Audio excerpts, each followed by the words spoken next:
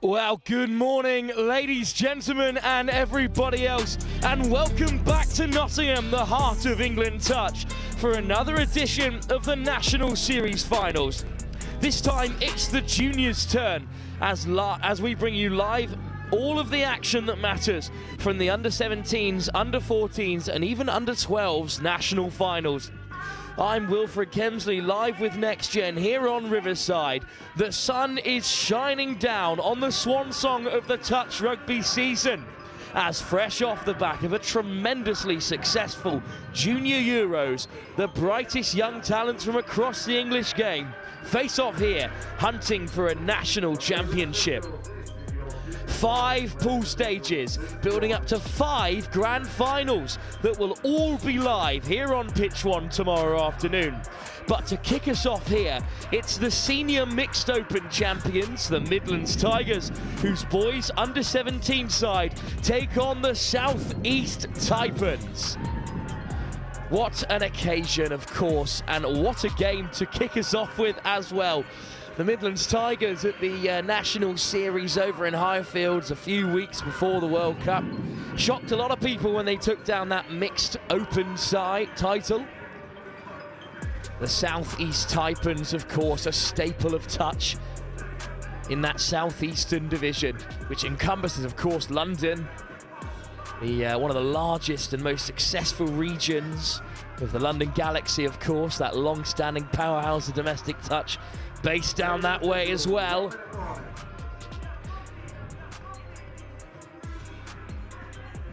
The Taipans then led out onto the field, ready to go. The Tigers receiving their final messages from the coaching staff, led by Will Mellor at number 5, the captain today. Captain for the South East Taipans, Archie Penisard, a name you'll be familiar with, part of that dynasty of touch-playing individuals. Tom Penisard, of course, the England international. Well, we are just moments away from kick-off here. This game, and a seriously experienced refereeing setup. Christopher Wimpenny out there, along with Jack Harris, manager of the referees nationally, and England international Lois Lau. So the referees in their traditional yellow and blue are going to have a real handle on this fixture. Tap off from the Taipans, playing from left to right in their red and maroon in this opening 15 minutes. And the Junior National Series is underway. Well, a round-robin pool stage in this under-17 division. As the Taipans find the touchline early and make it to the 7 for their first attack. Each side will play each other once, and the top 2 sides will head through to a final. It's the Taipans starting brightly here, but that ball's gone down, so the Tigers will have it back. There are 2 sides from the southeast entered today, the Sharks as well as the Taipans, but also 2 Midland sides entered in this competition. In the under-17 boys pool stage, the Midlands Panthers are also here to play. Well, turnover in a dangerous position, so another good striking opportunity. Lovely little show and go. Stepping from left to right there, Ben Grantham-Hill. Grantham-Hill passes it on there, and he wants it on the return. Here is Grantham-Hill running the show for the Taipans, gets over the line. And that is the opening score of this Junior Nationals. Lovely footwork from Ben Grantham-Hill to get things started, working in the middle there with Sammy Shepherd. Good link up between the two, and the Taipans take an early lead.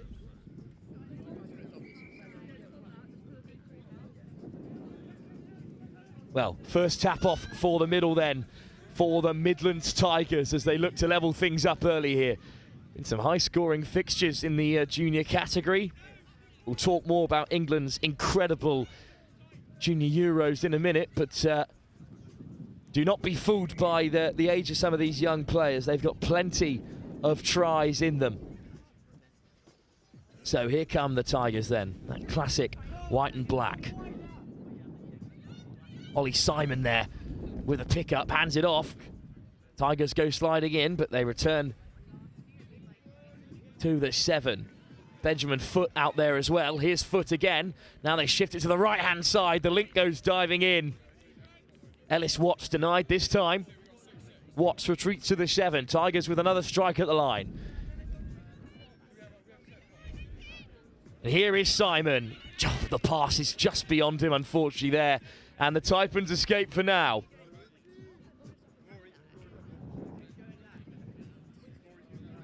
First transition then for the Taipans. The first time they've had ball in hand inside their own half. Looking a little bit lackadaisical at the moment. And those are the kind of mistakes that can be forced. The captain, Penisir, his pass is put down. So here come the Tigers again. Really competitive under-17 division where just the two sides at the very top will make it through. Hint of a roll ball there, but the Tigers will keep playing. Good ball from Charlie Samble, who's there at the half. A bit of patience this time from the Tigers. Back into the path of Watts. Lovely ball on the inside. Over goes Ollie Simon, and the Tigers are back on level terms. One try apiece to open up the junior nationals here. We've got a real game on our hands. The weight of pass, perfectly timed. Drew in two defenders, and Simon is the beneficiary.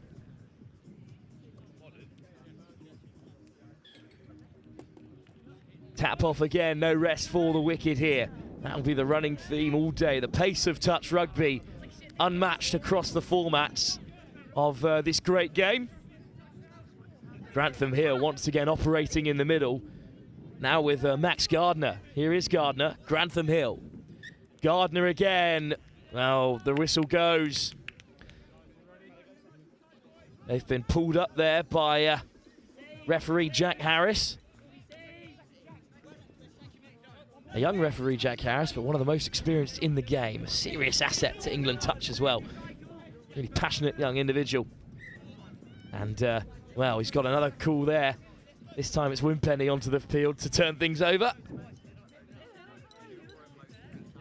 So the Taipans, from a similar position, they racked up their first score. Third of the way into this first half. Some nice footwork to force their way up to that 10-metre line. Taken in by Gardner as the Taipans hit the box. On come the changes. Lacking a bit of momentum for now. Ooh, back inside from Shepherd. Is Shepherd again. Shepherd lifts in the path of his captain, Penisir. There's the missed pass. Picked off by the Tigers. Intercept made, so they'll have 6 touches to transition. Touch taken by Stockdale. And now they rush towards the box side. There's plenty of white and black shirts ready to take to the field. That's a better transition from the Tigers, and they're up to halfway. Simon, the try scorer, takes it on. Finds Watts again. Great middle partnership. Good pickup from Simon. The Taipans on the retreat. Well, that pass goes to ground. What a start to this under-17s competition. It's always going to be competitive. Shepherd with a nice run to break through the line. Oh, great footwork as well. The Taipans with the first 2 touches making plenty of yards. They'll certainly have a strike at the 7 from here. Hill. Patience from the Taipans now. And now the change of direction. Could be a 2-on-1 out there. Just spilt by Max Gardner.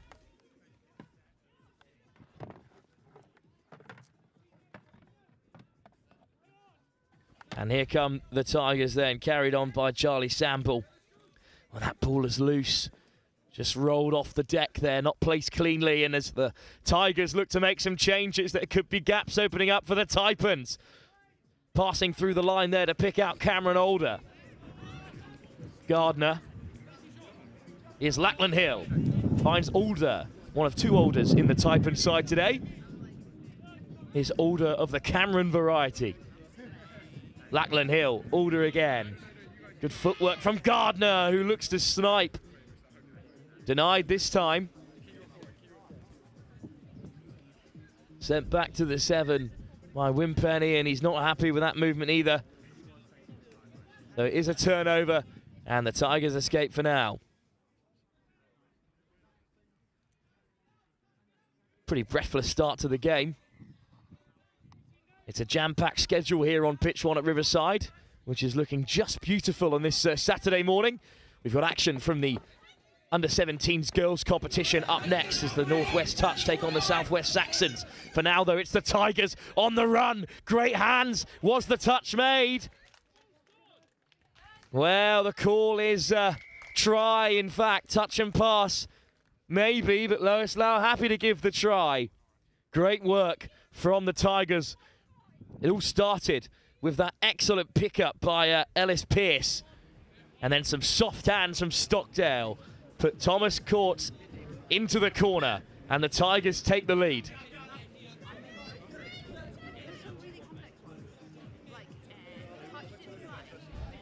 So the Taipans with a touch from halfway.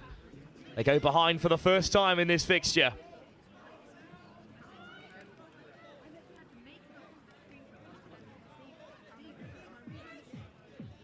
Here's Penniseard, the captain. What can he create?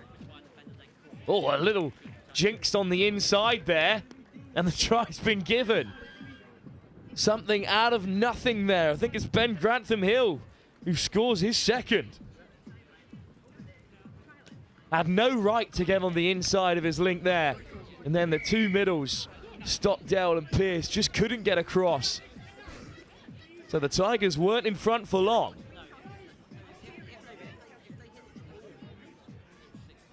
Here come the Tigers, though.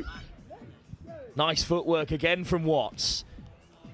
Sent back to the 7 by Lau. I think it's a penalty, though, for the Tigers.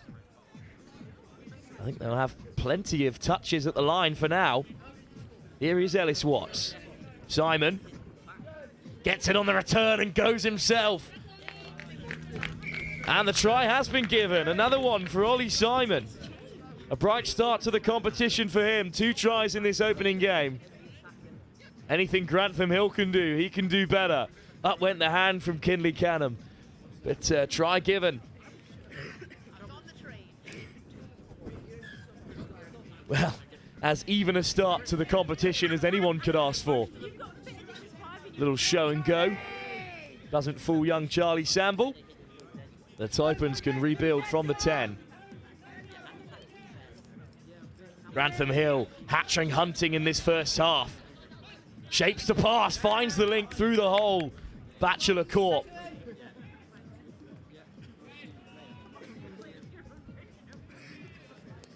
Still 5 minutes to go in this first half.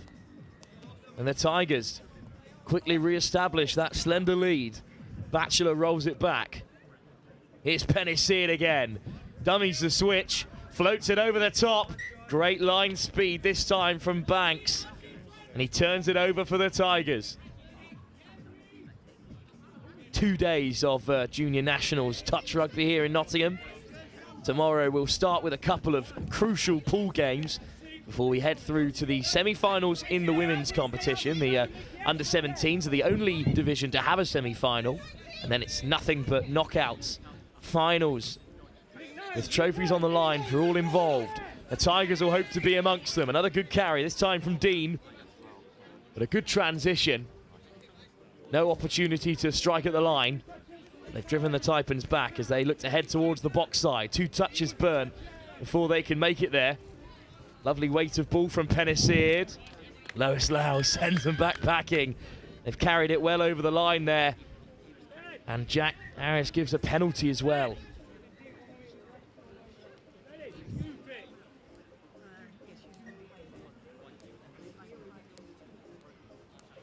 Well, these young players lucky to have such a experienced refereeing team to learn from. An all-star lineup to get us underway here. But that is an error that didn't need to be made, unfortunately, there.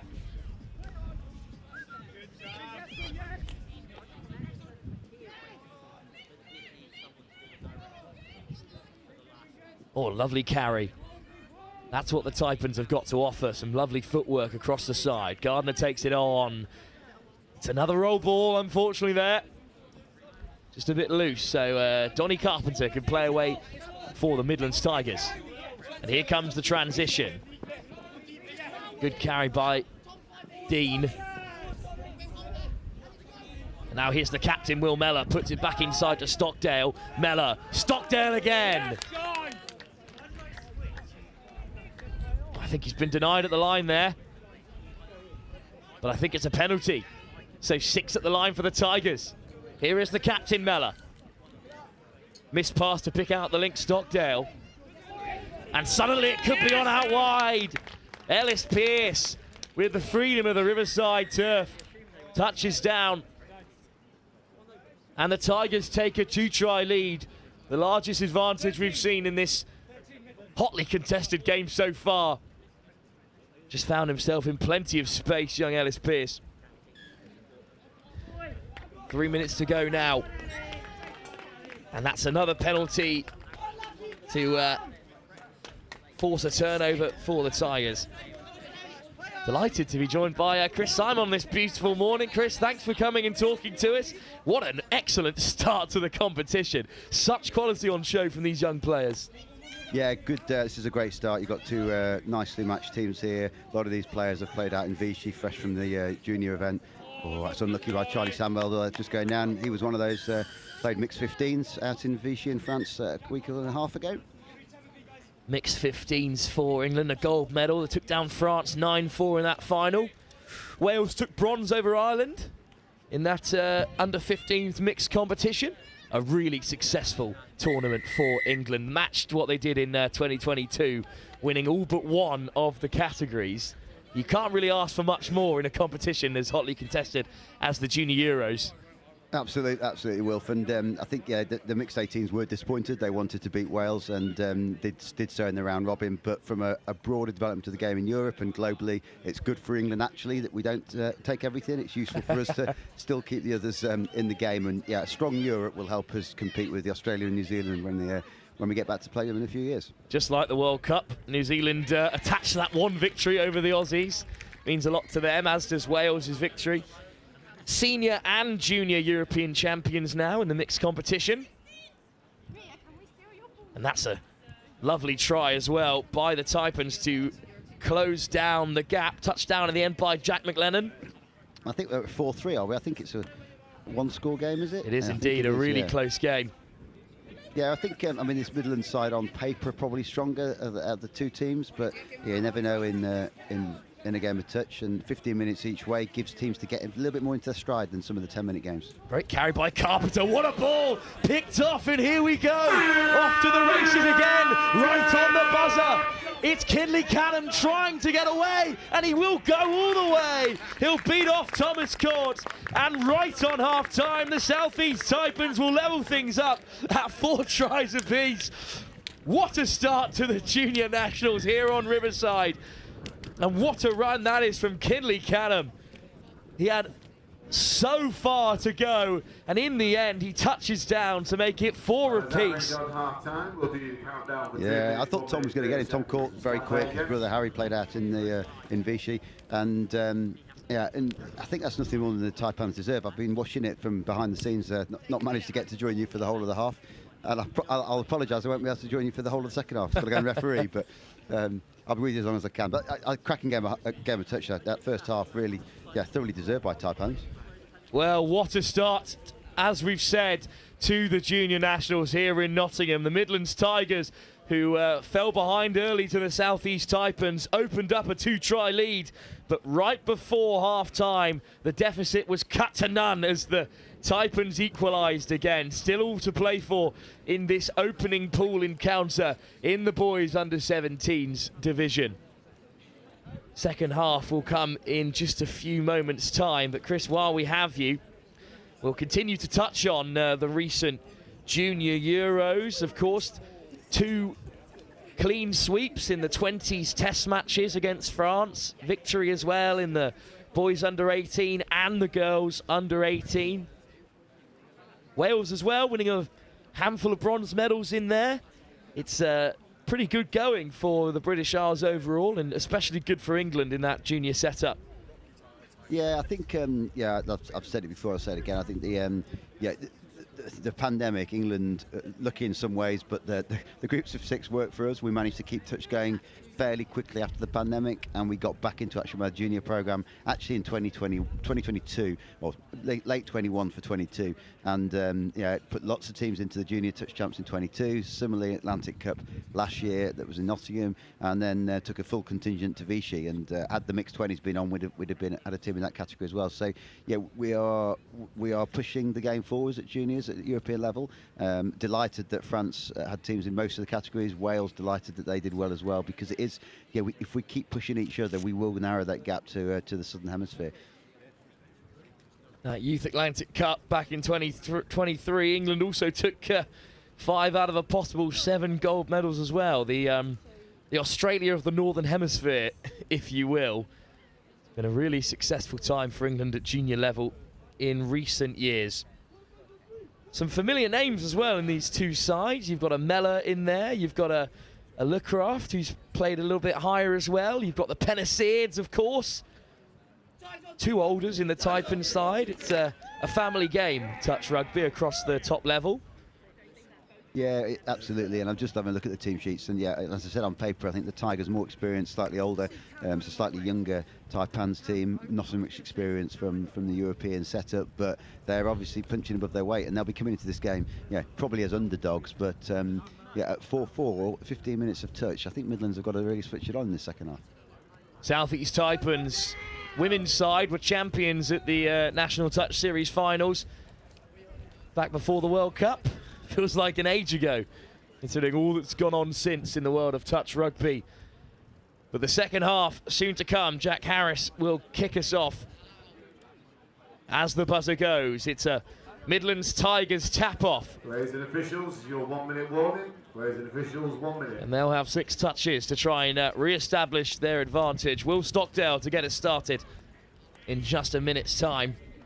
Yeah, well, there's Stockdale and Ellis Pearce out there to tap off as middles, and just worth mentioning they were both in Vichy. Ellis selected with the mixed 18 squad. Will originally was a train-on, but got drafted into the men's 20s, having just turned 16, and was a fundamental part of that. So good that he was actually voted coach's player for that squad, and as much as they can. It's a pretty crowded pool as well, with 2 representatives from both of the southeast and also 2 northeastern sides. So really tough going to clinch that top 2 spot, and it's not the perfect start for the Tigers or Will Stockdale, but the Taipans have got a long way to go to challenge the try line here as they head towards the box right at the start of this second half. 15 minutes more to play. It's a couple of errors to get us started. It is early in the day, of course, Chris, but seen a few errors from both these sides. You expect them to sharpen up across the weekend. Yeah, absolutely. Yeah, the conditions are lovely. The pitch is looking in great nick. It's not that wet, but a little bit of dew on it from overnight, and that looks like a good score for Ellis Pearce out there. Well, it's a really good finish in the end, and the Tigers do take an early advantage. Will Mellor can have all the credit for creating this. Ellis Pearce gets his second score. Yeah, Ellis came around on the sweeper play there. They managed to engage the link early and open up the space for Ellis to go in between link and wing. And that, yeah, the wing possibly could have shut a little bit earlier, or maybe the link cornered a little bit harder. Well, here come the Taipans in response. Grantham Hill still on a hat trick, takes it on. Lackland Hill. Ben Grantham Hill skips away from one. Lackland Hill there picking out Ben Grantham Hill, and it's just behind the 2 almost namesakes. Yeah, unlucky there. Lackland, or Lockie as he goes, as he's known, again a late addition to the Vichy squads.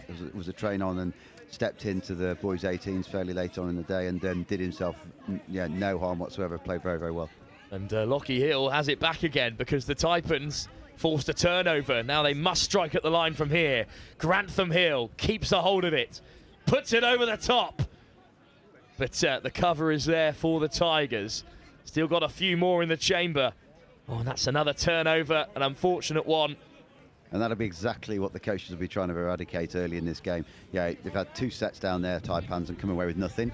Midlands will be really pleased to get that defensive set in, but now they'll be looking to drive hard. And they do burn the first 2 touches, but on the third, almost up the halfway. On come the changes. Fifth already, and they've got to go here. Sam Dean looking to do something. Good defence from the Taipans there to really eat up those touches in quick succession. They lost the momentum a little bit on third and fourth then, Tigers, and hovered as they came to the box, didn't go too hard. Taipans driving towards the box on second touch up to halfway. They're looking to gain momentum on this third and fourth and try and set up at least one player, one strike player as they get to the 7. Carried on by Cameron Alder. Good ball into the path is Shepherd. Stepping off the right, Penaseard. Shepherd, bit of space in front of him. Looks for Penaseard instead, but the ball is loose again at the rollback. So the Tigers this time forced to transition. Oh, but it's another turnover. Jack Harris blows his whistle, and the momentum just shifting the Taipans' way, but they do have to take one of these chances shortly. Yeah, we would.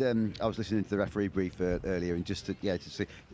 We've got good referees on this field. Chris Wimpany, Lois Lau on the far side, Jack Harris, black badge, level 5 in the middle. They're going to ref this like they ref a World Cup or Vichy. So this will feel like is a top game for referees and players, and the players need to adapt to maybe if they've been a little bit more used to club touch or even lower level regional touch.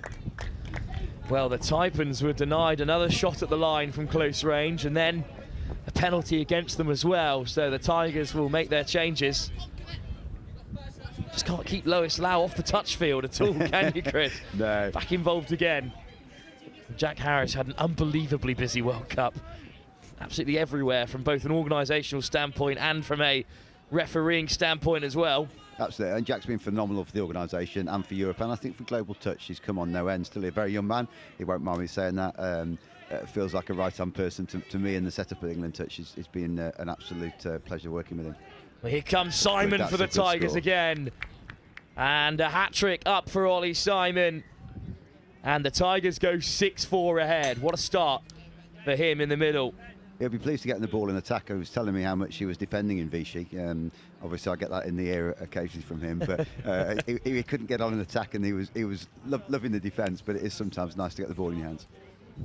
Well, the Taipans had their chances. They didn't take them. The Tigers go up their other end, and they've etched out another 2-try lead. And with just 10 minutes to go here, another score would certainly make them more comfortable, but keeping out the Taipans again would be a real statement. And that's fifth touch. And I think there's some confusion there whether they thought they'd got a penalty. They have got a penalty. Back to that one before on the, I can't see who that was, the current link. He was taken out across the ball a little bit. And referees will be strict on that. And whilst yeah, it's not a zero contact game, it is a minimal contact game, but anything across the body where you're trying to disrupt the play of the roll ball will be, that's good. Ooh, good score, good score. Lovely footwork from Ben Grantham Hill, and the hat-trick is up for the number 9. And once again, it's a one-try game. The Taipans will not go away. I'll need to be doing my research on Ben Grantham Hill. He looks like a very useful player in the middles there. Lovely footwork from the young lad. Indeed, he's been a real creative force for the Taipans so far. Good weight on the pass from the captain, Mellor, who's there at the half again. Good pick out. Oh, there's a hand in there. Ellis Pearce forces the penalty, but it had to go, otherwise certainly would have been a try for the Tigers. Yeah, 6 again, roll ball, Ellis playing it, but Tigers will be happy with that. They get 6 chances at the line here, looking to do something on the link channel. Sweeper coming down, Doggy's play. Ellis Pearce goes again. Pierce is in, yeah.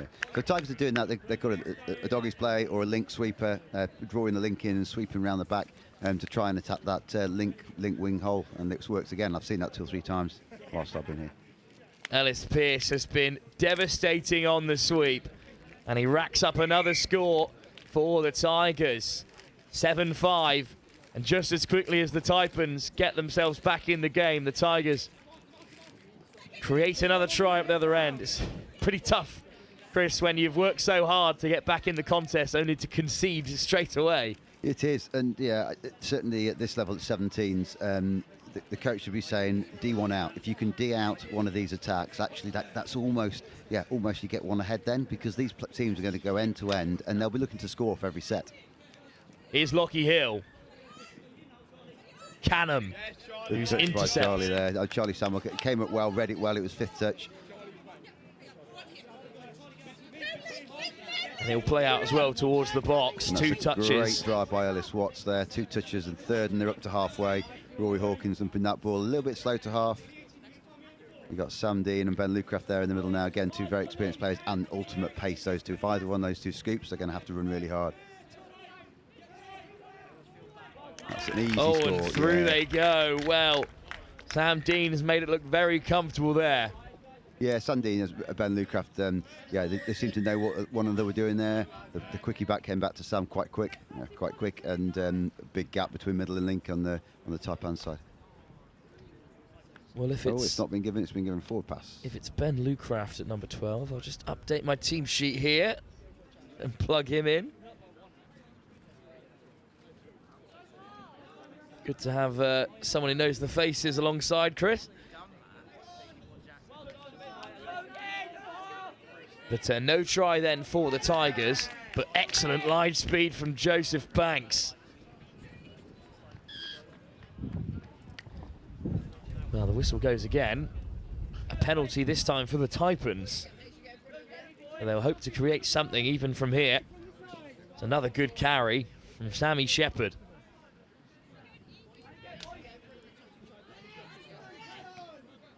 Grantham Hill at the half. Here he is again. Loves that little hitch kick. Shepherd, Grantham Hill, winding one up, goes back to the short side. Reloads well to get back into position. Touch, going short side, it's 3 on 3. They should defend this out, and they do. Touch made on Jack McLennan.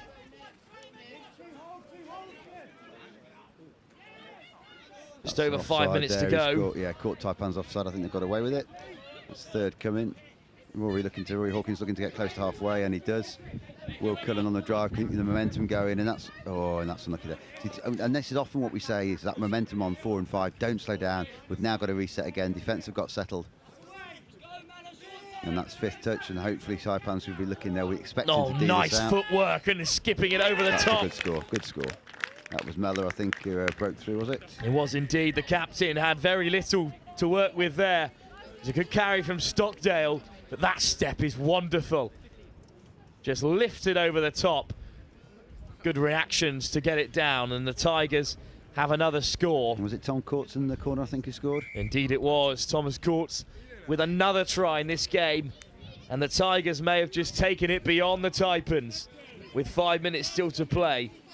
And I'm going to make my apologies in a couple of minutes, so I won't hang around. I will disappear. I'm reffing at 10:40, and I've got a little bit of a walk and a shirt to pick up on the way. So, but Taipans, let's see if they can get back in. Are we 3 up or 2 up? I'm wondering whether actually there was a score chalked off down there. I think there's 2 in it, isn't there? But yeah, Midland's in control here. 5 minutes to go. They've just D'd out that set from Taipans. A good drive, getting close up to halfway for 3, and they'll be looking to set a platform and try and get 3 ahead again.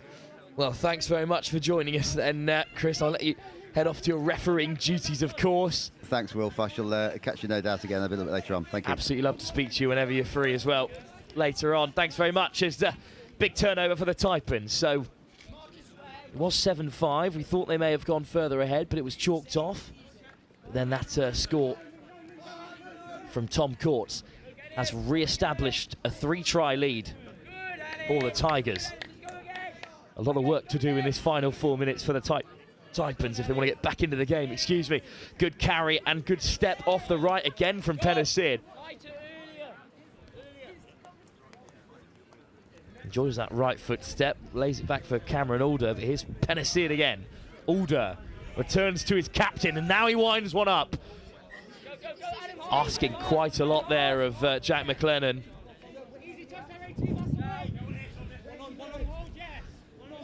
And the Tigers know if they just burn out their 6 touches here, then they'll be in a good position in the closing moments of the game. That's a nice step. And a good carry as well. Ellis Watts back in the middle with Simon. That ball is loose, but I think came off the foot of a Taipan. That's pass a bit wayward. Bit of fatigue seeping in. It's been a pretty intense start to the tournament. Simon makes the touch. Has to retreat back on side. Another good carry from McVeigh.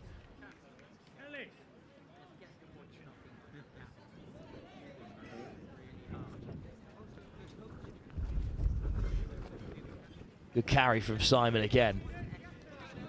Samble. Simon. Stepping off the left, Ellis Watts goes in. And that will certainly seal the game for the Tigers. They're up by 9-5 now. And once again, it is Simon in the middle with Ellis Watts doing all the damage. 2 minutes to play in our opening game. And it's all Tigers in this second half. We went in four tries apiece at the break. But in this last 5 minutes or so, the Tigers have carved out a big lead. Anthem Hill with another carry. Need to create something very special here to get back in the game. Hill on the spin. Caught by Lecraft. Now the Tigers head towards the box. On comes Stockdale. And here he is on possession again. Here's the captain, Mellor. Mellor. Stockdale. Here's that sweep. This time it's ignored as Stockdale goes back onto the inside, but he's touched short. And the Taipans have it back, but all the way on their 7-metre line.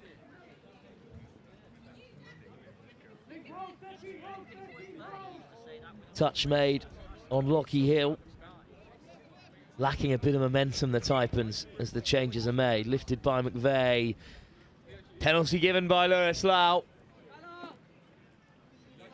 Chance for the Tigers to hit double figures before game's end. Carried on by Pearce, Mellor, Stockdale.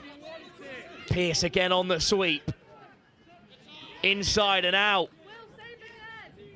Caught. Finally, the Taipans get a hold of him.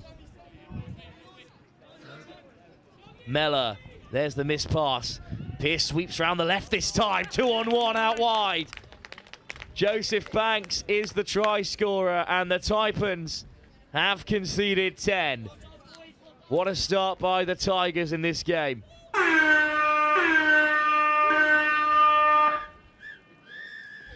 Final score, the Midlands Tigers take down the Taipans by 10-5. A perfect start for a strong-looking side in this under-17s category. Can't ask for much more from a 10 o'clock kickoff. A thrilling first half that ended 4-4 after that Canham intercept leveled up the Taipans. Could have gone either way in the second half. In fact, it did go one way. The way of the Midlands Tigers, who in that closing 10 minutes or so, after a decent start to the second half by the Taipans, ran away with it. So they'll take victory out of their first game as we await the results from the other two fixtures in this under-17s pool. Action from the under-17s competition continues, this time in the girls' sections, as the Northwest Touch take on the Southwest Saxons. That's the next game, live here on Pitch 1 from the Junior Nationals here on Riverside. That kickoff scheduled for 4 minutes' time.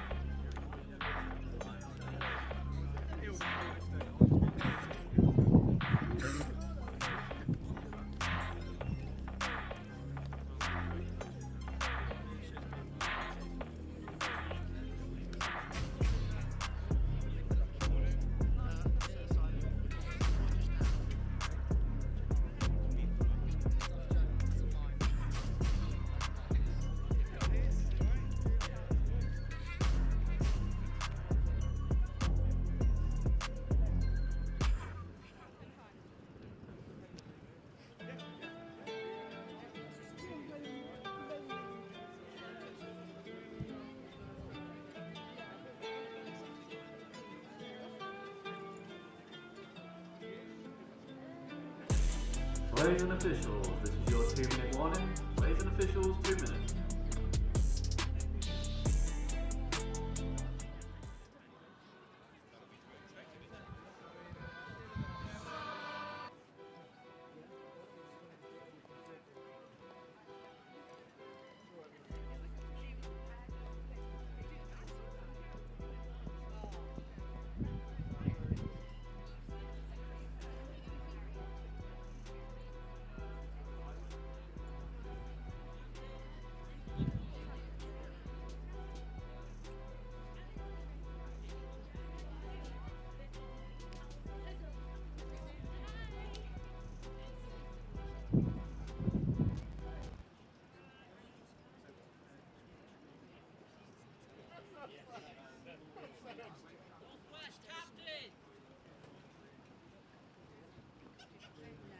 Players and officials, this is your 1-minute warning.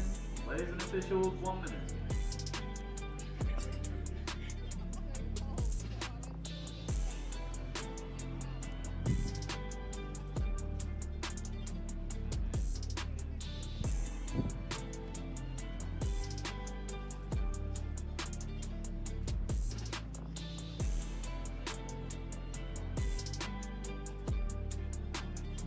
Players and officials, this is your 30-second warning. Please take to the pitches ready to play.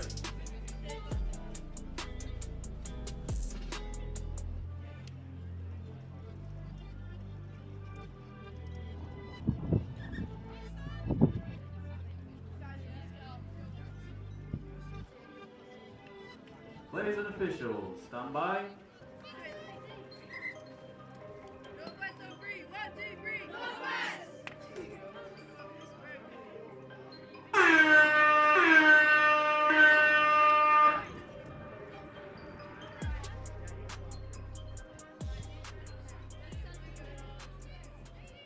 Well, there goes the hooter. We're a touch behind here on pitch one as Northwest under-17s women's side take on the Southwest Saxons. Delighted to be joined by Ben Powell, High Performance Director of England Touch and the England women's coach. Thank you very much for joining us, Ben. And, well, if it's anything like the start of the boys under-17s, we're in for a great game.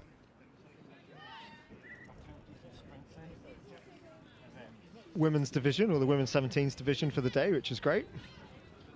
And the Southwest Saxons are on the attack for the first time.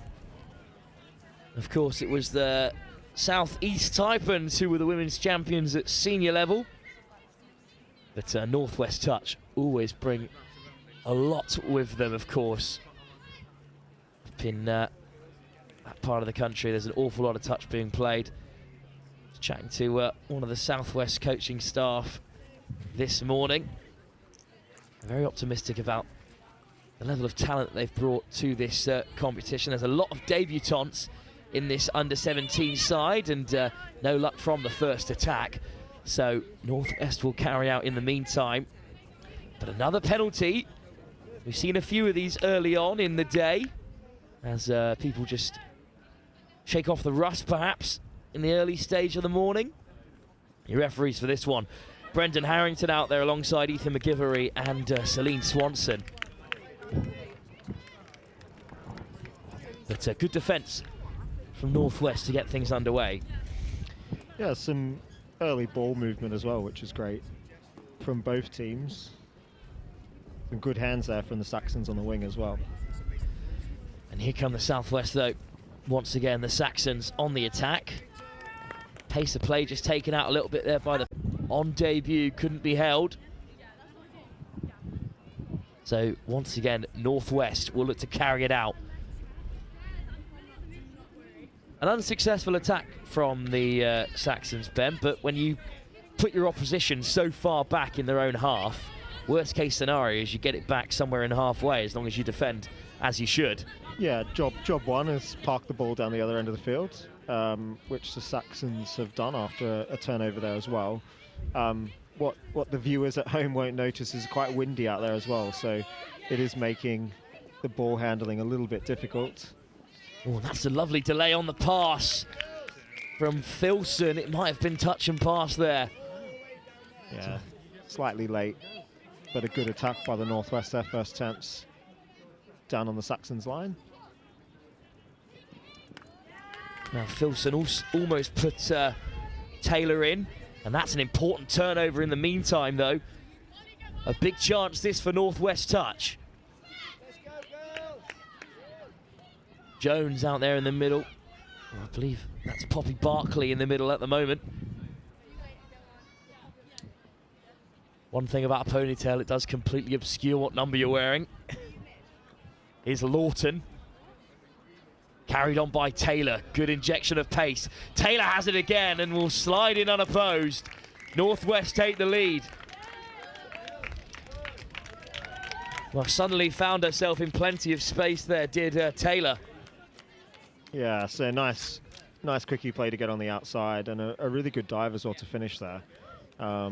Northwest sort of first chance, and they've got one on the scoreboard. Unfortunately for Saxons coming off their line, they really just struggled there with the speed of the Northwest players and turned that ball over. Well, they'll have another chance then. A tap from the half with 6 touches to play with. Taken on by Clothier, second year playing in the Nationals. That's a great carry over on the left-hand side by Ava Bond. Part of the Hornets Rugby Club.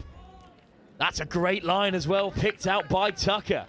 This is a lovely looking attack by the Saxons. Here's Tucker again. Goes wider this time, nice footwork, the late offload from Clothier. But, well, on final touch, had to give the ball. The touch was made first. Pretty exciting stuff, though, from the Southwest Saxons. Yeah, as I said earlier, they're moving the ball really nicely, pinning Northwest back on their line. I think what they need to look at is making sure they just give themselves enough space to attack, and they'll have another chance now. So, well, great pace on the outside. Sophie Carrott has scored for the Saxons. What acceleration to get on the outside of your opposite winger. Didn't look like much was on here, but a little step off the left. And great pace. And Carrott has scored. Yeah, really good acceleration. The footwork there, really, really good. Oh, they're taking the ball to tap off on the wrong line, so Northwest will bring it up to halfway. We've all been there. But great score from Carrott. His younger brother is playing for the under-14s for the Southwest Saxons. Might see some of him later on. For now, though, it's Northwest on the offensive through Keris Rowlands. Here's Rowlands.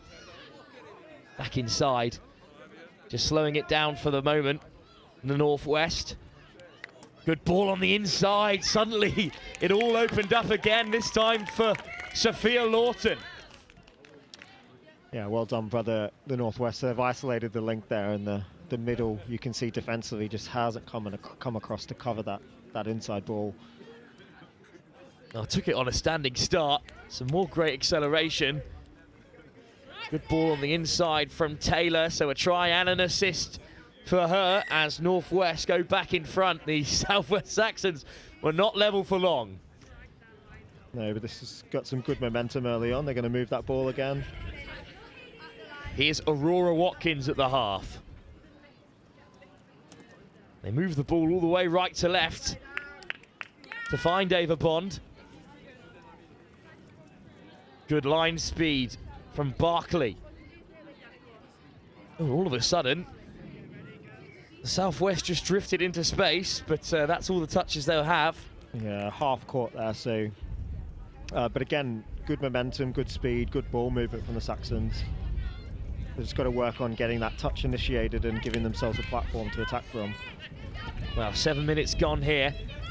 And it's Northwest touch, up to their third touch. They've made it to the box and over halfway. Some really good meters by the Northwest. Rowlands, touch made. Little show and go from Jones, now onto the field. Great acceleration from Rowlands in behind, and then finds the pass to pick out Isabel Jones.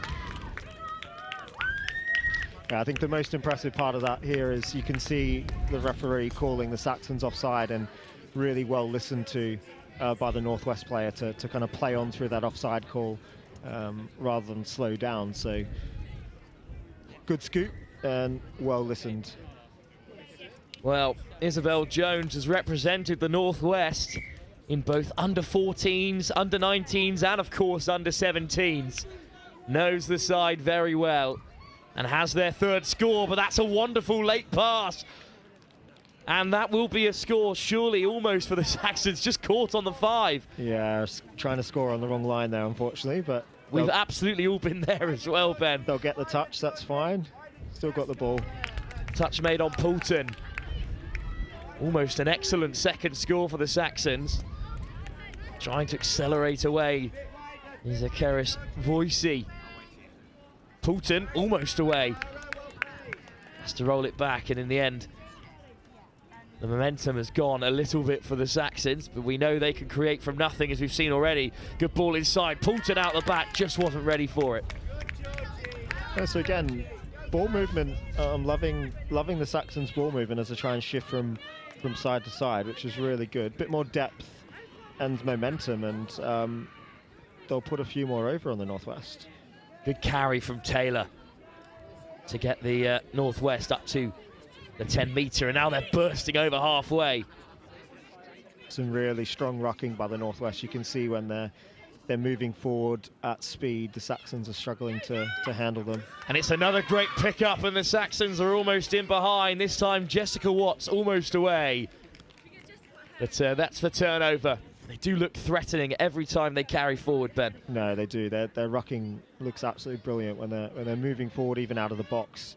It looks quite nice. They get caught a little bit coming laterally, but they're really putting the Saxons on the back foot.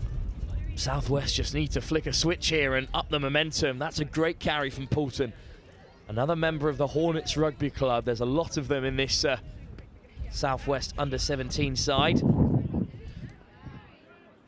Hint of a touch and pass there, but carried on by Bond. Good hands off the deck. And now it might open up for the Southwest. Touch there on Amy Tucker. Another player on debut for the under-17s. Plays both touch and union for Minehead Barbarians Rugby Club. Good cross-code representation. And now the Northwest on halfway with a couple of touches in the chamber. A little show and go this time from Lawton. And Lawton gets it on the return. Here's Rowlands, who's looked really dangerous. Good pickup from her, surely offside. So Rowlands needs to find a pass. She's in that end zone, flicks it over the top, just through the hands. Great creativity from Rowlands, but put down at the crucial moment. Yeah, really good. Again, well listened to in terms of the offside call. Probably need to just have a look out on her right-hand side there. Plenty of Northwest players in support, but promising signs again as Northwest break through that line on the scoop. Southwest asked to transition from way back in their own half. They do make it to the box. Someone's got to inject some pace, and there it is. A good run through the centre by Sophie Farah.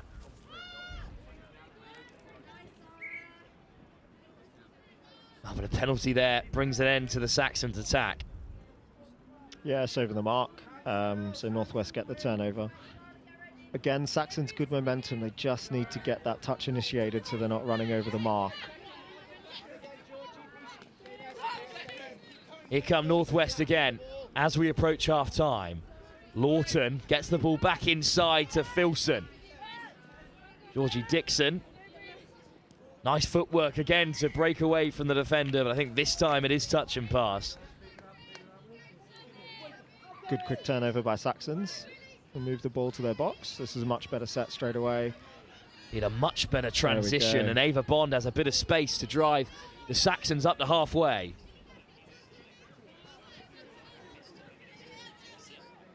Watkins at half this time.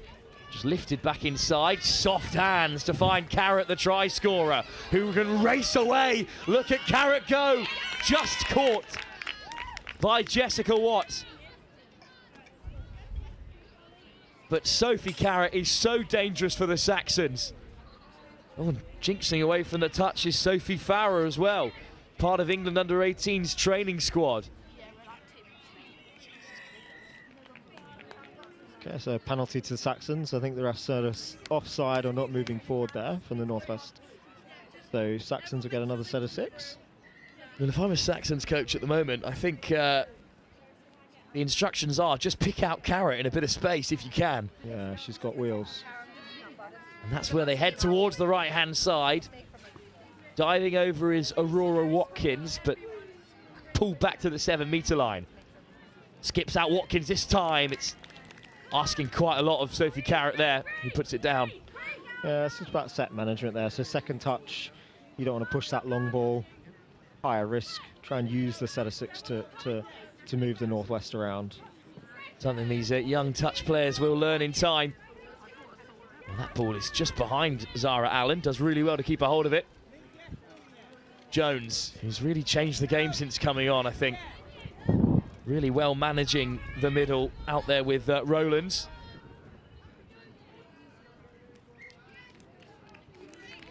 That's a good defensive set from the Saxons. I think the Northwest just lost the touch can a bit there, but good defensive set from the Saxons.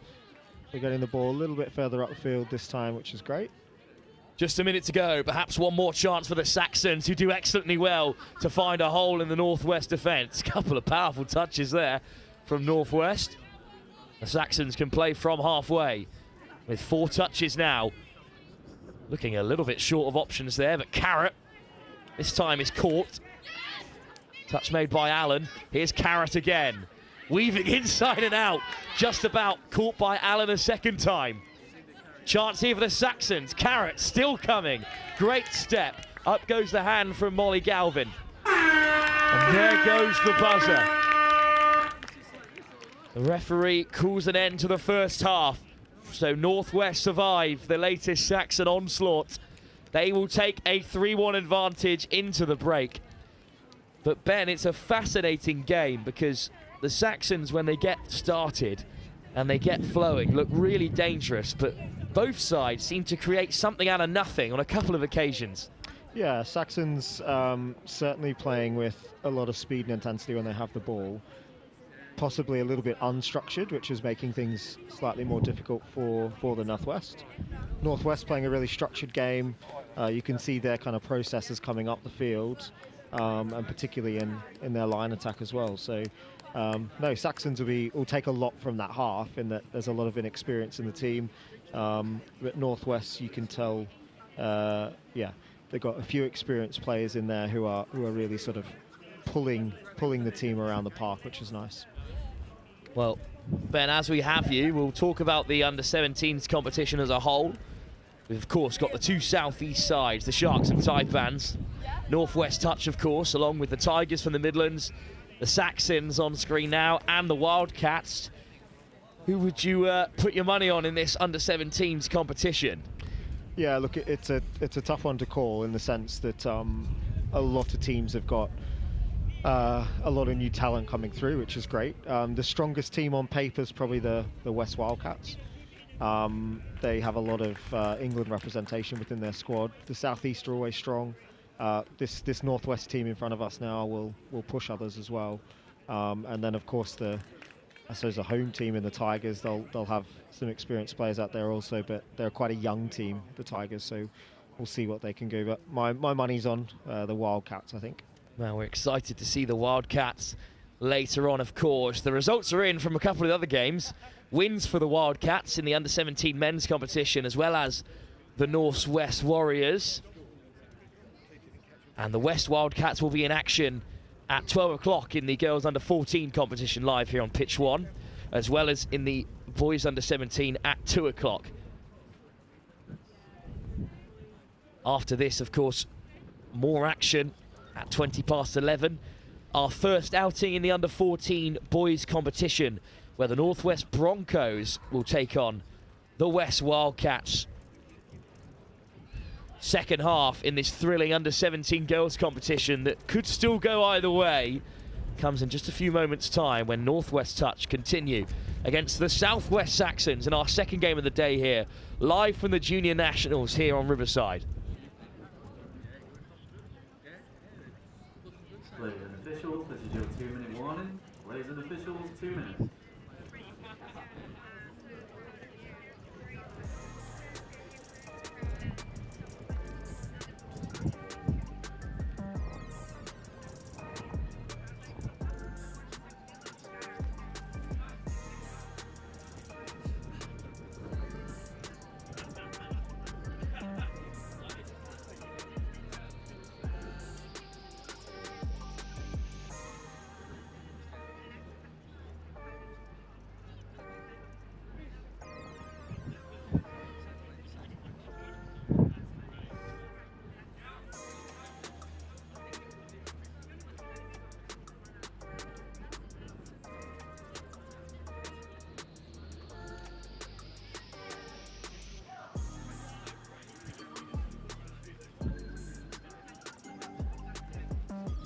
and officials, this is your 1 minute warning.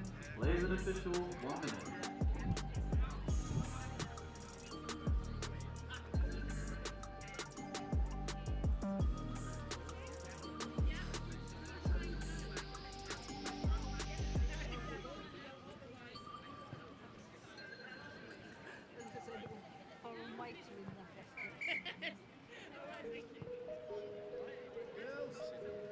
Players and officials, this is your 30-second warning.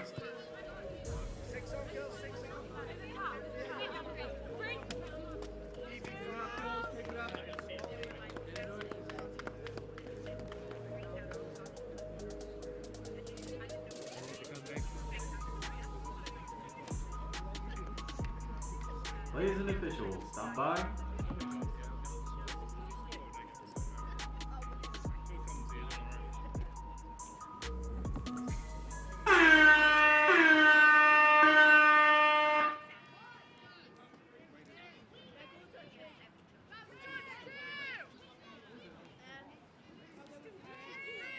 Well, the action continues here. It's a touch off from Northwest, and they've made some great yards in that early stage. Ben Powell, the high performance director of England Touch, and the England women's coach alongside me.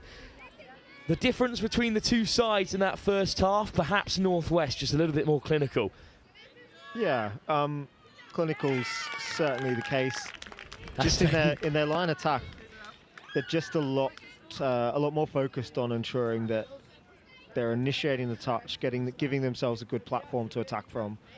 Saxons are sort of running in and stopping with that momentum that they're gaining. But if they can get that ball on the deck a little bit quicker, get the half in a bit quicker as well, they're going to be a dangerous side. But Northwest making a good start to the second half. Well, I do love to be proven right almost immediately, and from their first set of touches, they add a fourth try. In the end, it's Amelia Proudlove put in by Taylor. Another assist for her in the game. But it's the Southwest Saxons in need of a response. Aurora Watkins takes it in. Here's Tucker. Finds a late pass, but it's good touch in the middle from Watts. Wide from Farah. Farah will play half. Saxons desperate of a try here to cut the gap. But good defence again from Northwest. Yeah, really good defence. So Northwest have adjusted to that idea that Saxons are just trying to move that ball from side to side. Again, just the Saxons needing to harness that momentum they're creating by initiating that touch and getting their half in. But once again, Northwest really good off their own line and a good transition out of the box. Good carry from Jones. Allen at half. All of a sudden, once again, Rowlands breaking through the centre. Jones at half just needs to find a pass, but is caught. Yeah. Just about. Really good touch. Really good touch on the half there. Well done by Saxons. Northwest so close to racking up a fifth and opening up a pretty difficult mountain for the Southwest Saxons to climb. They're just a little bit late getting onto the field there as they make their changes. But now they're well set. And I've spoken too soon, unfortunately, there. The pass is behind Clothier. No, unfortunately, they've made a reasonable start to that set of six, but Northwest defence just pushed them back, and as they come out of the box, they lost quite a few metres, and then obviously the turnover with the drop ball. Here's Rowlands, just lifts it into the path of Jones, who's played at 3 separate levels on the national stage for the Northwest. A try scorer in the first half. Keris Rowlands. Jones. Here's Evie Jean Renard. Pass just goes wayward. Just trying for a little open side quickie there. She needs that ball off the deck. She created the overlap really nicely. Fair to say you can afford to make errors like that when you are 3 tries up. But perhaps this is the start of a comeback for the Saxons. Yeah, I like the referees have approached this game really well. So those at home have probably noticed there's a good balance between officiating the rules and also coaching some of the inexperienced players through, taking the ball back to the mark and those kinds of things. So well done to the referees for ensuring that the the game maintains some momentum and fluidity as well. So fluidity rather as well. Great carries by Keris Voicey in the build-up there, co-captain of this team. But unfortunately unable to strike at the line, and Northwest will transition as they head towards the box. Well, this is a nice break. Some great meters made once again by who else but Keris Rowlands, who's had an excellent game for Northwest Touch. Jessica Watts forced to retreat but has it back. Caught by Voicey. Good take by Filson, almost through. Good pickup, and now they could be in behind. Lovely ball. Poppy Barkley touches down, put in behind by Jess Watts. Touches in, so really good recovery touch there by Saxons, but a really nice hole she's hit there. I just missed the Saxons getting across there. Yeah, just our view's just a little bit obscured by the Northwest sub box there. But it was a really good touch by the Saxons link, I think it was. Important as well, because with 5 minutes to go, they need to get back into the game. That's not the way to do it, unfortunately, there. So here is Taylor again. Another Northwest player who's had a great game. Good line speed. Here's Barkley. Puts it back on the inside. Oh. Well, a bit of a miscommunication there. You can see what Jessica Watts was going for. Yeah, just trying to a little bit more space there. She had been in that hole just a little bit wider from the Saxons player. Should have been over, but Saxons turned the ball over and they've made some good yards on first and second touch. Ref just bringing that back for a roll ball again. So the Saxons have got to get a bit of a wriggle on here if they want to get back in the game. They still trail by 3 tries. It's been a second half that's lacked chances at times. And they're a long way from their box as they break over halfway through Sophie Carrot. Good defence from Northwest. Yeah, good turnover there by Northwest, so they'll be able to move to the box quite quickly, and you can see they're looking for some early subs. They'll get a few touches in the Saxons half now. And on come the substitutes. Molly Galvin carries it off field. Here's one of them in Lawton. Back onto the field, Keris Rowlands. Here's Jean Renard, finds Lawton. Rowlands. Lawton again. Rowlands scooping through. Plenty of space to pick out a pass. And that's the 5th try on the board for Northwest Touch. In the end, Keris Rowlands made it look very simple. Caught 2 Saxons offside. And there's the missed pass. Great movement. And it's another score for Proudlove as Northwest Touch seal the game with 3 minutes on the clock. Yeah, good movement again. Well listened to by the referee as well from the Northwest players. Offside call come. She's played through. A really good ball over to the wing. Great movement in there as well from Lawton to drag that last defender away. Emily Proudlove in the end had plenty of space. That's a great run from Aurora Watkins, the co-captain alongside Voicey. Plays her touch and her union at Chippingham. But this time there's no way through for the Saxons, and it's been a really good Northwest defensive set across the game, Ben. Yeah, really good. So, I mean, early on, the Saxons were sort of getting around some of the Northwest players, but they've adjusted well to the style of touch, I guess, from the Saxons in terms of their ball movement, and yeah, have looked really solid despite the Saxons' speed that they're trying to move that ball at. Well, just touched it down on the wrong line there, and the whole world seemed to stop for a moment for Watkins. In the end, it's called back. Shame, because the pass was certainly on out wide. Not the first time that some of these players have been caught by the wrong line. You can see the difference between the pitch and the try area with that sort of zigzagging cross shape to let you know when you're in the right place. Yeah, we've had a couple of that already this game, so it's interesting.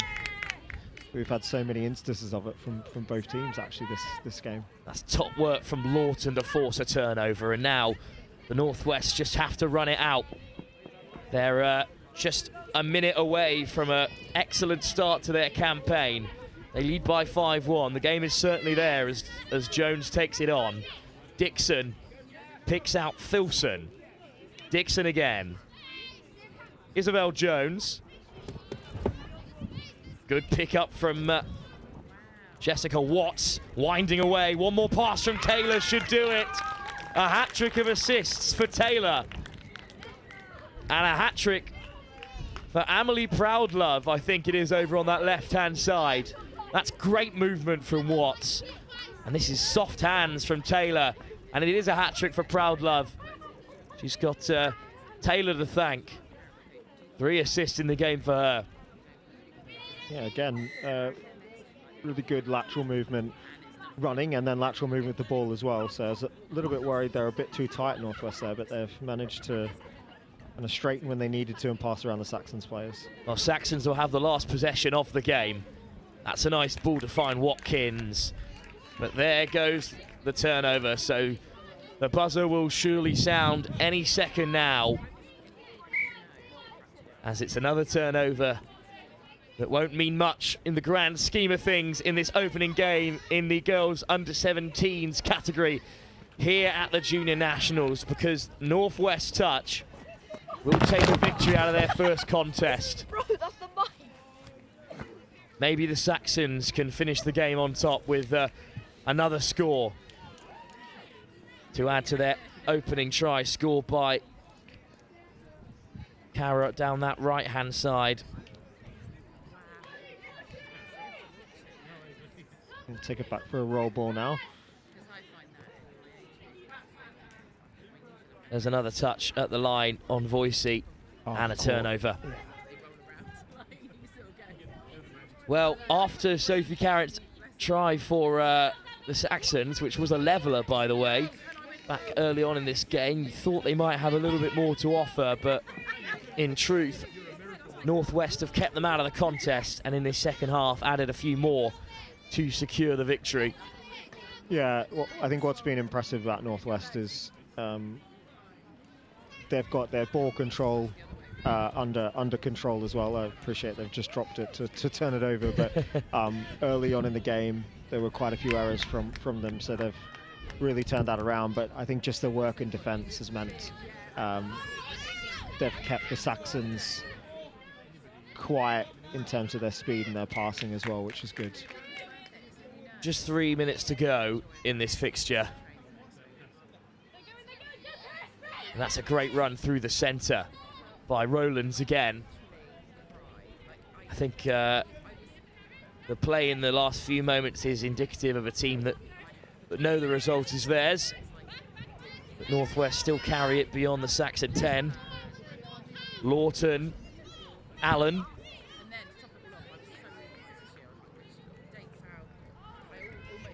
And there's a bit of a mix-up there between the middle and link, so the Saxons have it back. Well, we'll look ahead to what we've got on up next here at the Junior Nationals. Our first action from the under-14 boys competition is up next when the Northwest Broncos take on the West Wildcats. And then some action from the girls under-14 competition, where the Wildcats are again in action, this time against the Saxons of the Southwest.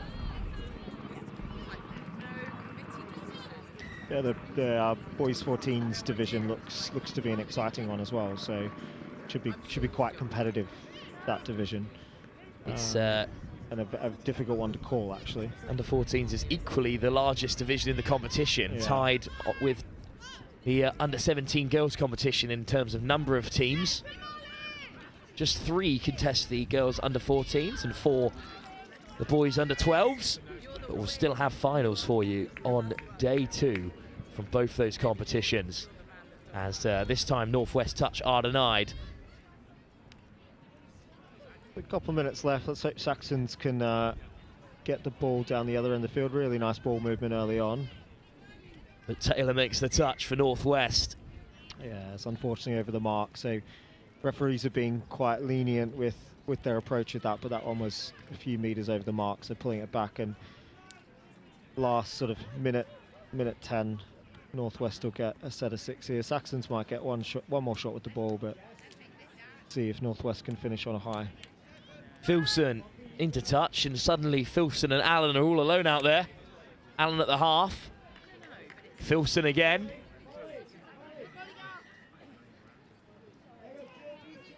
Touch made on Barkley. Here's Watts. Good change of pace from Proud Love. Already a hat-trick for her in this game. Jean Renard. Good line speed from Sophie Farah to turn it over for the Saxons. Saxons again looking to move that ball. Now perhaps one more chance for them here. About 20 seconds to go on our clock at least. Although this game did start a touch beyond the buzzer. It's again across the face, left to right of the Saxons. They head towards the box. That pass is just behind Holly Derbyshire. Well, there goes the buzzer. Barkley will run it in to touch, and that will bring an end to the contest that's been over for some time. A very impressive performance from Northwest Touch, who, despite being pegged back to level terms early by the Southwest Saxons, carved out a pretty commanding lead by the 20-minute mark. In the end, an impressive win for them.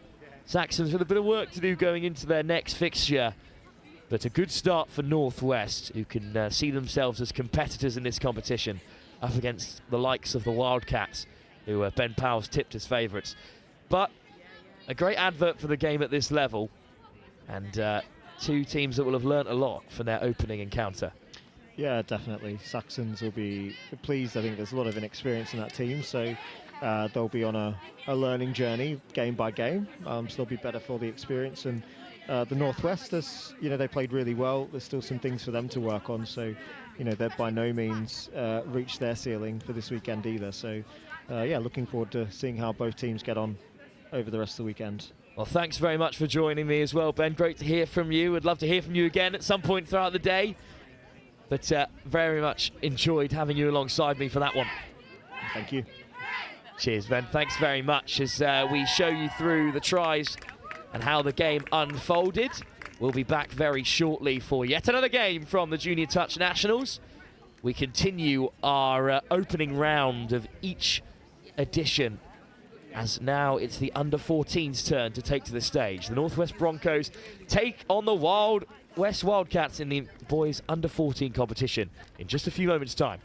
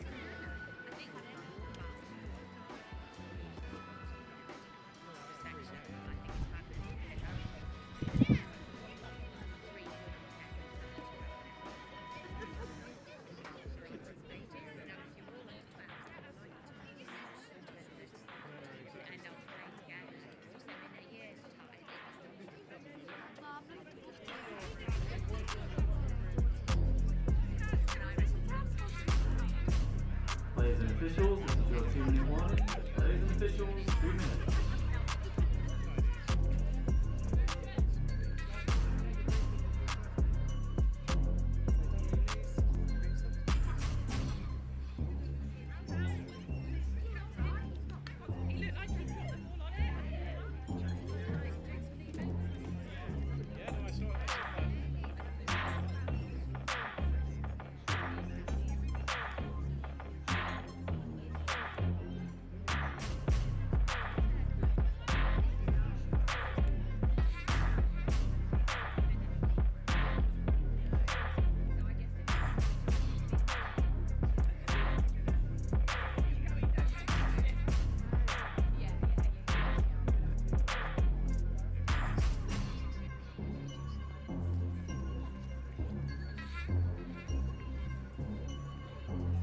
Players and officials, this is your 1 minute warning. Players and officials, 1 minute.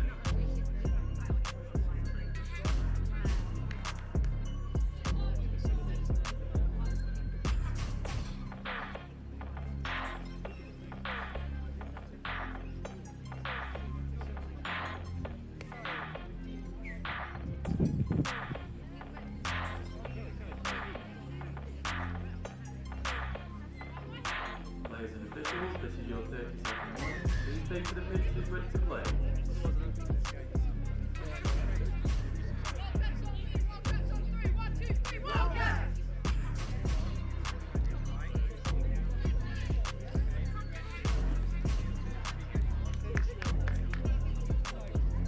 Players and officials, stand by.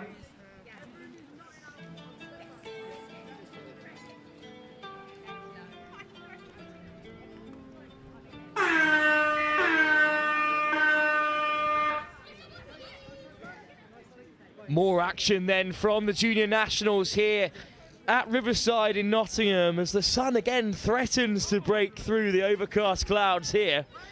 It's the Western Wildcats taking on the Northwest Broncos, our first action from the under-14s division. And it's Byron Jones out there in the middle with Finley Proban who gets us underway. Proban cutting back against the grain, dives in, but is denied by the Wildcats for now. Well, the Wildcats tipped for success across the divisions today by Ben Powell, High Performance Director of England Touch. We'll see how their under-14s fare with their first period of possession. England mixed under-15s, of course, were champions at the Junior Euros just a few weeks ago. And a couple of those players involved today for the Wildcats. And the Wildcats up to the 10. Good carry from Ollie McDade. McDade looking for it at the half, but a penalty goes against him. He was part of the training squad for that mixed 15 side, who eventually were crowned champions at the Junior Euros. Plays his touch at Revs. Of course, a well-established touch side. The Revolution. Carried down the left-hand side for now, though, by Finley Proban. Again involved as the Northwest Broncos hit the touchline. Checking back for now, Ethan Smith. Smith on the wrap.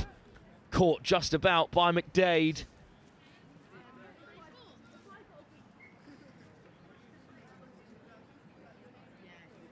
So, one strike at the line then for the Broncos.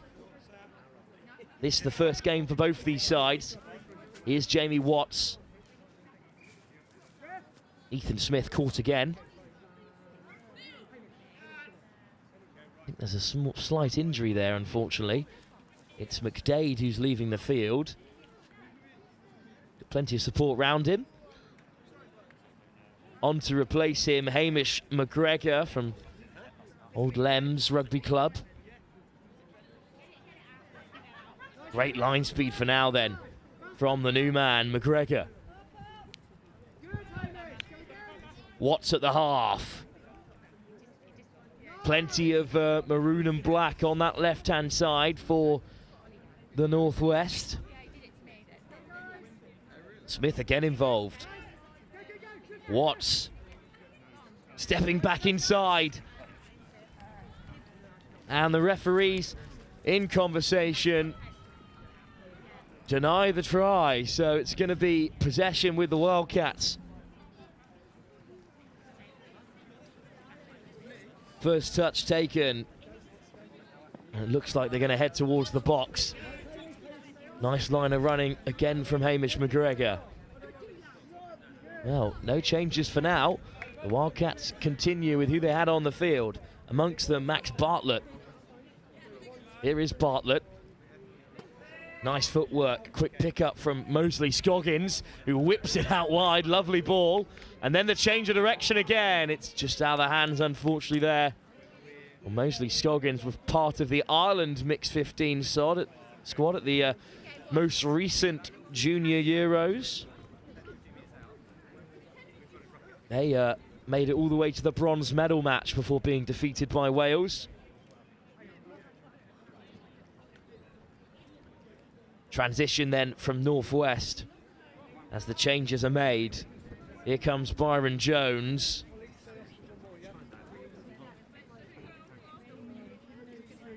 Jones. Probin.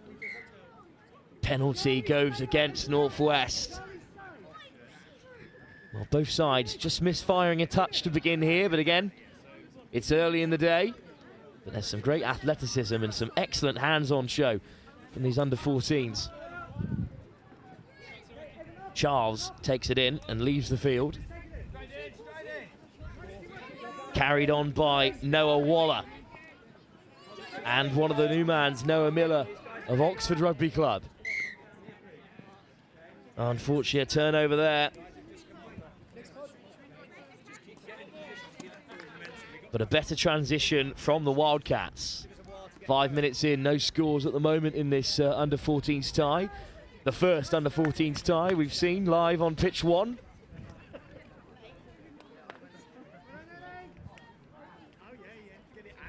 Sarah Nurse out on the wing there for Northwest. It's a good carry from Nelson, who forces the touch, but another penalty gets the Wildcats out of trouble.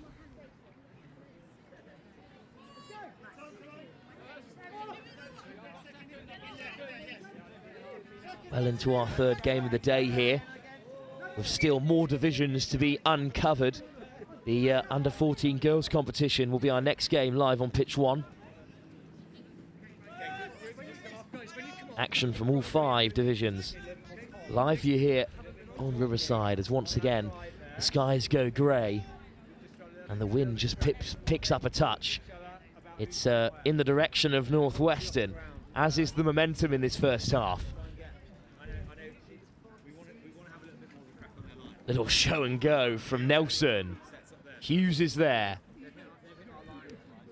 Isaac Edwards finds Josh Hughes again. Nelson. Hughes wrapping around the corner. Good ball manipulation there from this Northwestern side, but in the end, a turnover is the end result, and the Wildcats need to set up their transition.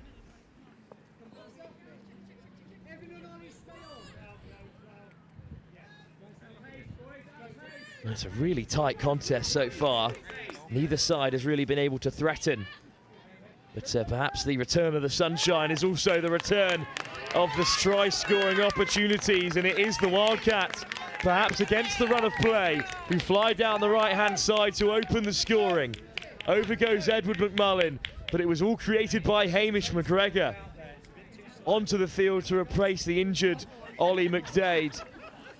And he opened up the field there for the Wildcats. In the end, McMullen the beneficiary.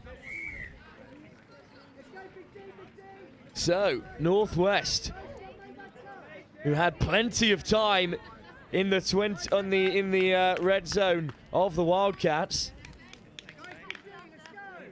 have almost levelled it up after a barnstorming run by Finlay Probin. And Probin now has all of a sudden got the Northwest in this excellent position. Probin again, steps off the left, looking to wind one up, almost finds a pass, but it just hits the deck in front of Isaac Edwards. Well, Probin, described as a well-rounded athlete, plays his football with Crewe Alexandra as well. And, well, he's a massive NFL fan.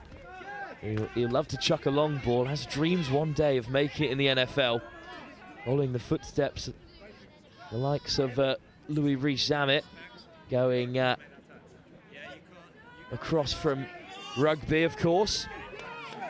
Picked up by the Jaguars, so perhaps he'll be playing in London, Louis Rees-Zammit, sometime in the new season. But now, though, it's the Wildcats. Sliding in on that left-hand side, up went the hand from Isaac Edwards, and no try, so the Wildcats stay just the one try in front. They hold a slender lead over Northwest, who, through Finlay Probin, came very close to getting back in front.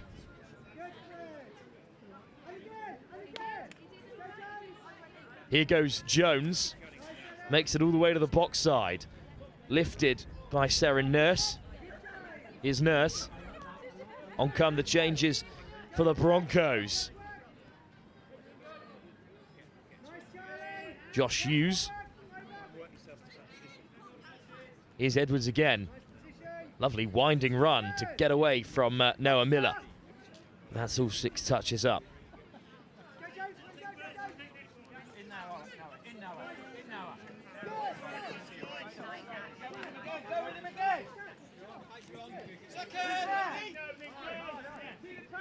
Well, this is a better transition from the Wildcats. And they've won a penalty as well, so 6 touches from inside the northwestern half. Wildcats still lead by the 1 try. And they're rolling on here. Good carry from McDade. Good to see him back onto the field.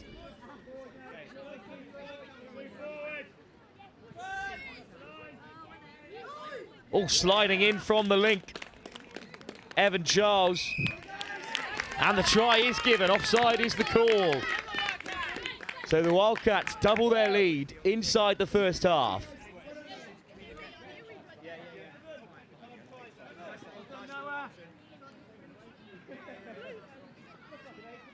Good work from Alfie Simmons, the captain of the side. Another part of England Mixed 15's training squad. And he gets the assist. Charles goes over. Well, Northwestern at times have been the better side in this game. Perhaps most of the game they've spent their time here in the Wildcats try zone, but once again turned away at the door. Oh, this time it is given. Well, the Northwest Broncos started retreating and then turned back to the referee. They weren't so certain, neither were we in the commentary box, but the try has been given.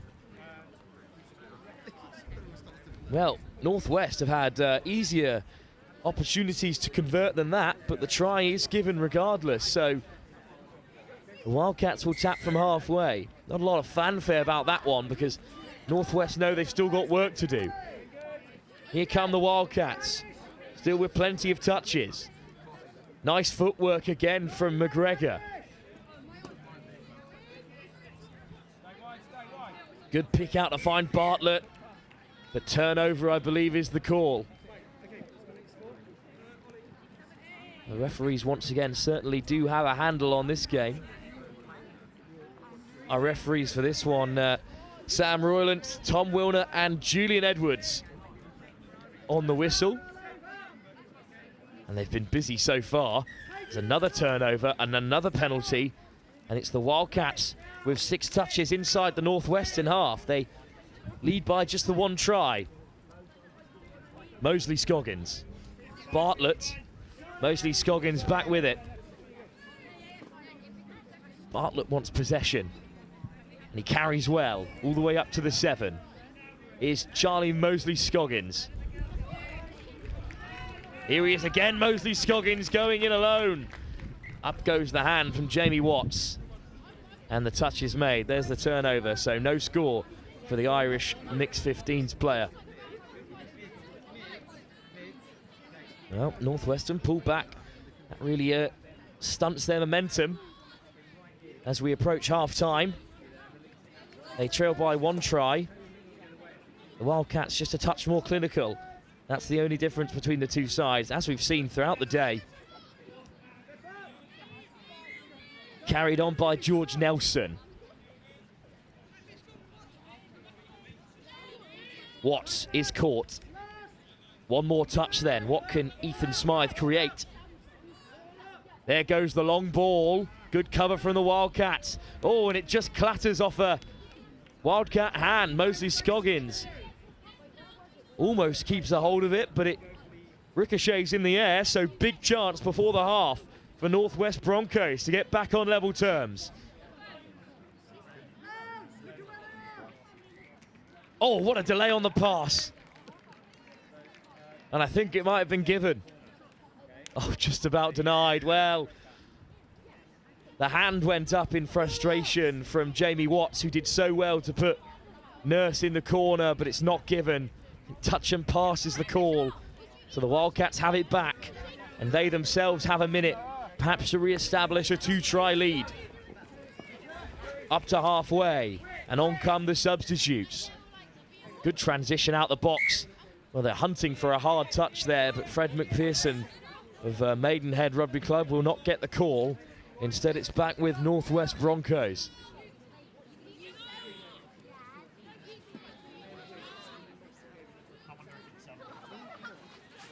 Just 40 seconds to go in this first half. And that's a roll ball, but well, the referee's wave play on for now. Another good carry from Jones. Matthew Hencher onto the field in the middle at 28. That's a great pickup. And the Wildcats are backpedaling, but the pass is just behind Finlay Probyn. He's the man you'd want on the end of that on the link sweep.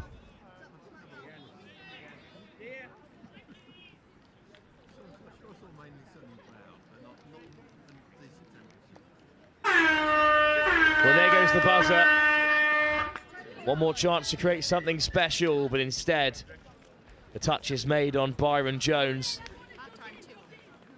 Well, Northwest finished the half as they started it, camped in Wildcat territory, but they can't get over the line. 2 breakaway scores from the West Wildcats have them in the lead by just the 1 try going into the break.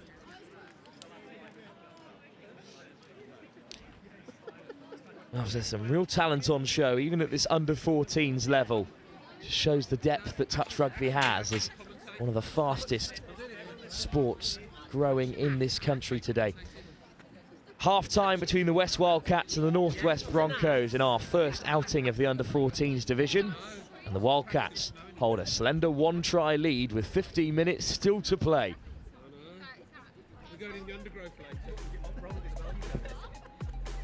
It's the way the kids wear it these days. Down with the kids' use. Yeah.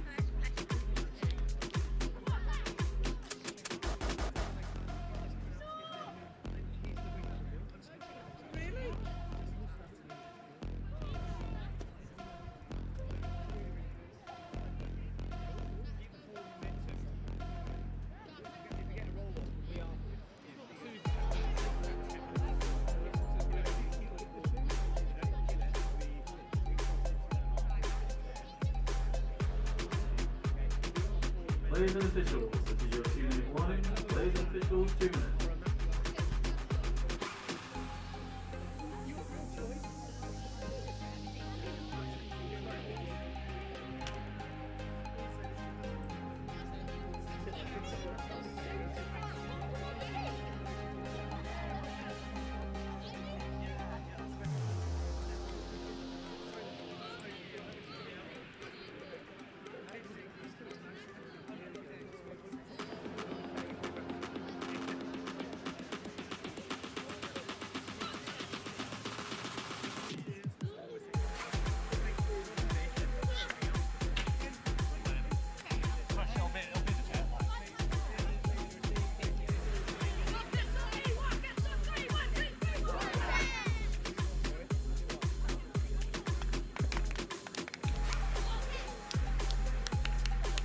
Players and officials, this is your 1 minute warning. Players and officials, 1 minute.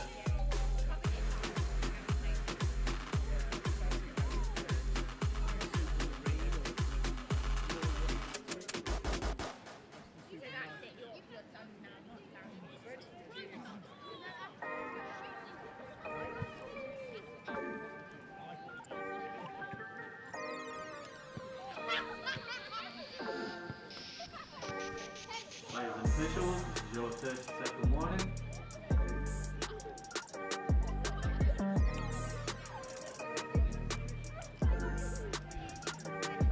Well, it's still anyone's game here in this under-14s clash between the between the Northwest Broncos and the Western Wildcats. The Midlands Tigers will be in action at 1:20 against the South East Sharks in this same division. Well, we've got all the results in to tell you about. The boys under-12 pool has kicked off. The Midlands Tigers beat the Wildcats 7-3 at 10 o'clock this morning. And in the rest of the girls under-17s competition, it is in fact the West Wildcats, as Ben Powell predicted, who get off to a winning start by 4 unanswered tries against the Midlands Tigers. Whereas in an all-South East clash between the Taipans and the Sharks, it's the Sharks who came out on top by 6-2. Action from the girls under-14 pool as well. Up next, following the South East Sharks 6-0 win over the West Wildcats. The Wildcats will be again in action against the Saxons this time at 12 o'clock. Speaking of the Wildcats, well, they've started this half excellently well. Just some nice movement across the lines to put in Noah Waller into the corner to score their 3rd try. What a bright start to the second half for them.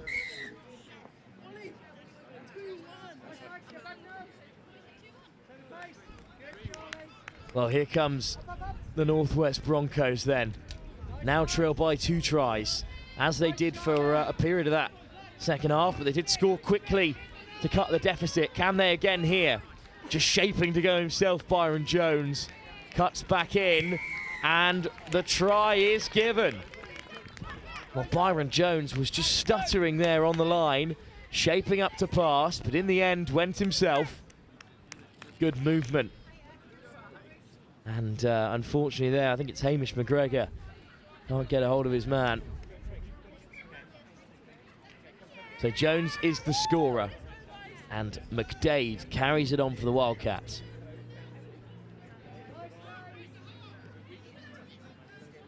Brad McPherson, good delay on the pass. Here's Ollie McDade. McPherson, McDade again, diving in. Conversation to be had between the referees, and I think forward pass is the final verdict.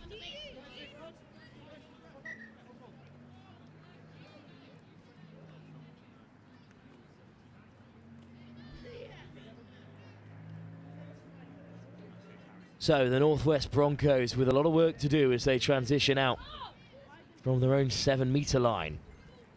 Little hitch kick there, trying to get on the outside of McDade. Broncos up to halfway. And I tell you, every time the sun breaks through, the temperature changes dramatically. And the wind has dropped as well. These are the conditions we want to play touch rugby in. Good carry from Watts. Here's Jones. Lovely move on the wraparound. Now Watts looks to get on the outside. 2-on-1 out there. Over goes Nurse, but flying across to make the touch. Excellent defense for the Wildcats. Noah Miller again involved. This time forcing the turnover. And that will keep the Wildcats in front. Sarah Nurse almost in, making the touch there for Northwest.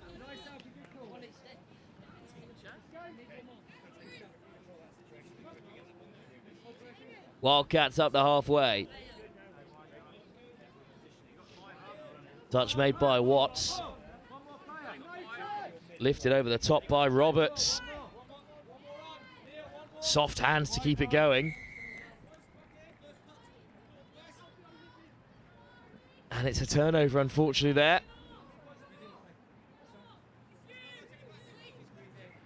Just a bit of a miscommunication there. I think one too many players on field for Northwest. Off goes young Josh Jones, or Josh Hughes, sorry, that is, who's left the field. Up to halfway are Northwest Broncos. Carried on by Proben. A real live wire out there for the Broncos. Proben again. Hint of a harsh touch there. Proben quickly back to his feet. Proben delays the pass, and it's just out of the hands of Byron Jones. So the Wildcats have it back.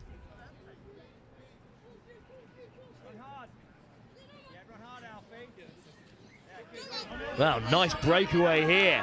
And the Wildcats are suddenly in behind. Across comes Proben to make the touch, diving in, eventually stopped by Jones, but great meters made. And suddenly, the Wildcats in a really promising position here. What a run that was. Diving in on the right-hand side. No score this time. They found themselves in a good area.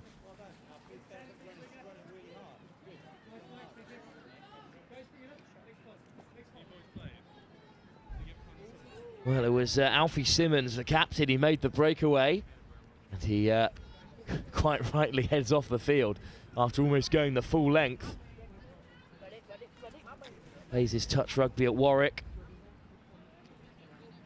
Another member of the Wildcats side who also featured for the mixed 15s in their training squad.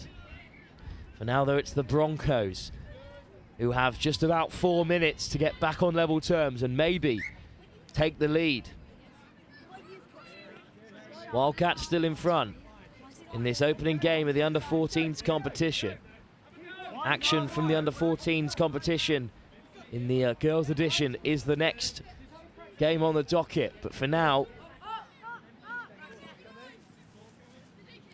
it's still the Broncos who need to get possession back. For now, though, McGregor weaving his way through. A lovely footwork, what a run this is. Hamish McGregor still going. Bartlett makes the pass. Some wonderful footwork on show. McGregor at the half, got Bartlett to his left. Draws and gives, and across to make the touch, Blake Rowland.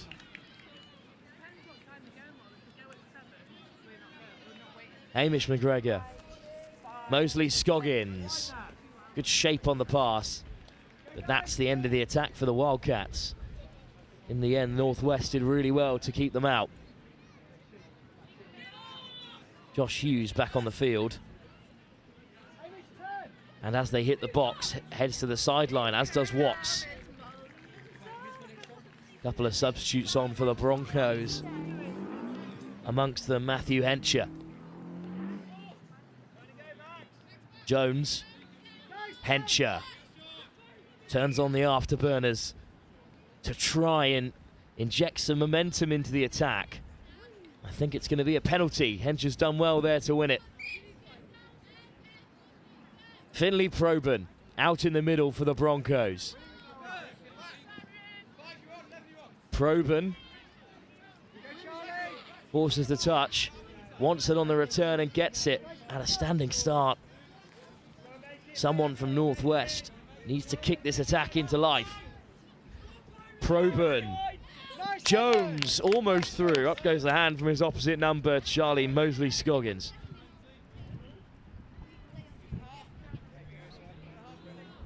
Just directing traffic at the moment, Jones. Proben. Jones. Proben wants it. Slides in himself. Has he made it? Up go a couple of Wildcat hands. And Northwest are forced back to that 7 metre. Jones again. Great line speed this time from McGregor, and he's forced the turnover. And he rushes towards the box. There's the first touch.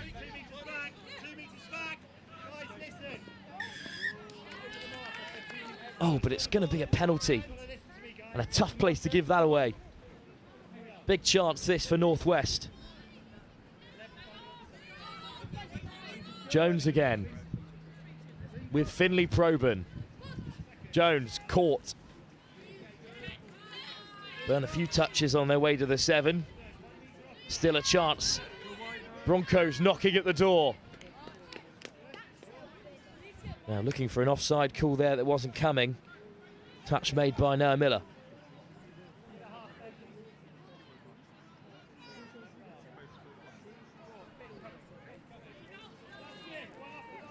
Probyn and Jones still out in the middle together. Another dive towards the line. And this time the score is given. Offside is the call. And Probyn and Jones get the job done for Northwest Broncos and level things up. Well, it was a pretty opportunistic dive at the line. In the end, split the middle and link very well.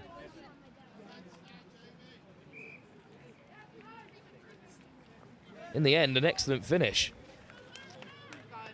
Didn't quite have the angle here to see the space that Probyn picked out, and that's not a great response from the Wildcats.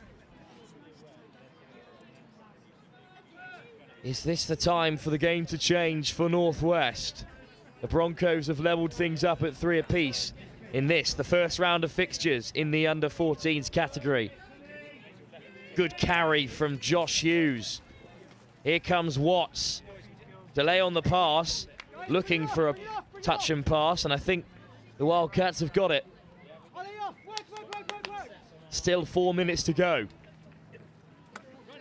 Plenty of time for them to create something. Good read by Watts to make the touch. Sarah Nurse this time making the touch for Northwest.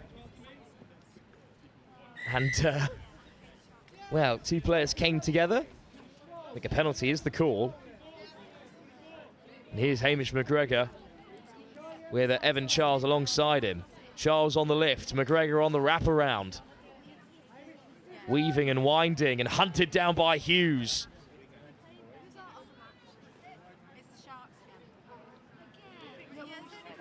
On the wraparound, Bartlett. Evan Charles takes the touch. It's lifted by Waller. Mosley Scoggins gets it back from Bartlett and drops down to reach out and score. The Wildcats go back in front. The second half fight back from Northwest Broncos has been turned over by the Wildcats because they take the lead again. And the Irish under-15 international gets the score with 3 minutes on the clock. Well, the wind has really picked up here and it's blowing in the faces of Northwest. Still they drive towards the line. They'll have a few more touches to play with here. That familiar pairing of Jones and Probyn out there in the middle. Jones. Let's take a bit of pace off the attack. Oh, and the space opened up. The Wildcats shot out of the line. And that allowed Northwest to get in again. And for the second time in quick succession, Finlay Probyn goes over. Well, that was a bit of a misread from the link. Had a great game, young Hamish McGregor. But he opened up the door there. And Finlay Probyn strolled through it. And we're back level again. This game could still go either way with 2 minutes to go. A draw would perhaps be the fairest result, but that's not how the game of touch rugby works, I'm afraid. Anything can happen in this closing stage, but it's the advantage Wildcats at least because they've got a few touches at the line. McGregor gives the pass. He'll play half. Here's Ollie McDade. McGregor, McDade. Ollie McDade out in the middle there with McGregor. That's some partnership there, and I think it's going to be a penalty as well. Big chance for the Wildcats with just over a minute to go. We're locked up at 4 tries apiece. Time and time again, the Wildcats have been pegged back by Northwest Broncos. Here's McDade. Lovely footwork back on the inside. Ollie McDade, who left the field in the early stages with an injury, forced off, back onto the field, put on the handbrake turn and got over for the Wildcats, who take the lead with just a minute to go. Part of that England mixed 15s training squad that went on to win gold at the Junior Euros. And he showed his class there with a really nice bit of footwork to unlock this talented Northwest Broncos defence. As the wind continues to howl here, they've got one more shot to equal it up. 30 seconds on the clock. Broncos at the 7. Watts takes the touch, has it back again. Watts towards the line, goes himself. Desperate for that offside call, but he won't get it. One more chance.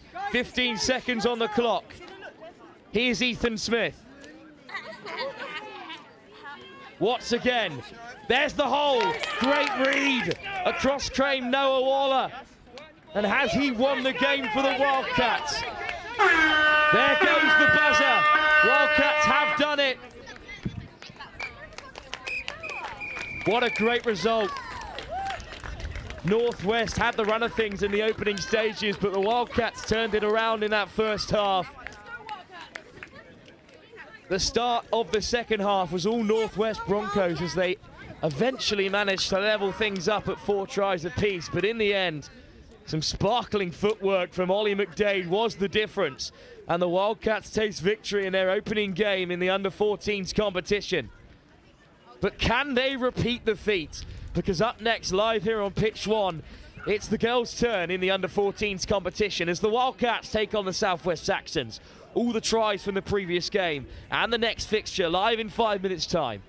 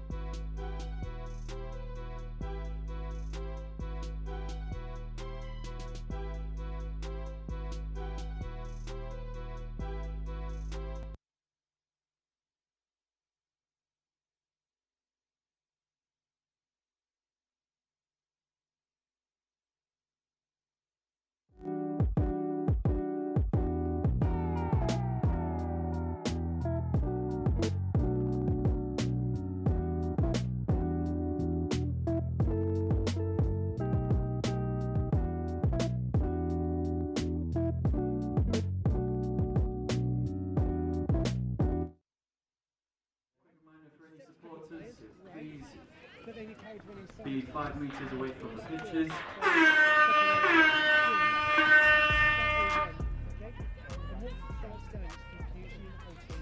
As per, the action continues here at the Junior Nationals because the Wildcats back in action after their under-14s boys side were victorious. Now their women's side take on the Saxons. Wide ball on the right-hand side could be the perfect start for them there. I think the touch was just about made over in the corner. Good carry by Kimberly Phillips. Daughter of Sammy Phillips, of course, England international and general manager of England Touch. And there's the long pass. What a ball that is. Whipped out to the left and picked off the toes as well by Naomi Chapman. Oh, Wildcats under 14s. Becca Thorpe it was, the captain of Oxford Touch, who whipped that ball from right to left. Unfortunately, they've just run out of touches there, so the Saxons will take it on instead.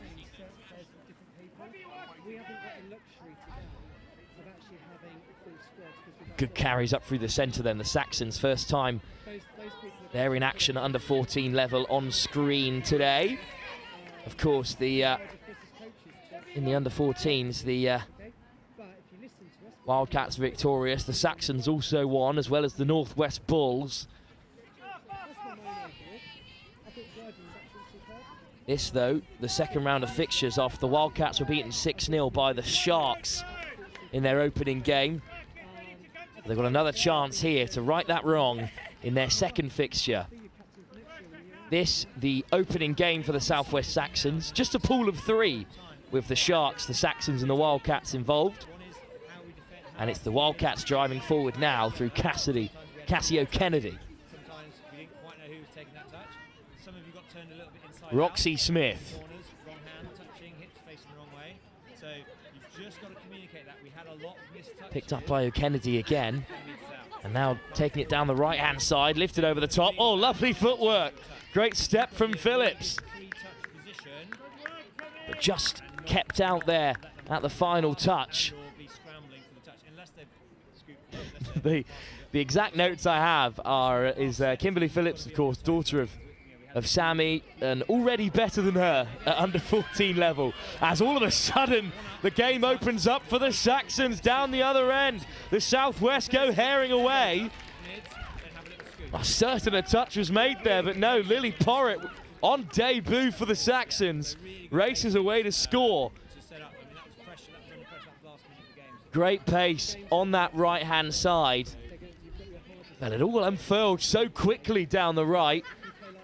Great score, and the Wildcats go behind. This is the Saxons' first game of the day in the under-14 competition. Great pace from Lily Porritt, who caught us all unawares. Most importantly, the Wildcats, and now they'll tap from the half. There's a forward pass there, whistle goes. Referees for this fixture, Laura Balfour, Renee Watson, of course Lois Lau out there in the middle. So here come the Southwest Saxons again, only their second real attack of the game after that opening score. Carried on by Grieg, another one on debut. It's a very young Saxon side, or of course under 14 level, but very new to the game is what I mean. Daisy Taylor takes it on, this is her second nationals. That's all the touches they have, but they've done well to drive the Wildcats deep into their own half.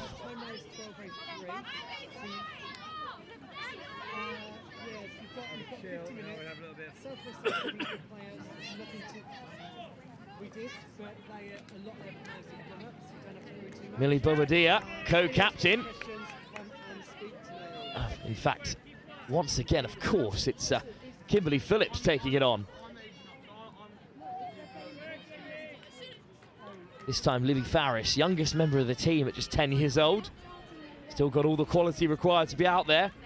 Another long pass from Becca Thorpe. This time doesn't go to hand from the captain. So once again, it's the Southwest Saxons who will take it on. But a mix-up at first receiver. So a big chance this for the Wildcats. Thorpe, touch made. Thorpe goes back on the inside to Georgia Oates. whose older sister is part of the under-17 competition today. Oates again. And suddenly a bit of space down the left. Trying to get on the outside, Naomi Chapman. Touch, so back to the 7 come the Wildcats. This their best attacking opportunity of the game. Oates, Thorpe.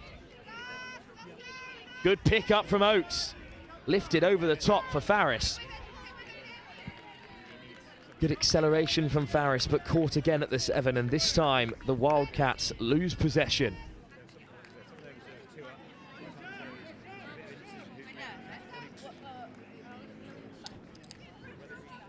Well, eventually the Saxons get us underway, and they'll head towards their box side. Oh, and just put down again at first receiver. Couple of mistakes creeping in. Couple of touches made there. Here's Thorpe. Oh, and that pass goes awry. There's some great ambition on show from this Wildcat side. Is Simon back with me here? Well, we've seen some excellent rugby while you've been away refereeing, of course, and it's continued here. The breakaway try from the Saxons for their first was excellent. They just found themselves in a whole world of space, and then Porritt ran it in from about 40 yards. But it's another good game, and even though there's only 3 teams in this under-14s competition, it's great to see the amount of rugby and exposure to the game that these young girls are going to receive this weekend. Yeah, it's great, and our biggest contingent of girls in our junior competition, and the 14s with the new 12s added for this year really shows the strength that touch is now starting to happen in juniors. Another good breakaway from the Saxons. The Wildcats have had all the field possession, but the Saxons just bring a bit more energy to the attack. Touch made there on Aoife Joyce, part of the Bristol Jets. One of the Jets is a player of the tournaments in one of their recent competitions. Also plays touch at Redlands High School. Good to see the game of touch finding its way into the school system as well, Chris. Yeah, it is. I think at the moment it's probably predominantly where there are teachers who play the sport, but it is starting to happen within the school game setup, which is great. I know sort of down in the southeast parts of London, the southeast, and then southwest, as you just said, and also in the Midlands. So yeah, the game is picking up in schools. I think education is where the future is. It's easier to play than tag. Certainly people say it's more inclusive and gets boys and girls playing, and can be across age groups as well. Well, there's a touch. Just on the 10-metre, another Wildcats attack that doesn't go to plan. What a break that is! Another one for the Saxons. They've just got a couple of players who can really turn on the afterburners when they're required. This time, Imogen Webber races away to score.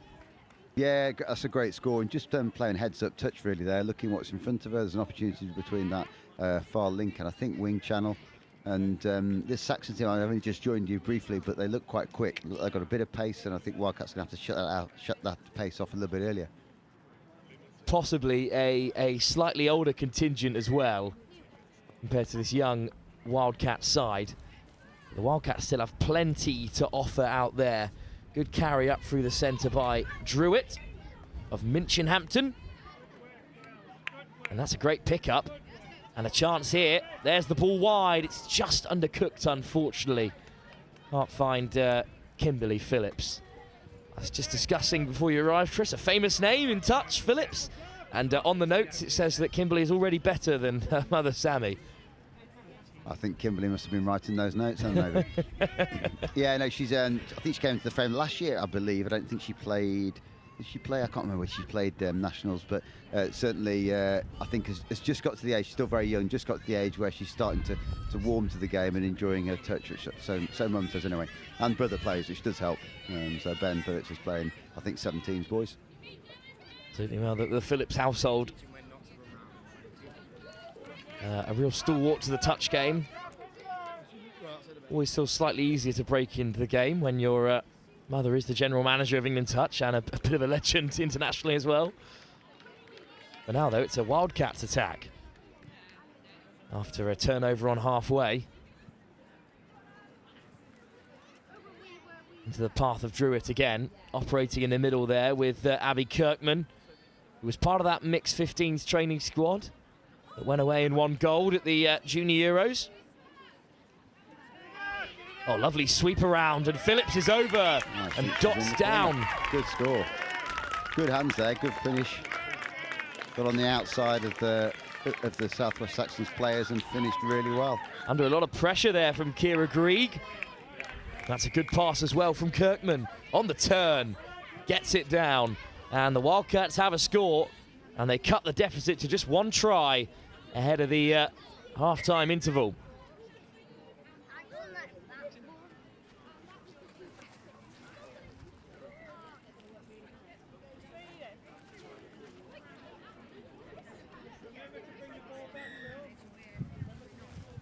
Well, touch off from the Saxons then. They've been so clinical across the first half. They've taken all their opportunities when they've had them. And almost a bit of space out wide. Good touch from Phillips on Grieg. It's a good battle out there on the left wing. Scarlett Greening, a debutante as well. There's lots of family members who play the game of touch, but this is her first nationals. It's left to Lily Dean. His brother's also playing under 14s today. Just a bit of hesitation there in the line attack, and you can expect that at this young age. They're just learning the game, a lot of these players, but it's great to have them here and be part of the future. And yeah, they pick up a ball at this age, some of them as young as 10, 11, 12. It's really, really good to see. So here come the Wildcats then on the transition, taken on by Phillips, the try scorer. Roxy Smith. Good pick up from O'Kennedy, all the way down the right-hand side, but there goes Lois Lau's whistle. So a turnover for the Saxons. As we approach half-time, just 3 minutes to go. Score remains 2 tries to 1. The Saxons with those 2 breakaway tries down the right wing. That's the only thing to separate these two sides at the moment. This is the Wildcats' second game after defeat to the Sharks earlier today. Here is the opening try scorer, Porritt, with another weaving run. Good direct running from the Saxons. Lily Dean gives the short ball inside. And they just ran out of touches there. Perhaps they needed one more to really strike at the line. Yeah, 6 touches, but it's good at this age. We'll be teaching them just to make sure they complete the sets of 6, try not to make any mistakes, gain some momentum, get down the field. And that's, yeah, good example there by Wildcats of getting to over halfway. And I think this is 4th coming, is it? Well, Phillips with the stutter start. We're going to take on all comers. Good hands from Kirkman. My count's not good. I think that's 4. I think it is 5th coming. I'll just try and set up probably a scoop off this. Druitt, perhaps just not the momentum, but a good pick-up by Kirkman all the same. Plays touch in Oxford. It's going back to the touch pass there. And a good call by Lois Lau, one of the 3 female referees. Good to see 3 female referees on this field as well. Renee Watson on this side and Laura Balfour on the far side. Really strong refereeing contingent today.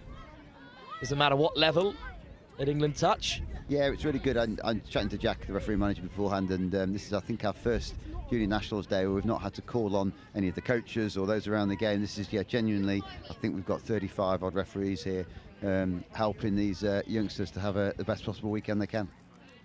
Good turnover for the Wildcats, who could go into half-time level with a minute to go. They've certainly had, as we've said, the most amount of time down this end of the field. That pass just goes awry. Just a little bit of miscommunication there. Weren't sure what they're doing. One went to sweep, the other one came in short. You obviously can't hear it back here as to what the call was. Saxons looking to go. They've maybe subbed maybe 1 or 2 too early. Still got a couple of players on here. Second touch coming. That's a good drive off. Needs some support to half. Great run by Grieg all the way up to that 10-metre. And the Saxons maybe with one more chance before the break, but now the commentator's curse strikes again. The ball goes down, so with 10 seconds to go, I think we might be going into the break with the scores as they are. The Saxons looking for their first win of the day in their opening game. And the Wildcats will eventually take the touch, so at half-time, it is the Wildcats who go in to the break. Just one try behind to the Saxons in their opening game of the day. The Wildcats looking to avoid a second defeat in this pool stage. We could be seeing a Saxons-Shark final if things remain the way they are. Second half to come in just a few moments' time.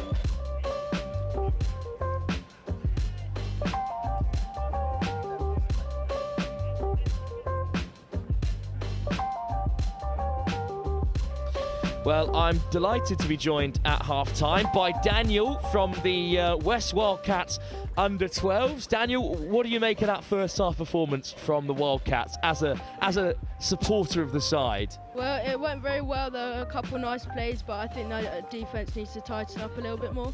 Well, I hope that's the message that they're getting at half-time. And Daniel, you know, what's it like to come down here with all your friends and play the sport you love on a field like this with so many people down to support you as well? It's very nice. I'm very grateful, and yeah. Excellent, Daniel. And well, you've had one game so far, a few more to play. How are you feeling about the rest of the afternoon and the rest of the weekend? So much touch still to come. I'm feeling good. Hopefully we'll win and stuff, but yeah. Absolutely. All of the best, Daniel, for the rest of the weekend, and enjoy supporting the Wildcats. Thank you so much for speaking to us here. Yeah, thank you for having me. Thanks very much, Daniel. Well, the second half seemed to get underway with the West Wildcats one try behind. They've got plenty of support down on the touchline. Let's see if they can turn it around against the Saxons in just a few moments.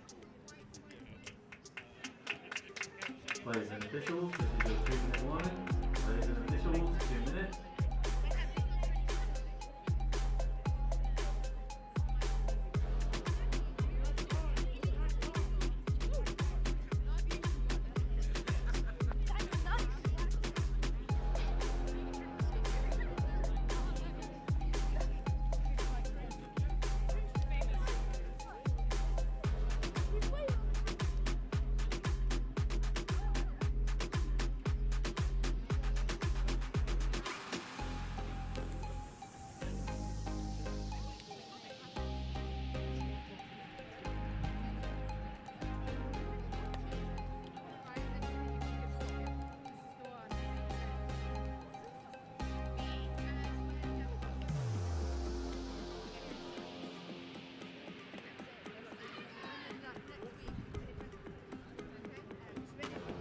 Players and officials, this is your 1-minute warning.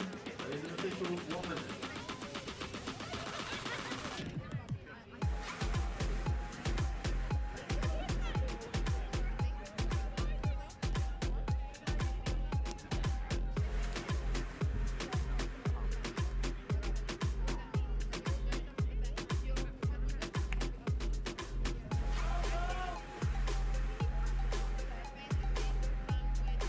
Players and officials, this is your 30-second warning.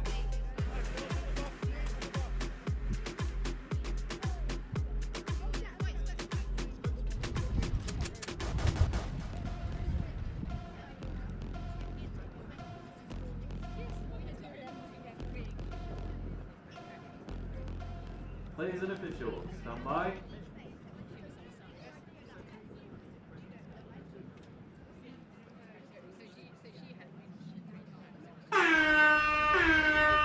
There goes that familiar buzzer again. Well, the wind continues to pick up here down on Riverside, and it's at the backs of the Saxons as they tap off this second half. Unfortunately, the ball just down there. Another winding run from one of the Saxons attackers. This time Imogen Webber almost gets away. The ball dislodged so the Wildcats can transition.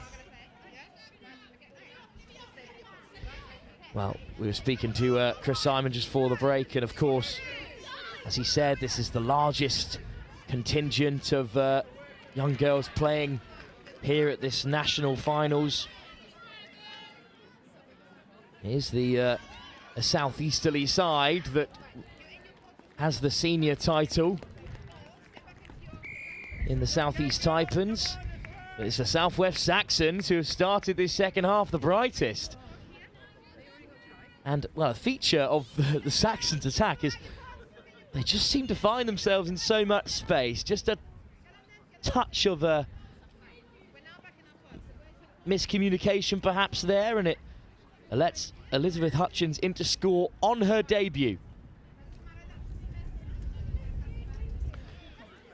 Well, an early try for the Saxons, but back come the Wildcats then. Looking more composed in attack now. Evie Druitt on the carry. Kirkman again. This looks very important for this Wildcat side.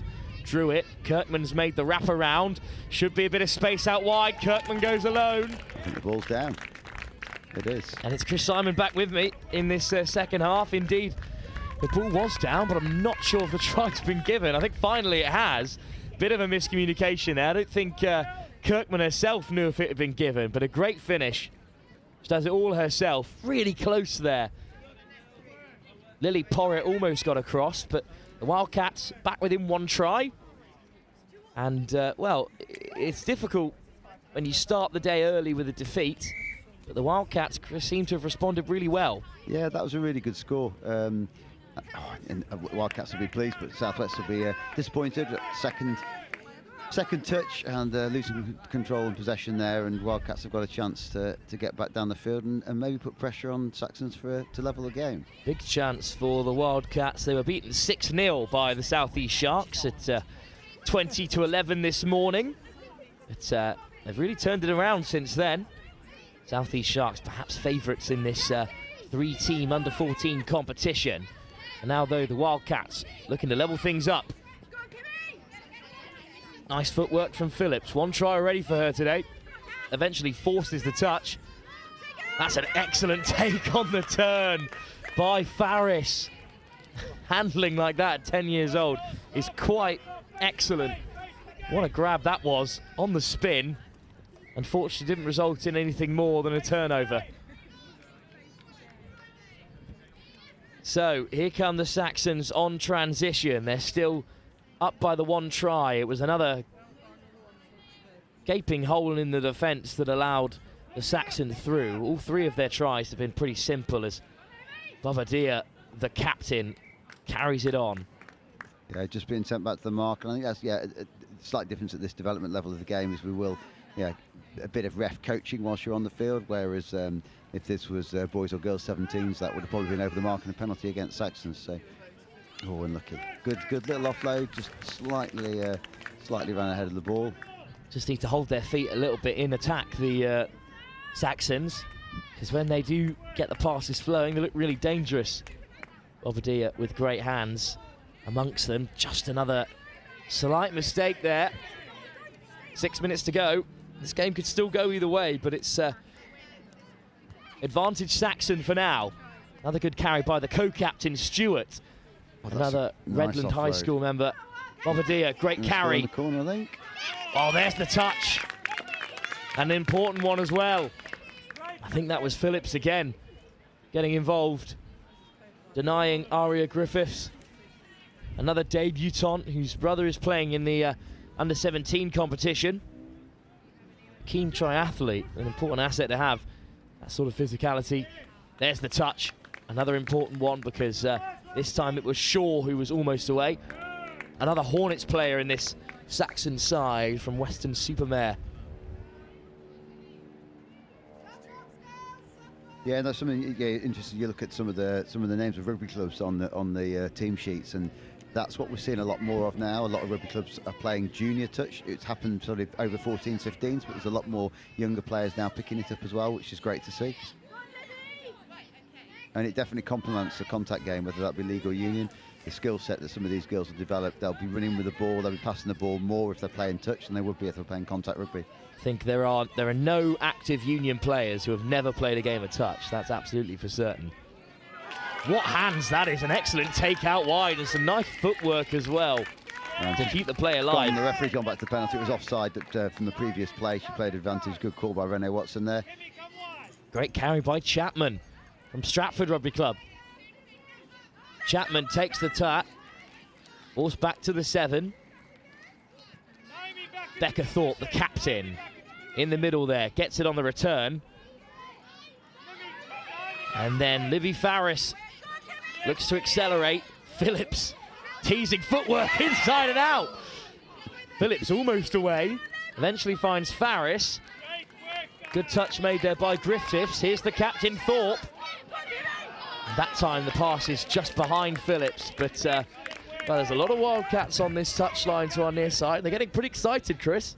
They are, yeah. The support is great. We were just saying, just chatting behind the commentary booth here about the number of people that are here today, and this is, that's a great break by... Well, another breakaway by the Saxons. That time Isabella Shaw, another Hornet from Weston-super-Mare, almost away.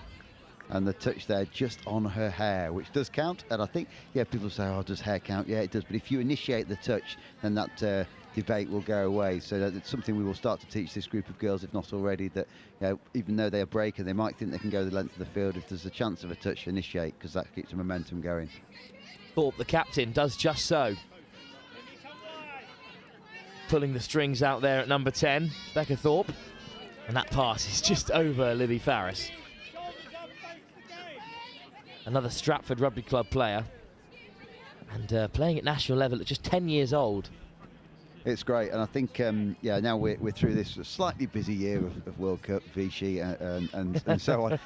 We will start to, as the ETA, start to get around the region and start to look at some of the clubs that are developing the game. Yeah, there's a few here from Stratford. I know the Hornets down on the Southwest team as well. We need to get out and keep pushing the message of junior touch. It's a great drive by Saxons. Well, the Saxons just have this ability to carve through the defence over and over again. Dean carries it on this time. Here's Megan Wright. Both players have played at international level for England. The number 13 makes good yards. Taylor, inside and out. Taylor almost away. Up went the hand from Georgia Oates to deny her this time. Here's Wright again. Griffiths. Back down the other way. Changing the direction of the attack. A little bit lateral at the moment. Nice step from Grieg, but is caught by Chapman, and that's the turnover. So a transition then for the Wildcats. Yeah, it looks like a good drive. Good first touch. Made a lot of yards. Good second touch that gets approaching the 10 metres. That's only 2, and that's good yards for Wildcats. Third coming to keep this momentum going, girls. Well, this second half has really flown by as we approach the last 5 minutes. And that's fourth, and they've still got another one. Got a platform to set at the last and see what they'll do off this. They want to keep this momentum going. Don't slow down. That's good. Good ball inside to Kirkman. Quickly, and I think, is that fifth? Is on my counting. That's not always the good. That is 6 touches. Looking to race away to the edge is Druitt, but caught by Grieg in response. And I think now even this level of under 14s girls is explaining to these girls to try and keep the pressure on, get the Wildcats to keep the pressure on Saxons, and conversely Saxons want to be driving, I was about to say direct and go straight towards their box. They want to be sub in. It'll be a long day for them. They won't be used to playing 4 30-minute games. Up past the 10, another good carry from Taylor. Her second nationals for the Southwest Saxons. I don't recognise many of the players on either of these teams, which probably I should do. but the names are not coming straight to my mind now. But yeah, Wildcats have defended that well. Saxon's got 2 or 3 good first drives and then sort of slowed down when she overstepped the mark, and the ref made her go back to, I think, on third touch or fourth touch. And now Wildcats will want to get the momentum going. Then it's first up to halfway. And it's not a bad drive. This is a pretty good drive. They'll debate whether they're going to go to the box or not. Well, you need to get yourself down to the southwest then, Chris. Lovely part of the world. I will absolutely be doing that. I think this is fourth touch coming. Carried on by Kirkman. He finds Phillips again. Gets away from one. Just draws in so many defenders, Phillips. Such fast feet. Quick and steppy, I think, and I'm not sure where she gets that from. Sorry, Sammy. Here's Grinsell on the pickup. Drew it. Going laterally there, which does allow the Saxons to get across. Taylor makes the touch, and that forces the turnover. 4 minutes to go here. The Wildcats behind by just the 1 score. Touch made by Grieg, right over on that left-hand side. And the momentum halted for now.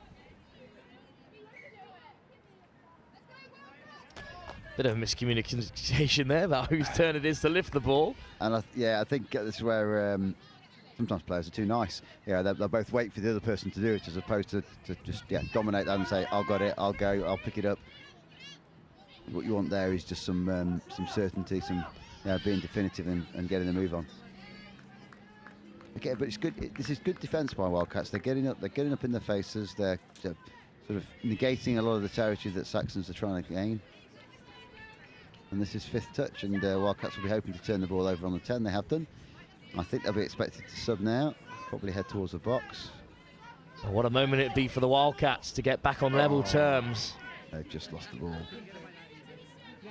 An unfortunate place to turn it over, but a big chance then for the Saxons to create a bit of a buffer for themselves. And what, we got about 3 or 4 minutes left, I think. Just about 3 minutes to go. Good carry. Here's Webber. That's good from Saxons. I think that's 3rd, is it? I was time checking, but I think it's 3rd touch. The winger's going to have a go outside, and that's 4th now. Chance then to create something from this sort of range. Good soft hands. They keep the attack going. Lifted by Joyce. Here's Griffiths. Caught by Phillips, and that's the turnover. I think that was 5th. I think the attacker thought it was the last, but it wasn't. It was the last one coming now. So one more chance then for Webber on the outside. Great pace from Webber, but did she get it down? Phillips doesn't think so. The ball is down. I think they're giving the score. Oh, and the try is given. And that's probably the game for Saxons, is it? 2 ahead now? I think that might be enough to seal it. Well, the whole world seemed to slow down for a moment because the Saxons thought the attack was over. But Imogen Webber gets her 2nd try on debut for the Saxons. And it looks like they'll be into a pretty important playoff game for first place with the South East Sharks in their next game. And then, of course, they'll have a rematch in the final tomorrow. All to play for still in this Junior Nationals final. Chance maybe for the Wildcats with a quick score here to create some nervy moments for the Saxons. Phillips again. Almost through, but O'Kennedy forced back as well because it's been turned over. So the Saxons, with a minute to go, just need to use up these last 6 touches and the game will be theirs as they head towards the box. Out from the line to make the touch is Chapman. A minute to go. That's some great pace. That's a good drive. I think it's at number 8 for Saxons, I think it was. Indeed, it was another good carry from Isabella Shaw. Isabella Shaw, she looks pretty quick, nippy. I think we're going to teach her, initiate the touch a little bit more, and she could become a very good touch player. That was 6 touches, I believe. Certainly plenty of potential on show in this under-14s category. And the under-17s as well. And Wildcats probably their last chance here as we approaching the final hooter. That 2nd touch, 3rd is coming. They're transitioning at the same time, and that's 3. And they've just sort of slowed that momentum down a little bit. It's good middle defence from Saxons. I think this is fifth come in. One last chance then for the Wildcats, but the ball is loose. So with 10 seconds to go, the Saxons will tap and take their touches and take the victory in their opening game in the under-14s women's category. There indeed does go the buzzer. Well, a couple of breakaway tries in that first half, the difference in this game. And it's a victory for the Saxons, who have beaten the Wildcats in their second outing by 4-2. The Wildcats still chasing their first win in the under-14s competition. Big game on the horizon then, as the South East Sharks take on the Saxons in a game that will likely secure top spot for either the two teams ahead of their final later on today. We'll get you all the results from the under-17 boys competition, which has just gone on as well, ahead of our next game, where the Midlands Tigers will take on the North East Raiders in the under-12 competition. That's due to kick off in just 5 minutes' time. Hot food and beverage, and also the coffee truck. And also any litter that you do create today, whether in your sub boxes, around your tents, or anywhere on site, you do have to use things provided and clear up after yourselves. So thank you.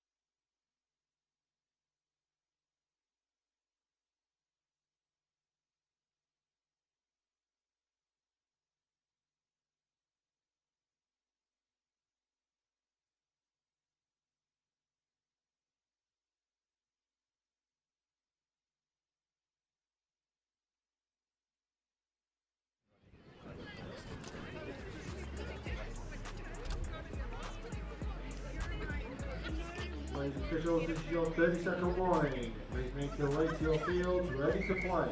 So welcome back. It's Chris Simon now taking over on lead comms. We're just giving Wilf a bit of a break for this game, and this is the North East First game on this live stream field, North East Raiders boys or mixed 12s team they've got here, and that's against the Midlands Tigers boys 12s team.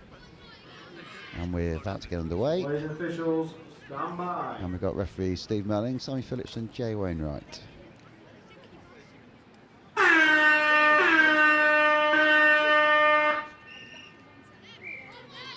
And to tap off for Midland Tigers. Getting the link involved, 54 straight away, Charlie Smith.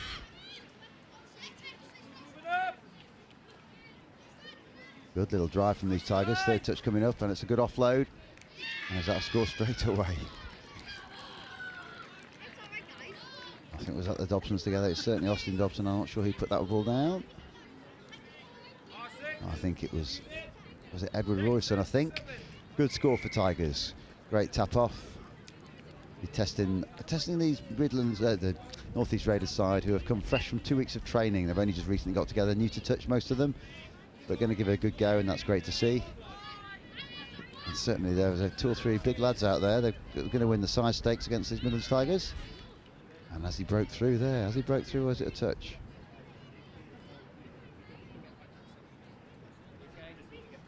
We're going to see whether they go back to whether this was a touch or not. The referee's going to check. And it's no touch. The touch is missed, and it's a good score. And it was number 13 just running through. He unfortunately missed the touch there. And that was Joel Charlton for the North East Raiders. First ever touch tournament, plays his rugby at Ashington Rugby Union Football Club. And it's 1-1 with just under 2 minutes on the clock.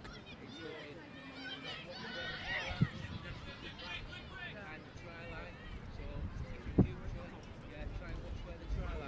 think that was Lyndon Hall stepping through there for Tigers, and that's it's a good touch. I think a good touch. It is a good touch. Good recovery there from North East Raiders. As Oscar Wright broke through for Tigers.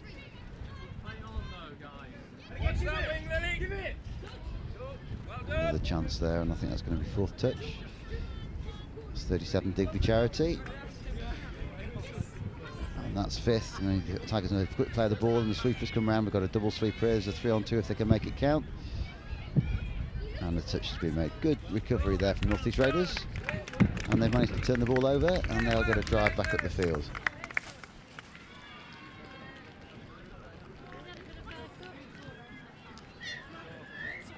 That's the first touch, got to go back to the mark. Of course, the referees are going to put these rules, quite rightly play the rules as they're supposed to probably be a little bit more lenient, try and coach as they go at this age group of under 12s. Our first under 12s tournament for England touch. And that's 2nd touch. The Raiders there looking for a bit of an offload option, but it wasn't on. They're moving the ball away from their box, and this is 4th touch coming up, but he stepped around the winger, and that's good. Now can he go all the way? I think Lyndon Hall's got him. Lyndon Hall has got him. I think that's 4th touch. I think 5th is coming. The Raiders now have a chance, and that is 5th last one. Will they move the ball this way? See if they've got any pace coming out this way. Oh, it's a good interception by Midlands Tigers. 37 again, and that's Digby Charity. 2nd touch, 3rd. Oh, he's lost the control, and lucky that's lost the control by Tigers.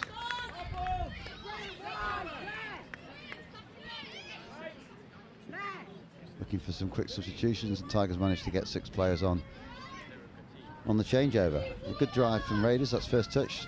Going to go quite direct. That's 2nd.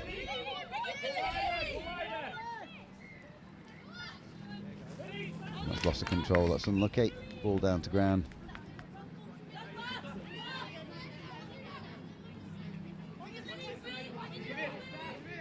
Good drive, and that's a good offload. And this lad's got some pace out here, and I think he's going to go all the way. Was that a touch? Was that a touch, or was that a score on the line? I think that is a score, is it? Or is it a touch?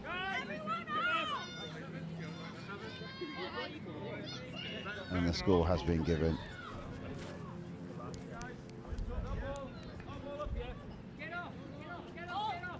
And a great score again by 63 Oscar Wright, and that's Tigers up 2-1.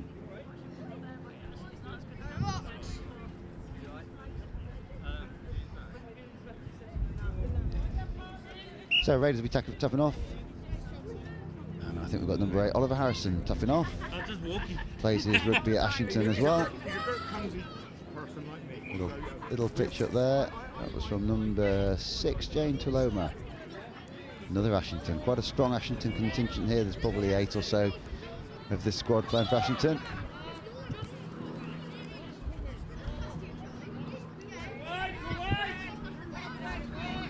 And that's 5th touch, but they've managed to get to the 7. Going short side, and unfortunately that's 6 touches. The Tigers have managed to defend that out, but Raiders will be quite pleased. Got their set of 6 completed, got to the 7. Is what we coach at this level of the game. Now Tigers will be trying to transition across the field, get across to their box, get all their players, or at least 4 or 5 of them interchanged as they drive down the field, and that's 2nd touch, and just had to go back to the mark, so slowed it down a little bit. Are you sticking the same pairs, or are you actually swapping? There's Owen Hobson there driving forward. Owen Dobson, sorry, driving forward. I think 5th is coming, is it? Oscar Wright again. That's 4th, and 5th touch is coming now. Again, just a ref making him go back to the mark slightly. And this will be Lyndon Hall trying to set something up, I think, here. The ball going wide for Tigers, and it's ball down.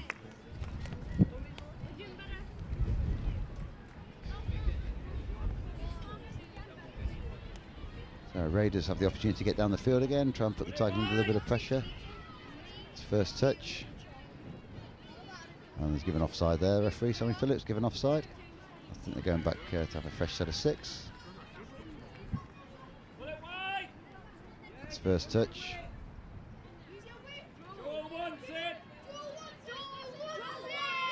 Second touch for Raiders, but a good drive. And that's 3rd touch. Just looking to try and initiate a little bit more if possible on the drive. And that's 4th touch out wide on the far side.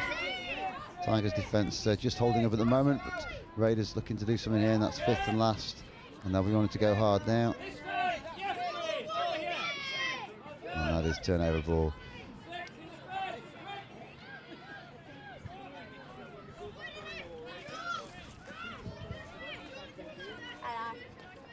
Harvey Brown in the middle there doing a good drive after he's just made that 6th touch.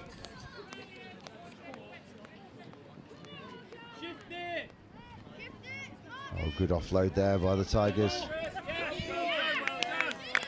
I think that's only 3 touches actually. Number 18, Oliver Clear in the middle, is a good step race, step round, and can he go all the way to the corner? Oh, it's a good touch, a great touch by the North East Raiders. I think that was Tuloma again. Great touch, and it is 5th. And will Tigers try and do something short side, step back maybe here.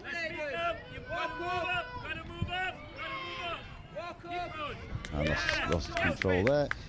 And we've got to go back to the roll ball. You can't just pick up the ball and go in touch. That'll be a Raiders right roll ball back on just in front of their 7.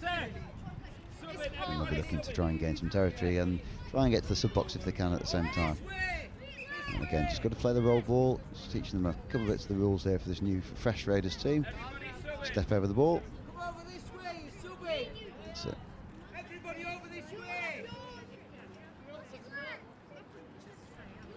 First touch, going good yards on 2nd. Almost up to their 10 metres, see if they can get to halfway on 4, and that's unfortunate, lost control. Ball is dropped, and it's going to be a step over for Tigers. They're going to look to play the ball quickly, but they've got to go back to the mark to do so. And that's Lucas Carrington there on the short side, but good touch recovery as Oscar Wright looked to go round. And Lincoln there, Thomas Barraclough.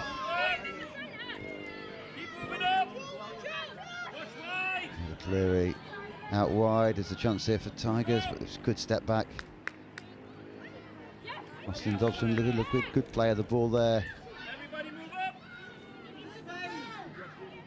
Oh, has he stepped in again? He hasn't. That's a good touch. Good touch. Well done, Charlie. And Oliver Cleary there, looking just a step back inside. Everybody move up. That's a score. I think that ball is down there. And there's a great score, Lucas Carrington. And Tigers go through on up.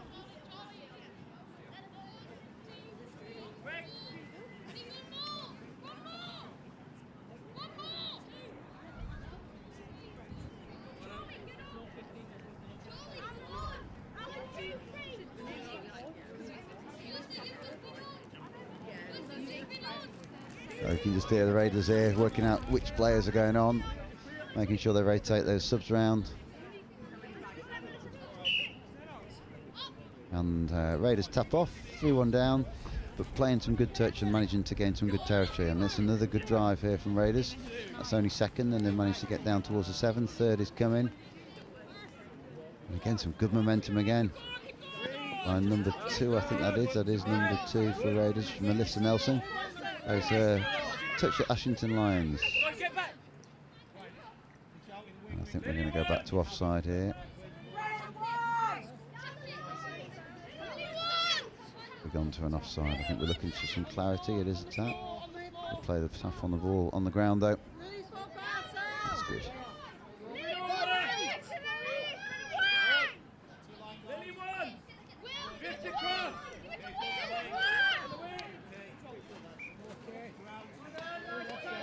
And that's unfortunate for Raiders. And Tigers now getting a good drive in. And that could be over. He's got away with over the mark there. We should have a word with Edward Royson.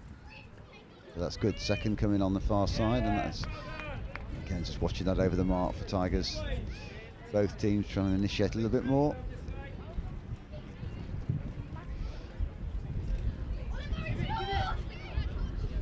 Oh, that's a ball down. Unlucky.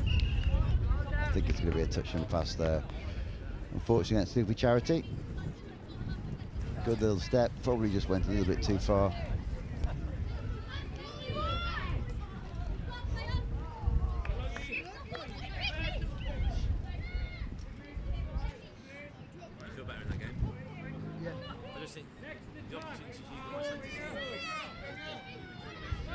So back to Tigers again.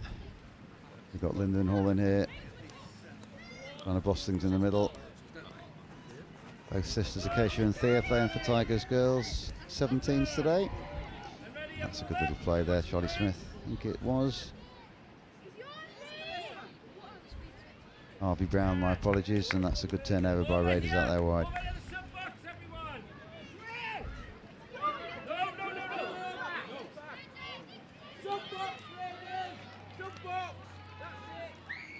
Good touch, and that's going to be one. I think he's going to make him go back to the mark, just going to make him initiate that touch again. And again, I think some people will find that frustrating at this stage, but it's important. One of the key skills of touch over the codes of rugby is to initiate that touch, play the ball from where you are touched as opposed to going over the mark. And that's a good drive by the Raiders winger here, out towards the near sub box, and managing to interchange 1 or 2 players. And unfortunately that's ball down. And Tigers get a chance to go back at them, and that's a good touch by Raiders. First touch, Tigers going again, heading out towards the far side, their box side, not looking to box though. Good drive through by Rugby Charity again, I think that is 37. It is. I think that's only second touch, and these boys are going to have a go at the line. Good step, and is he in? He is in.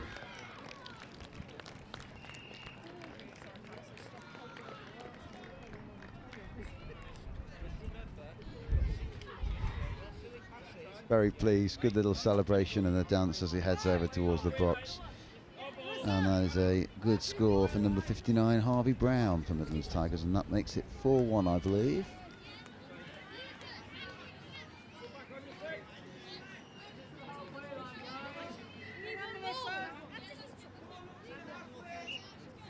And our apologies on the score, it's got the Midlands Tigers logo, but West Wildcats, we will get that changed, that should be Midlands Tigers. This under-12s game against North East Raiders, and Raiders trying to get back on the score sheet. They've got the 1, can they get a second as we approach half-time with 50 seconds to go? Good offload, I think the rest are going to let that go. They are, that's good. Good to see that. Good step.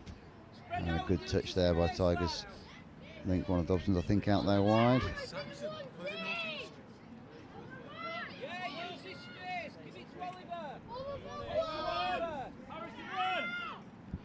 And again, we hear the coaches in this box wanting to use the space out here, which is where lots of space out this side, all fairly bunched on the far side of the field.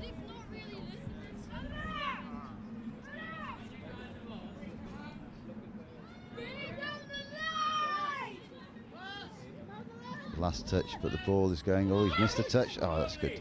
Good defense. A lovely step there, and this will be the last play. of the first half. Are they going to try and have a run? They are. I think he's going to have a go here. Has he got the ball to Oscar Wright coming? And Oscar Wright's got the ball, but it's going to go. Good touch. Good recovery touch from the Raiders from number 13. Goal Charlton, another Ashington player. Good recovery there at the end. And at half time, we are 4-1 to Midlands Tigers. Correctly updated now. But a good half for both teams, and really pleased to see North East Raiders getting on the score sheet in that half. And looking forward to the second. We'll be back with you shortly.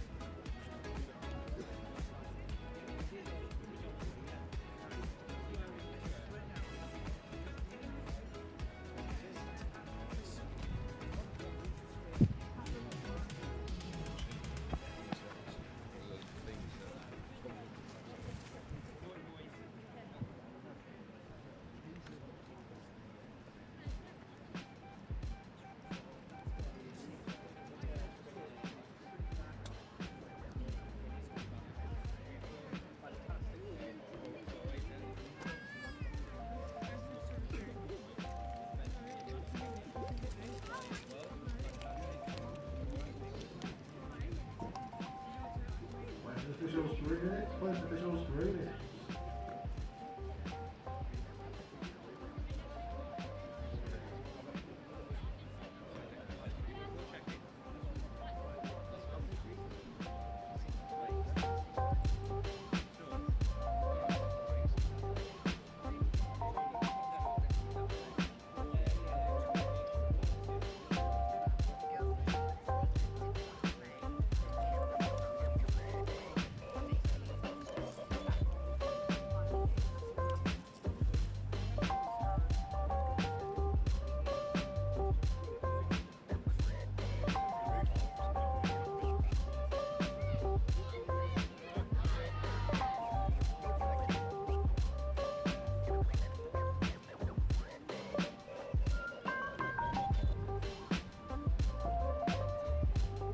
Official 2 minute warning.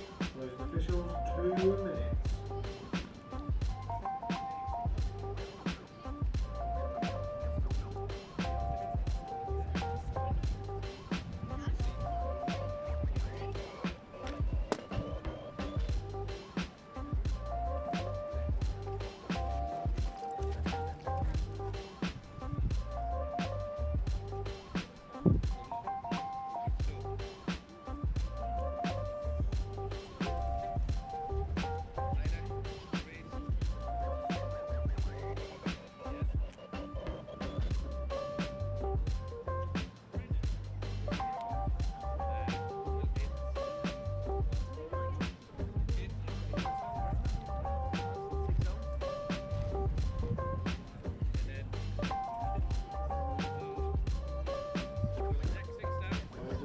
Official 1 minute warning. Closed officials 1 minute.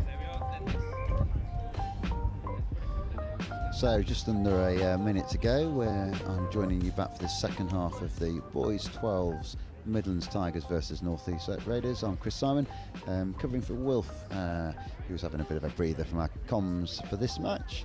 Midlands Tigers up against North East Raiders under 12s, their first time in the competition. That's in fact the first time for 12s in the Junior Nationals, and the first time for North East Raiders in Junior Nationals at all. So great to see them here. Great job that Joy and the team are doing up in the North East. And I should also mention Alistair Dobson, who's leading the juniors for the Midlands this year.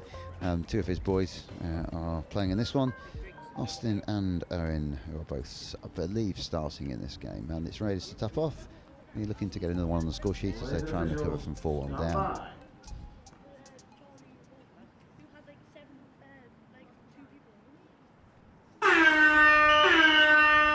And there And a straight offload for North East Raiders. First drive, first touch straight down the middle. Second one came. We've got Isla Charlton driving the ball in there really well. And third, and it's moved out wide for the Raiders here. Number 7, which is Ethan Tuiloma. And 2 Tuilomas in this team, and I believe there are.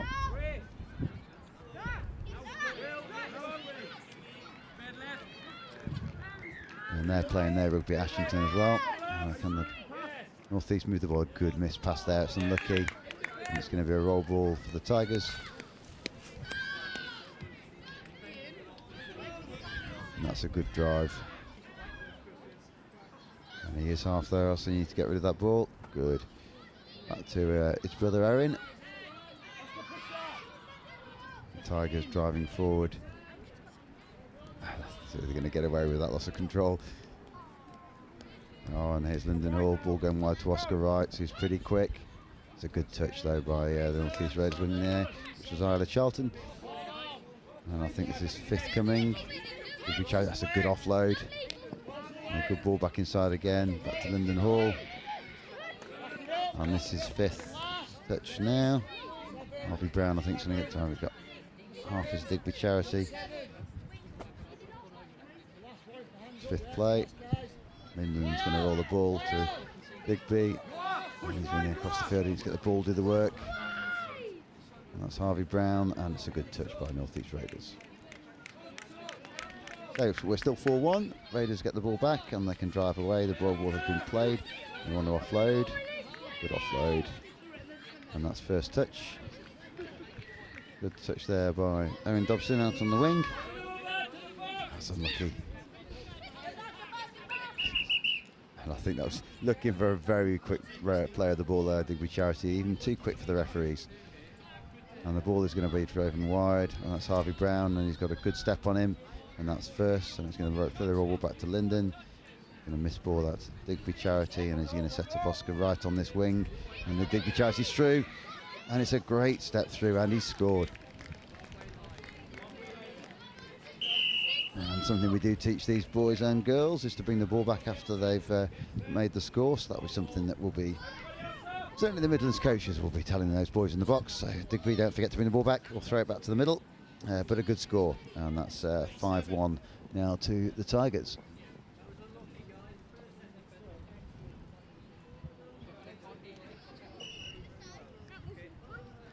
And Raiders tapping off again, looking to try and go direct. And that is a good drive by the bigger James Tuiloma. I'm assuming they are brothers. We've got Ethan and James.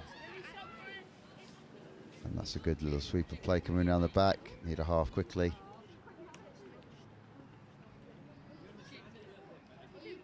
And that's 5th touch now.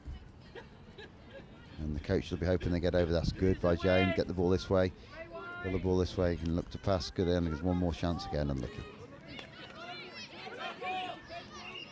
And Tigers going back to the mark. And it's going to be roll ball on the leg with Partridge. There's his touch at Nottingham. And here's a drive.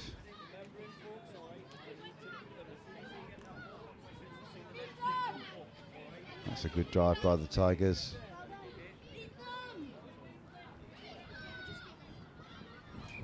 He almost went through there, and that was Lucas Carrington. I think that's 3rd or 4th touch. Edward Partridge has the ball. Will he look to set up Oscar Wright? He's initiating the touch. No, he's not. He's going around. Oh, that's a good touch. Good touch by the winger there. I think it was number 11, Lily Nicholson, I think that was. Again, trying to run around the outside. Let the ball do the work, boys. We've got 5th coming. That is 5th now. Look to try and do something. And that's 6 touches.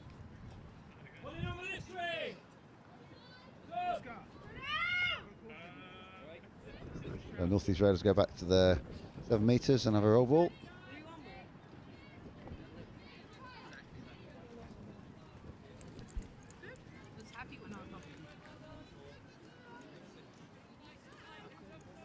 And the Raiders all getting ready to sub in front of us, and as they'll be looking to try and get to their box.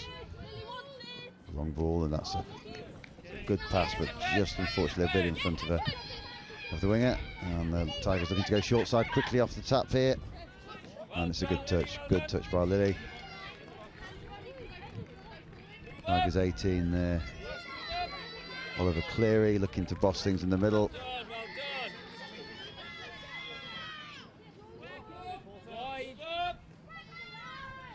Oscar Wright is there.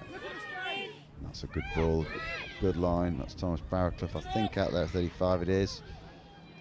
And Lucas Carrington, that's unfortunately ball down on the wing.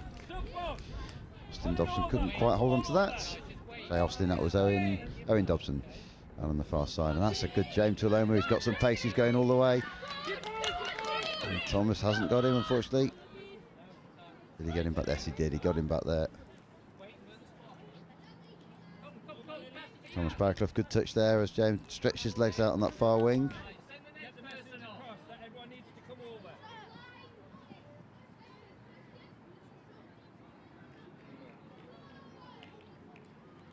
But it's our North East Raiders joining us just for the one day today, their first experience of Junior Nationals.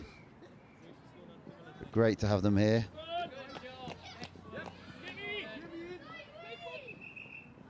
And that's a good start, got to watch over the mark.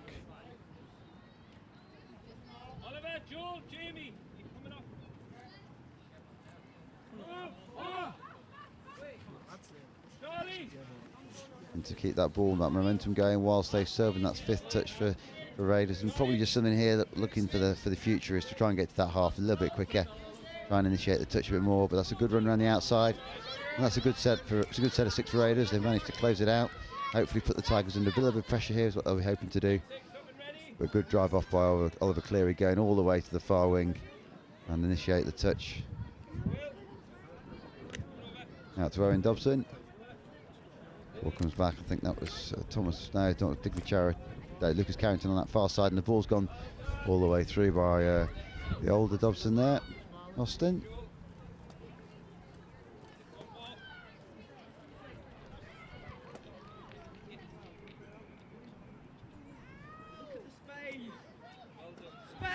And that's Austin has got through. Is it a touch made? A touch to be made and half is called. I think they're looking for the offside. Austin plays quite a lot of touch for Peterborough. His dad's driving that development. Well done to Alistair, thank you for all your hard work, keep it up. And Raiders now having a drive. And it's a good initiative, it's just initiate that touch, get back to the mark. And the ball is down.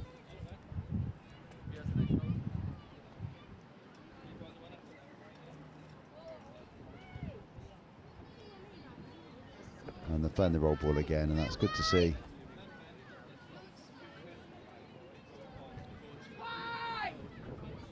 And they'll be looking to try and get the ball, get down the field. That's a good drive.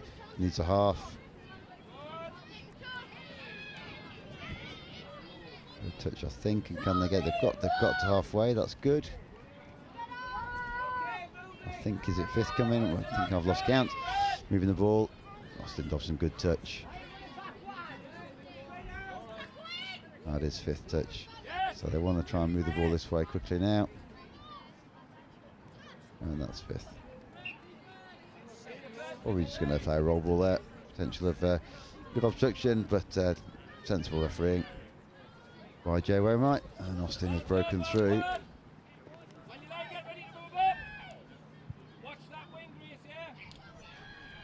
And that's unfortunately sideline, but a really good play then. Trying to see who that is out on that side. I think it's Edward Rorison there in the middles.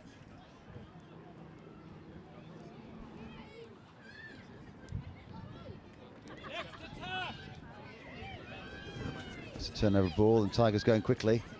And it's back to Rorison, back again to Dobson. Quick play of the ball, and there is a chance up in the open side if Rorison can play it. Quick play to Dobson again. These two middles trying to set up the 3rd touch, and they are, and the ball's going back to Rorison, back to Dobson again. The ball's going to go wide. How's he going to score? Oh, it's ball down. Unlucky there for Austin Logan. Great set of play by Midlands. Good to see those two middles set that play up. And unlucky for Logan in this link channel.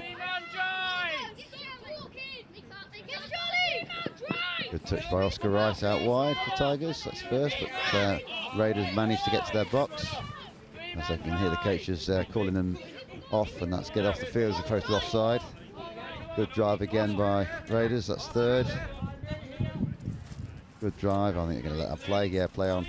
Fourth, is this fourth coming or fifth coming? Oh, good drive down the line.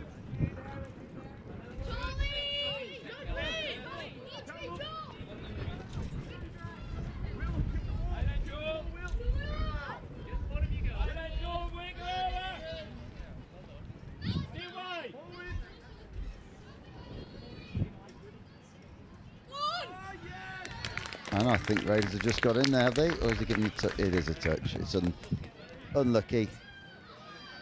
And again, now Tigers going quickly. That's a touch on the ball there. That will go back to that touch, and it's going to be a first touch. Austin Dobson, play to Gregorson.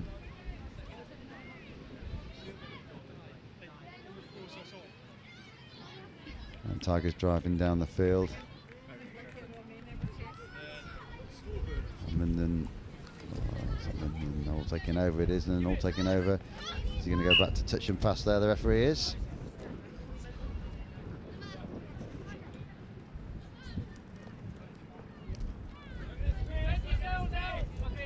It's going to be a tap for North East Raiders. They can play the roll ball.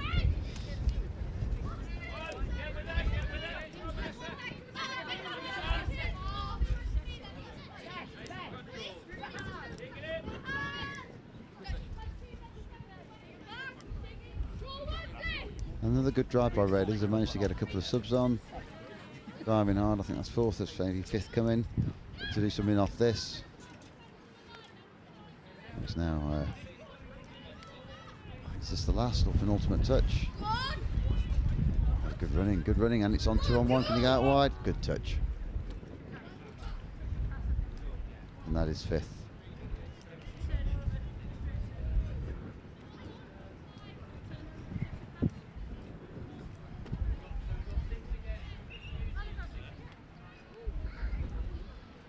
It's a roll ball. He's going to play the roll ball. He needs a half.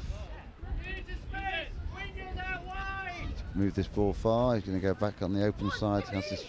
As he goes going in on the corner. Number 3 got it, and he's going all the way, and it's a great score. And I think that's Charlie Holding out there. Only played touch a handful of times, few weeks. Plays his Union at Ashington, first ever touch tournament, and a great score on the outsides. And that's the second score for the North East Raiders. And a lovely finish.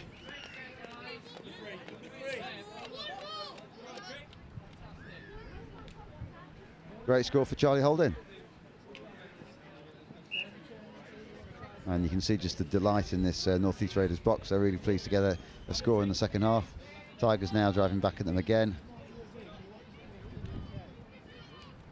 I think that's Edward Royston over there. No, I don't think it is. I think it's Oscar Carrington. That's a good play. Edward Partridge in the middle, 36. Ball going back to Cleary, and the ball's going to go wide to right. He needs to give, and Wright has scored that. I think that ball is down, and it is. Good score by Oscar Wright. Set up very nicely there by Oliver Cleary. Stay on, guys. Halfway line. And Tigers get their score yet again, and it's up to 5-2, I think we are.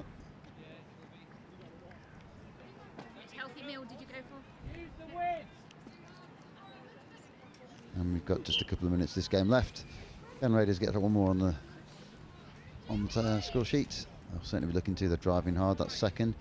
Good yards on 2 touches. Keep the momentum going. That's Taloma, older brother, I believe. Third and fourth is coming. It's fourth touch. Fifth is coming. They want to try and get this to the 7-metre line if they can. And that is fifth touch. And they'll probably look to kill it this wide. Good hands, unlucky. Lily Nicholson out there on the wing. Good line of running, good space. Tigers have defended it out, and they're going to look to drive back up the field, and that's good yards for Cleary on one. Although going a little bit sideways on the second one, and the touch has been made. The touch has been made. Needs to go back to the mark, and a good first drive. Maybe could have initiated a little bit earlier. That's all part of development for this age group. The dummy and offload, and ball is down. And there goes our final hooter. So Tigers, and the touch is made. And that is the game. And I think we made that a 6-2 win for Midlands Tigers. That last one was their 6th one. Congratulations to both teams. A good showcase of what can happen as we get these children involved in the sport from the very young age of some of them as young as 10 or 11 on this field. And I think that's our first under-12 streamed game. So yeah, well done to North East. Congratulations to them for getting here and being part of this Junior Nationals, and congratulations to the Midlands Tigers, who probably deservedly came out with a bit more structure, a bit more touch knowledge, and have come out 6-2. I'm Chris Simon. I'll be back with you fairly shortly, and I'll probably be Wolf taking over on co-comms with me. This is so the players, referees and coaches can communicate clearly. Again, if you are hungry, we do have the food trailer. It's just on the far side of the pavilion on the car park side.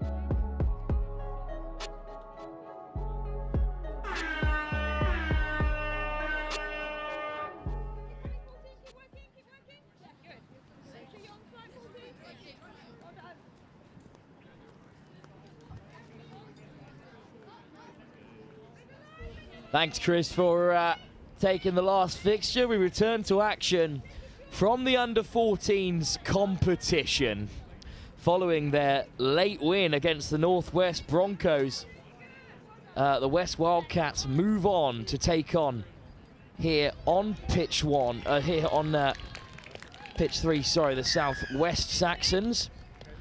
The Southwest Saxons chasing their second win against the Wildcats. Well, we've had our opening try early doors here because the Midlands Tigers, off the back of an 11-3 defeat in their opening game, take on the South East Sharks, also chasing their first victory after a 5-4 loss to the aforementioned Saxons.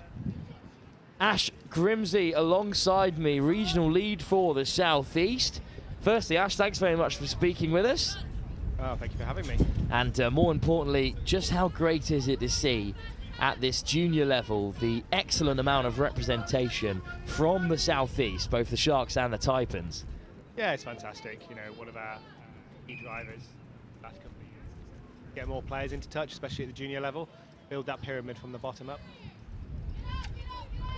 That's exactly what we're doing here today with the quality on show. It's a top start for the Tigers, who've opened up the scoring. These are two sides coming off the back of a defeat in the early stages.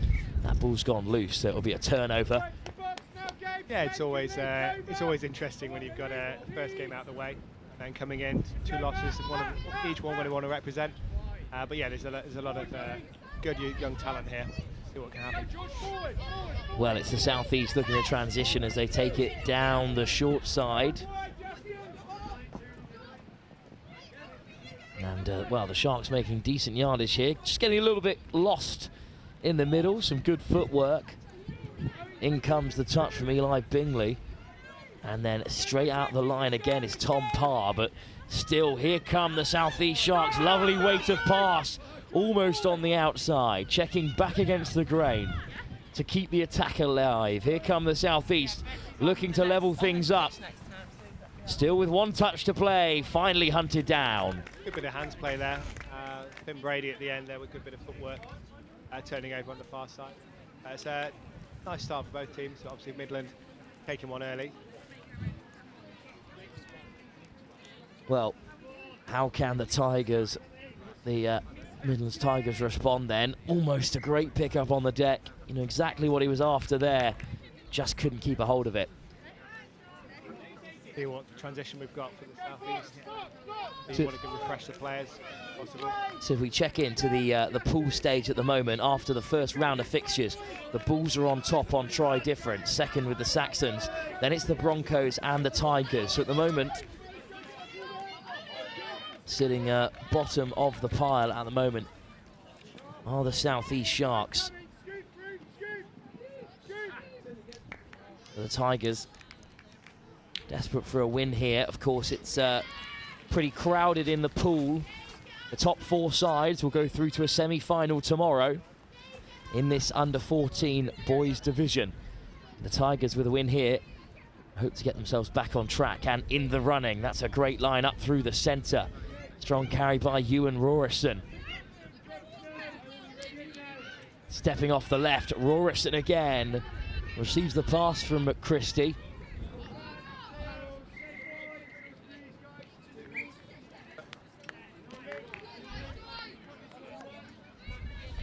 Right, we've got transition here. Let's see if they can get good transition. They're struggling to get a platform and get the line in play. The transition has looked a little bit static, but the defence is very good, Ash. Yeah, holding it up there, keeping them out. Just want to maintain that. You know, the problem is, get a bit of frustration coming onto the field, can translate into defence, but a bit of a turnover here. Let's see what Midland have got. It's Buggy to get us started. McChristie. Buggy again. Well, Ethan Dobson tries to get to the ball as a man down for the Tigers, but here comes Gresham. Gresham options inside and out. Eventually forces a touch, retreats to the 7. Rorison at the half. McChristie. Ethan Dobson. McChristie accelerates. There's the long ball. Getting back on the inside is Jack Buggy, but there's the touch. One last crack at the whip then for the Tigers. Flashed across, what a ball that is, and a great take from Jack Buggy as well. I think it may have been given as a forward pass. Well, have another look at this one then, Ash. It looked to me like a great little attack, but I think the pass has been given as forward. Tough angle there, but yeah, I'm assuming the on-field ref had a good vision of that. And let's see if we can capitalise on that. Lois Lau, who was down the left-hand side, now in the centre, made the call. Yeah, touch and tag extraordinaire, Lois Lau, dual coding, representing her country, and just finishing the tag season last week. And yeah, she playing here, there and everywhere for both touch and tag. Fantastic. Absolutely, we know all about Lois Lau here at Next Gen 15. That's a great carry, well over the 10 metre. Nice footwork as well. Toby Burpitt almost onto that outside channel. Parr steps back on the inside. Good pick up from Pearce. Well, it's going to be a turnover here. Over the mark, maybe? Well, whatever it is, it's resulted in a turnover, unfortunately. Sol Phoenix with the call. Julian Edwards also out there, now on this near side. Good bit of footwork from Finn Brady. Touch there.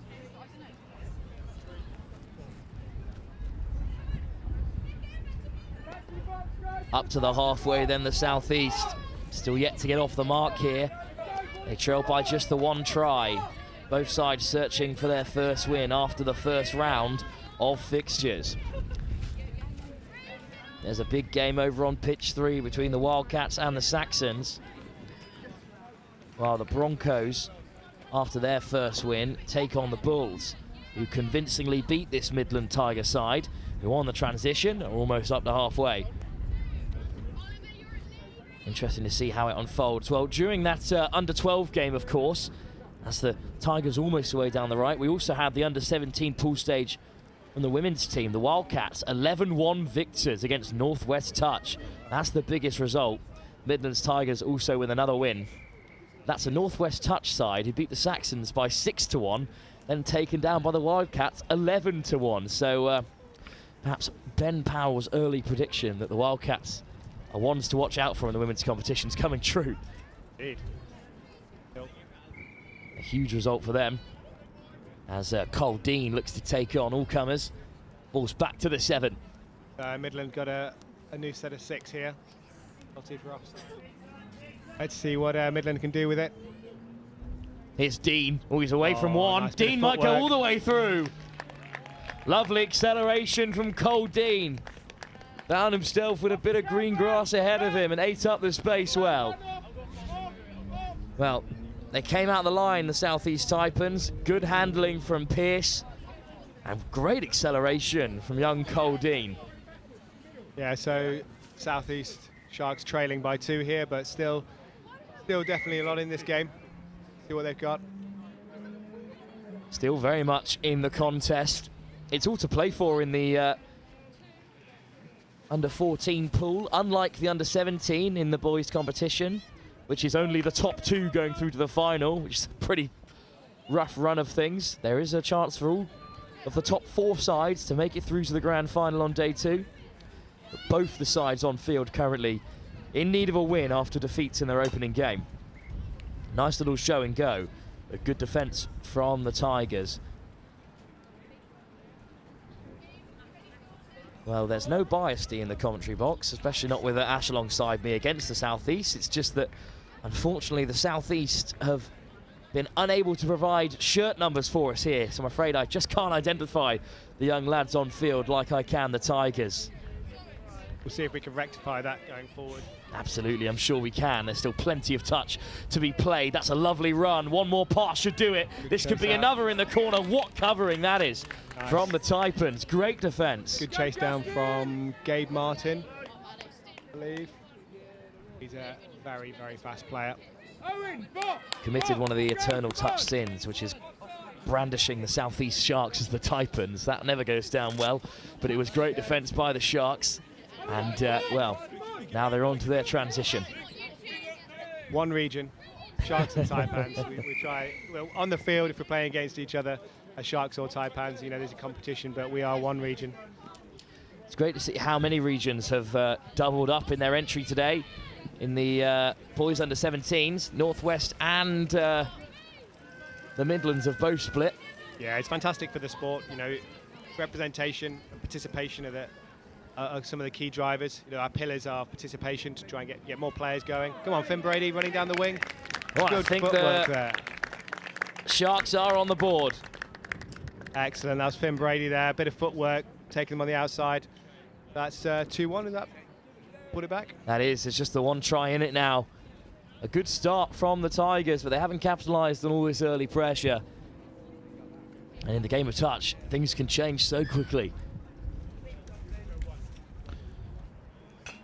So much more touch to play. We return to the under-17 competition. Up next, it's the Wildcats and the Northwest Wolves in action.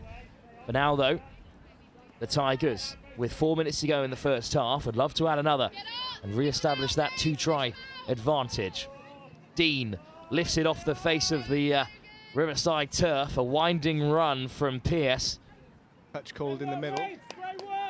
Fifth touch.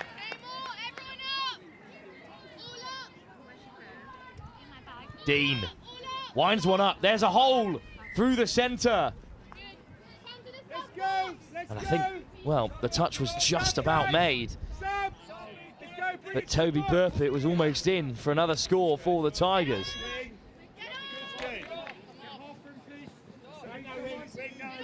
Oh, good defence from the Sharks. And Ash, an important time to keep out the Tigers as we approach the half-time break. Exactly that. You don't want to be conceding just before the half-time.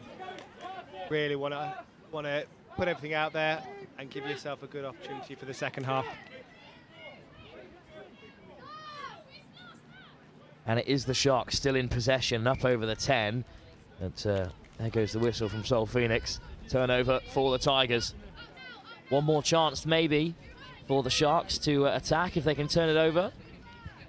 But for now, it's the Tigers who head towards the box. Little show and go from Burpitt. Ball is loose. But Lau sends the Tigers back to collect the touch. Good pace added onto the ball from McChristie. Gresham takes another touch. McChristie with the pick-up. Gresham, bit of a hole there. One more pass. I think that might be touch and pass, which is a shame because Ethan Dobson was almost in. So yeah, the South East are really struggling to get a full contingent off the field. So when they do get their players on the pitch, they're running out of touches. That's wonderful footwork to get away. Oh, he might race away, but the hand goes up. Yeah, touch call back here. As I said before, Gabe Martin there, very fast player. Nice bit of footwork.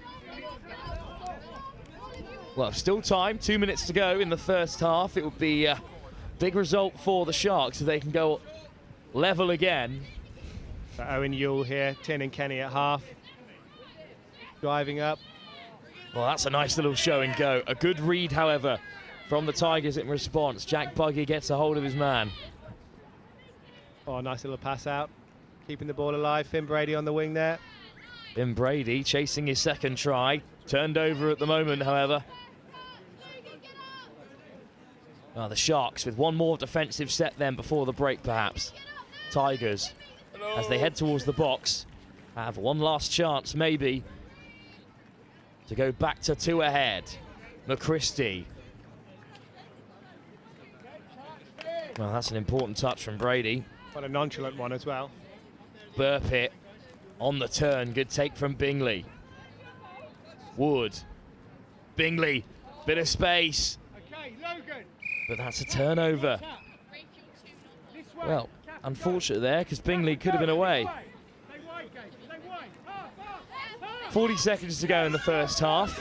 But it takes something pretty special for the Sharks to go coast to coast from here. You can see it here, Andy Pennisard trying to get the ball to Gabe Martin on the wing nice and early. Use that speed.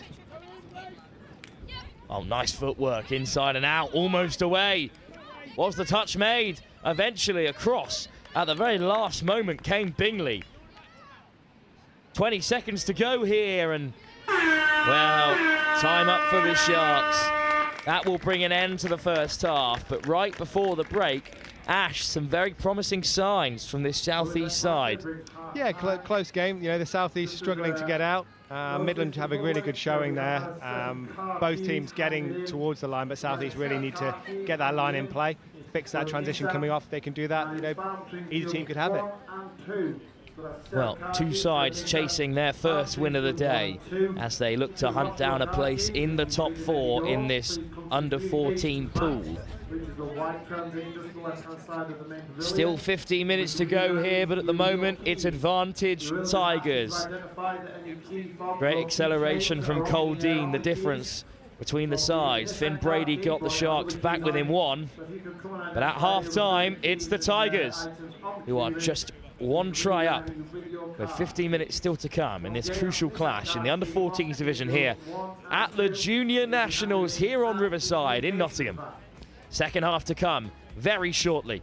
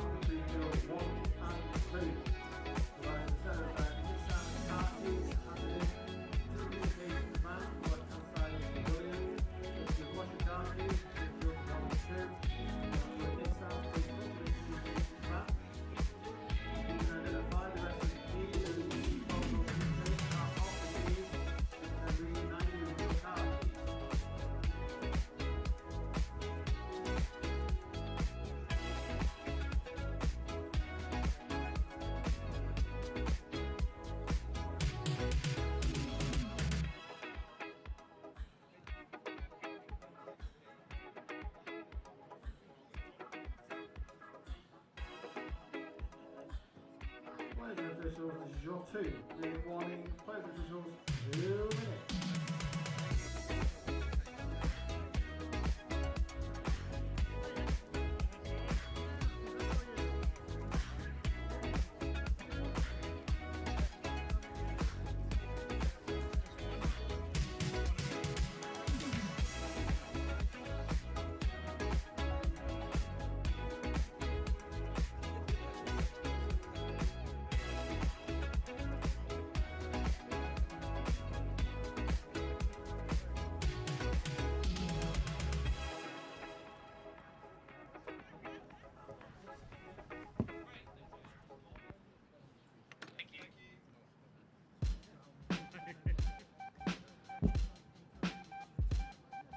Well, after a particularly informative chat with parents and coaches on the touchline, we're delighted to bring you the Southeast Sharks lineup.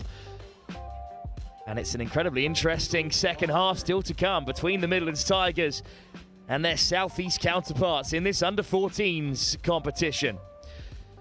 Both sides, as we've said, chasing the first win of the tournament so far. Ash Grimsey, one of the regional leads for the Southeast, alongside me. Ash, Southeast certainly still in the game with 15 minutes still to play. Yeah, you know, a game of touch. You can score in a very short space of time, so within 1 touch. Yeah, both teams are in it. It's to be an exciting second half. Let's see what the halftime team talks have done for the players. Well, it will be the Sharks who tap us off.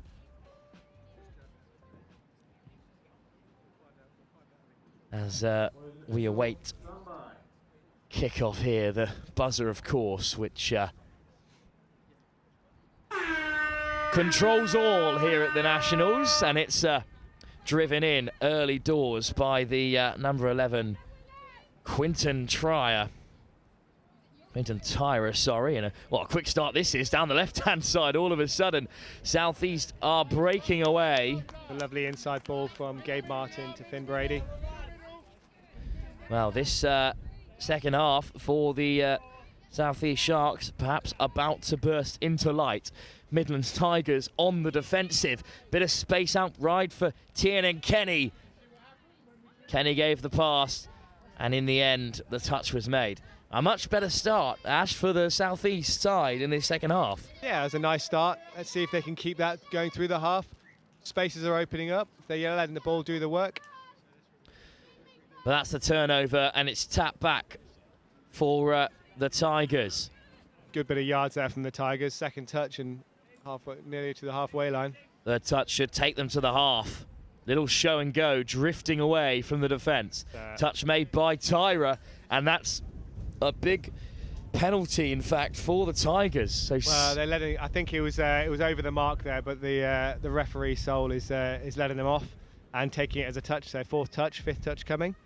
Ah, well, that is in the spirit of these junior nationals. Here's the final touch. Might be a bit of space opening up for them here if they can find it. One more pass out wide, but it was asking a lot of Jack Walsh over on the left-hand side for the Tigers. It is an example of the challenging element. Oh, we've got a breakaway here. Well, away go the Sharks. What a run this is down the right-hand side. Could go all the way. There's a real foot race on that Rafe Grieg will win.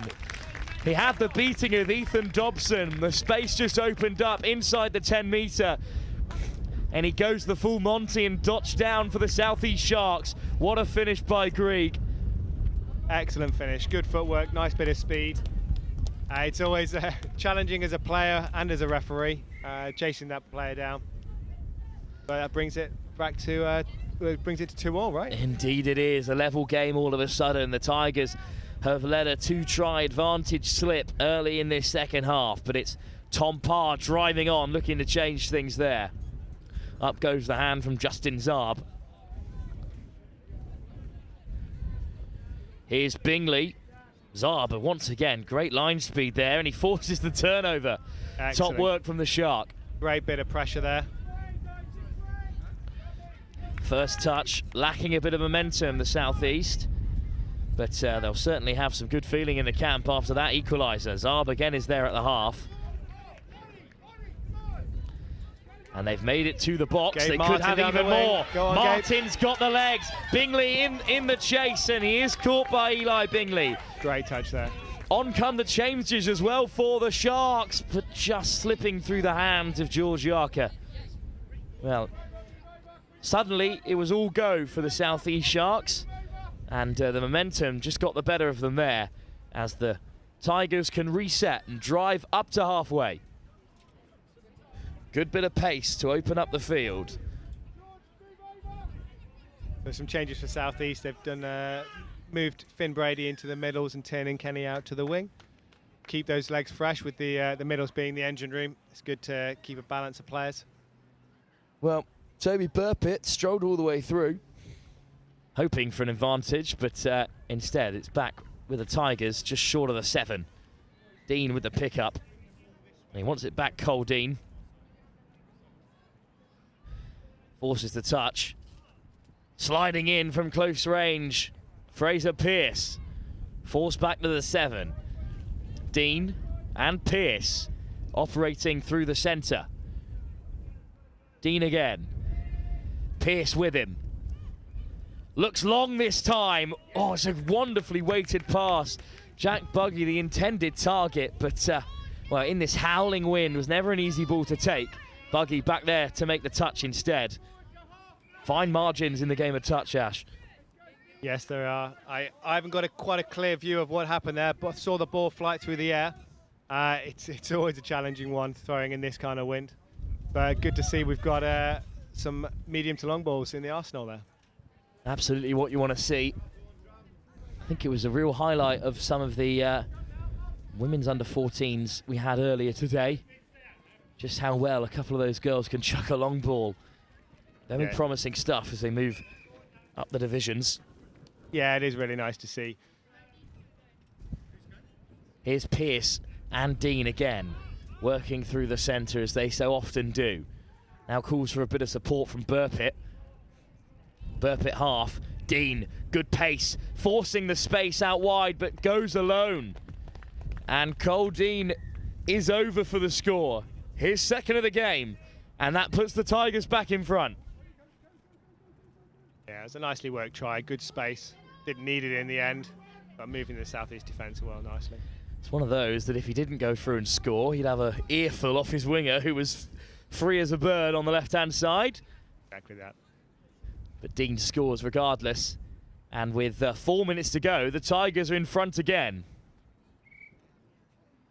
Well, the Midlands Tigers have had a couple of last-minute wins across the day so far in this under-14s division. They could be on for another. Oh, the Sharks just drifting through. An offside call, perhaps. Or just no touches made. A great run regardless. Almost at the line. Logan Sanderson forced back. Here is Sanderson again. Yarker. Well, they go wide now.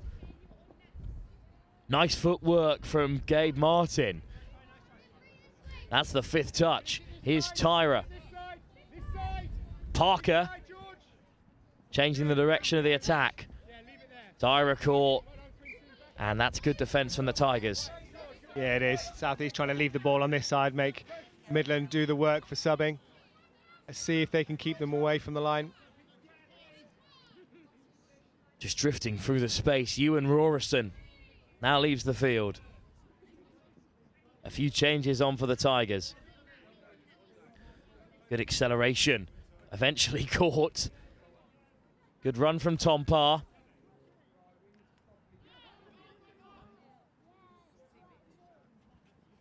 Parr changing the direction. Good pickup, and here goes Bingley. Feeds the winger. Great finish if he got there. The referee's in conversation. Expect it was a forward pass off the ruck there. And that is the signal given by the referee. It is unfortunate to see. It's obviously difficult from this angle, but it was a nicely worked bit of play.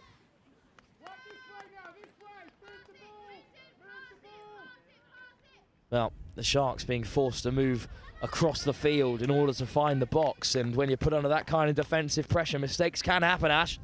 Yes, indeed. It's always a challenging one when you're in that position. You just want to get up the field in as few touches as possible, but obviously getting towards your sub-box, and sometimes that is forced. Oh, great footwork from Bingley. Perhaps the pass should have gone. 2 on the outside as a 3-on-1. But he did create that space all on his own. Yes, he did. Here's Tom Parr now. Bingley there at the half. Changes direction again. Looking to find some space. 2-on-1 with the winger. This time they go over. And this time, and again, I think it's a forward pass. We're waiting to see the decision. Yep, another forward pass. 3rd time's a charm. Let's see what they've got. Great sustained pressure from the Tigers regardless. They still managed to keep the Sharks away from their box. Let's see if the Sharks can get a transition off there. Midland are putting them under great pressure. There's the touch from Buggy, but on come the substitutes. Here's Rafe Grieg amongst them. Oh, wonderful run. Little Lovely. shake of the arm and all the way through. Another try for Gabe Martin. Great work from him. Excellent little show and go to Finn Brady on the outside. Just a little shimmy on the way past. Great finish from Martin. And can you believe it? The Sharks have leveled it up.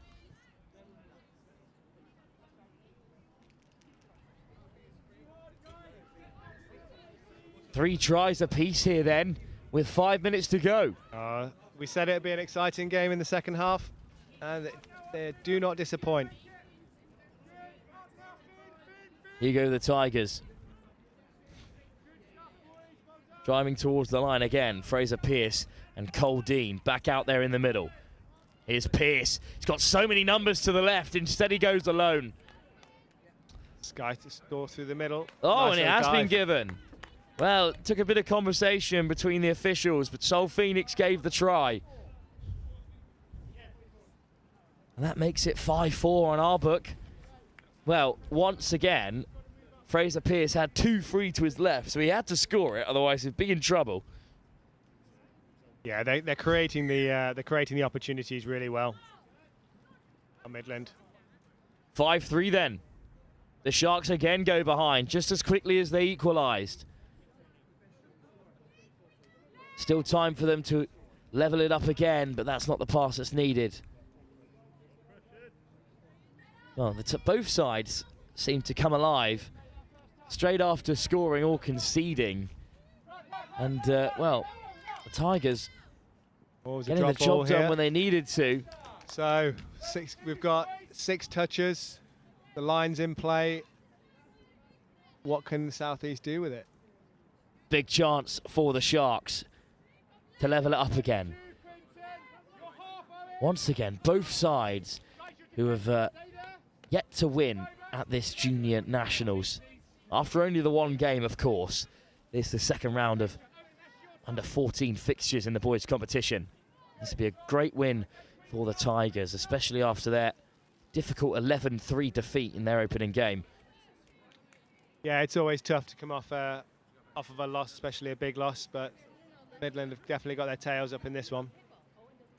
Well, another good drive, and I think they will have a strike at the line if just a bit of a miscommunication there has undone them. Yeah, the error count's just crept in the last 5 minutes or so. I think whichever team can kind of cut that out will have some good success. Again, asking a lot of the Sharks to move it all the way from right to left in order to hit the sub box. And they have made it to the wing. Round the corner comes Rafe Grieg. That's a nicely weighted pass and some great footwork, but a good touch made by Burpitt. Grieg again, drifting through, but an important touch. Another last ditch touch, Ash, made by Rorison. And another one there. The Sharks are so close to breaking the line, Ash. They are indeed. They're just looking for that extra foot of space. Fortunately, I think a touch pass given here. Just not finding that space that they found for the show and goes that we saw earlier. Gabe Martin almost away for the equaliser. Good line speed by the Sharks, but the Tigers get outside them for now. Good weight on the pass to force a 2-on-1, and suddenly the space opens up. Away goes Burpitt, hunted down by Sanderson. A bit of cover there. But they're up to the 7. Bingley. Bingley changing direction, puts it wide. Did Kenny get there? Well, I think not. The try's been given. And now the Tigers do make it 5-3. Yeah, 2-try lead here. We've got how long's left? 2-3 minutes? Now, not long to go. Lovely step from Bingley. And he puts Toby Burpitt away. Just 2 minutes to go. It would take something pretty special for the Sharks to get back into this one. Tap from the half. Calls from the touchline to be more direct. I think that's what the Sharks need right now, Ash. Yeah, definitely need to just get the line in play and look for the opportunities. Let's just get up there. Finn Brady back on the field. Here's Brady. Good delay on the pass. Yarker had to give the offload with such little time remaining, but it does go to ground. Yeah, it's looking like it's going to be a big ask to get back in this game, but some good tries scored on both teams. And a good transition from the Tigers with a minute to go. Up over halfway. Touch made on Alexander Wood. Carried on by Rickard. Wood. Pierce. Lovely footwork from Dean. Great pickup. This could be another for the Tigers. What a ball that is. Great weight on the pass. Did Jack Buggy get it down? He did. Well, the try has been given. What a great way to end this fixture for the Tigers. 2 tries in quick succession to open up the score to 6 tries to 3. A great turnaround following their loss in the opening game for the Sharks. Staring down the barrel of another defeat, but another close one as well. It is. That was a lovely bit of momentum through the middle, a scoop through, and a nice ball. Well executed. That was a good score from Midland. 6-3 does not perhaps paint the full picture of the game, as it's been tighter than that for much of it. One last play for the Sharks. Touch made on Owen Yule, and that will bring an end to the contest. It's a victory for the Tigers. Yeah, like you said, the scoreline doesn't necessarily represent how close the game was, but nice, good game to watch. I think both teams, well, we'll see what the showing is for the rest of the tournament, but yeah, it was good. Well, a well-supported South East Shark side have fallen to the Tigers. They get their competition back on track, but there's still plenty to play for, as all 4 sides at the top end of the under-14s pool will be through to a semi-final. Still much to be decided in that division. Ash, thank you so much for joining me here in the commentary box. No, absolute pleasure. You're going to see me on the screen in the next 10 minutes because I'll be in the ref in the next game. Well, we look forward to seeing you out there. For now, though, we return to the under-17s competition where the West Wildcats take on the Northwest Wolves.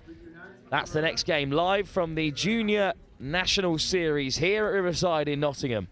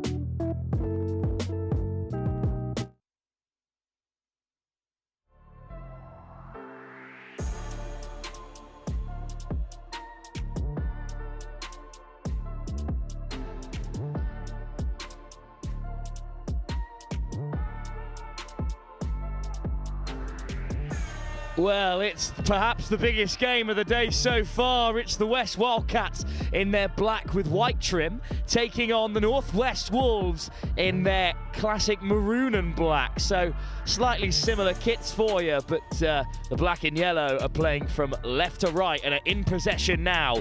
The Wildcats and the Northwest Wolves. Well, the Wildcats are top of the tree so far, undefeated after 2 games. An interesting one for the Northwest Wolves, not to be confused with the Northwest Warriors, who currently sit top of the table. They've had a bit of a mixed start to the day. Still plenty more time. This is a cutthroat pool because, well, the top 2 sides are through to a grand final, and that's all from this under-17s category. So for the Wildcats, a 7-1 win against the Taipans to back up their 11-2 victory against the Midlands Panthers. On the other hand, however, the Northwest Wolves fell to their Northwest counterparts, the Warriors, before taking down the Saxons. This is their 3rd game of the day, and for both sides, a bit of a shaky start with no way through for either side, but it's the Wildcats back in action and back on the transition. Wildcats hit the box and look to open up the field through Will Wart, part of that mixed 15 side that were gold medalists at the recent Junior Euros. Lovely step off the left from Gallagher. He drifts one wide, but it's just put down.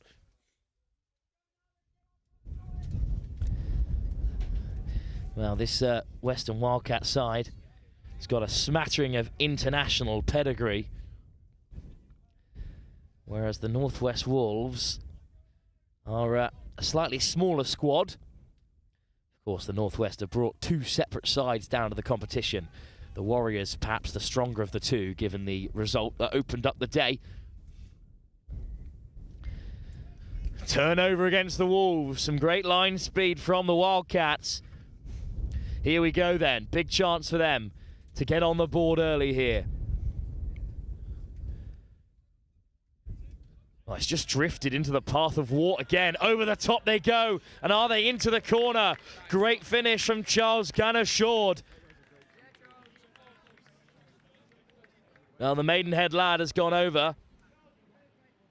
Ganashord's younger brother's also playing in the under-12 side for the Wildcats. But that's a great stretch out and leap to avoid Harry Hallam-Dunn.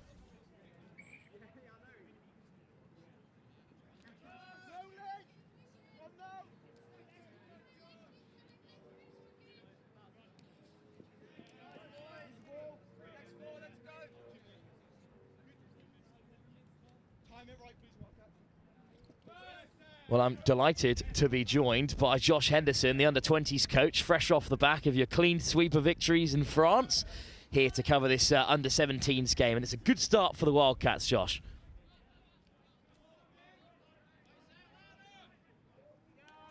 Looks like they had another crack at the line, but unfortunately the touch was made by the Northwest. But they do look strong to begin the day here. It's carried on by Thomas, whipped out wide to the try scorer, Ganashord, almost on the outside of Hallam-Dunn. Yeah, nice play there by the Wildcats. Nothing on the last touch, so move the ball away from the Northwest box, make them work hard to get over there. And some good line speed from Norton will keep them in danger. So as we've talked about here, the Northwest have brought 2 strong sides to this under-17s competition. Yeah, it's lovely to see. I mean, when I first started playing as a junior, we'd only have maybe 3 teams representing the whole nation. So to have teams bringing 2 for each age group is exceptional and shows how far we've come as a country. Well, transition from the Northwest doesn't perhaps make as much ground as they'd like. The Wildcats should be able to carve out 1 shot at least at the line. They've got to keep their momentum up here. It looks like it's a bit more stagnant. Hopefully Gabe Nicholson can... He's being the first man, and he's going forward. And here come the Wildcats then, taken on by Malachi Randolph. Good pickup, Randolph on the return, steps back inside, reaching out low. And I think the try is given. Randolph has it. Part of the under-18 side that recently won gold at the Junior Euros. Part of that Thames Valley Touch Club as well. That's a lovely step. Beats the two defenders, and the try is given. Yeah, lovely try by Malachi there. Someone who I've known from years from Thames Valley, and it's lovely to see him on the international stage, but also representing the West here and putting in a good performance. Try given by Ash Grimsey, who's straight out the commentary box and onto the refereeing field alongside Laura Balfour and Johnny Richards. Here come the Northwest, though. This is their best attack of the game so far. Hallam Dunn racing towards the corner. But he is caught on the cover by Dan Brown. Part of that Revs Touch Club as well. Another international under-18 level. A gold medalist at the Junior Euros, and that pass is forward. Yeah, that was lovely hands by the Northwest to try and exploit the space, but lovely cover by the Wildcats. And again, you see the Northwest trying to kill the ball on the other end to make the Wildcats exit as hard as possible. So here come the Wildcats. They look to head towards the box. That's a great carry, almost up to halfway. And on come the changes. Looped over the touch excellently well and taken in by Noah Thomas of Maidenhead. Unfortunately, incorrect raw ball there. Looks like it just went to the side of him. Well given by the ref. So penalty to the Northwest, and hopefully they can use this territory to go up the pitch and hopefully get one or two tacks at the line. Well, there's the first touch taken and the second. Run in by LSD. And now here come a few changes, amongst them Bertie Howard. Here they go. Here's the injection of pace for the scoop. Good pick up from Joseph Smith. He flicks it out the back door. Well, you've got to try things like that in a game on like this. Worth a go. Joseph Smith been playing rugby since he was 4 years old at Chester Rugby Club. Oh, good go forward by the Wildcats with unfortunately, a bit of a bobble in the roll ball. Turnover. Hopefully the Northwest can capitalise on this. So the Wolves still down by 2, but plenty of time left to turn it around. Strong carry to get things underway. Could open up here. They're all the way up to the 7. Benjamin Smith has at the half. Finds Joseph Smith. Good chase down to Hunt Howard, another Chester Rugby player. Howard, Smith. Joseph Smythe. Nice touch. Smith again. Steps back on the inside. Can't get away from Randolph. And that's the turnover. It's unfortunate. The space was probably on Randolph's inside if you look to step back, but well defended. But hopefully now the Northwest can get in front, getting some more physical touches and get these turnovers. Good pick up from Gunnar Shaw, the try scorer. Suddenly a little bit lonely at half, but the Wildcats are once again in Wolf territory. That's a nice winding run from Gallagher. Lifts it over the top, little show and go on the inside, but Wilcoxon is caught.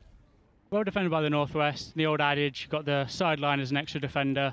Just shepherded him out there, and hopefully they can drive up, use their touches, get on fresh legs and work hard for each other.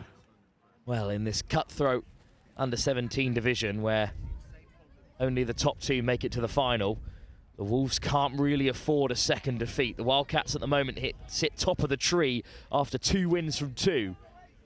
Here goes Freddie. Lovely step. Pick up. Oh, looking to flick it on the inside, but Freddie Mason just had no one for company. Yeah, nice attempt. Unfortunately, Freddie didn't come off, but looking more promising for the Northwest. They're getting the territory. Just need to execute next time.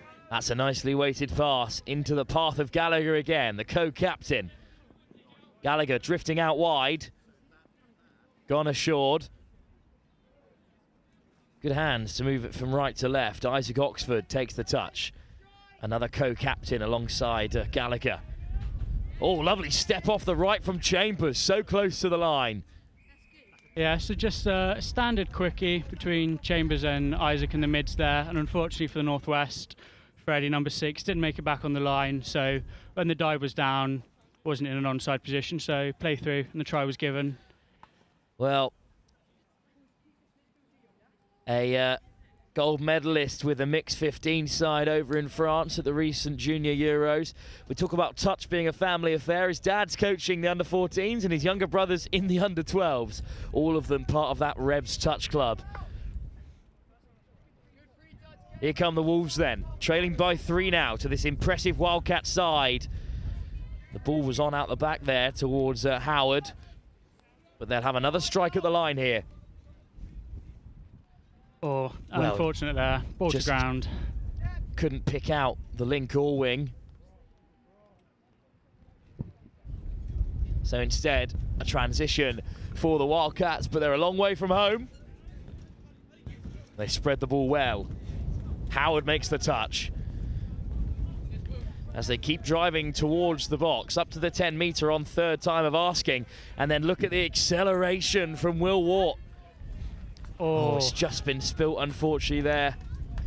Yeah, what you notice from the Wildcats is, for the beginning of the game, they sort of went a bit more down the middle for the first 2 touches, which gave them the space there just to exploit on the outside. And a lovely injection of pace by Will, but unfortunately, again, the ball goes down. I think that's going to be a reset for the Wolves. 4 minutes to go to half-time. They could really do with getting something on the board before the break. Yeah, you can't underestimate the effect of a try just before the half-time. Even if you're losing, you build that momentum. You go into half-time with a different team talk, your head held high, and it could be the real difference in the second half. Nice footwork from LSD. Here he is again. Hands it off to Mason. Well, not a lot on from there, so the Wildcats escape. And they go to the box again, where the Northwest have afforded them a bit of space. Looking to get that ball back on the inside. They'll look for the trail, look for pass off, but well defended, force them back to the outside.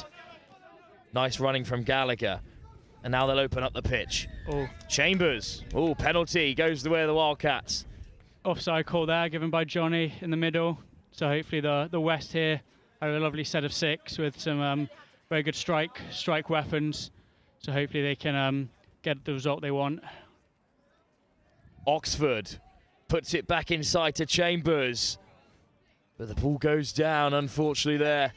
I don't think he would want to watch that one back. I think he was in, but too unselfish. Passed it to his teammate and forward pass, and he was dropped.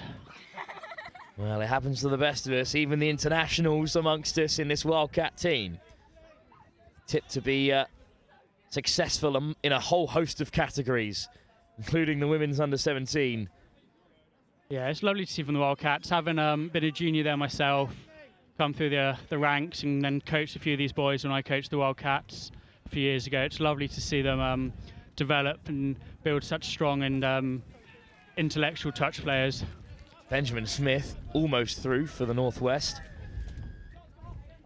And the whistle goes as well, so the Northwest march back further. Hint of a hard touch there on Nicholson. Another international at mixed 15s level. England's top try scorer at the Junior Euros. And here he is again, Nicholson almost through the hole. Finds the pass instead to Gonashod. Already a try scorer in this game, but this time denied by a great battle forming down that right wing between himself and Hallam Dunn. Yeah, well defended in the end by the Northwest. They probably afforded them a few extra yards, but now I think the Northwest really need to change something to try and get a bit of an ascendancy in this game. I feel they're on the end of a few hard drives, so just something from the coaching staff there to change it up and get them a result, even if that is just a completed set or a penalty. Well, they've only got about a minute or so left in this first half, but they are working their way up the field. Another good carry by Mason, but he just ran out of touches, unfortunately, there.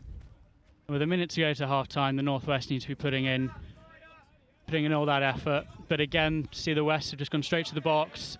Gabe's got the freedom of Nottingham to run down that touchline and made 20, 30 metres. Nicholson takes touch and then leaves the field. Maybe one more chance with under a minute now to go for the Wildcats. Nice footwork again. They've made plenty of yards here. It's Dan Brown out there in the centre. Good pickup. To Ben. Nice footwork, sliding in. Lovely dive there by Ben Phillips. Oh, unfortunately given us a touch. Not the only unfortunate thing about Ben, just looking at his hair dye job there. I'm sure his mum, Sammy, won't mind me saying that. Tough read on Phillips. His sister's also playing today. Yeah, again, we talked about Freddie with his family, but there, Ben and his sister with his mum, Sammy, being one of the most senior players and head of elite coaching for England, and is the lady who got me involved into touch. So done a very good job, especially in the West and the Vikings region, Sammy Phillips. General manager of England Touch.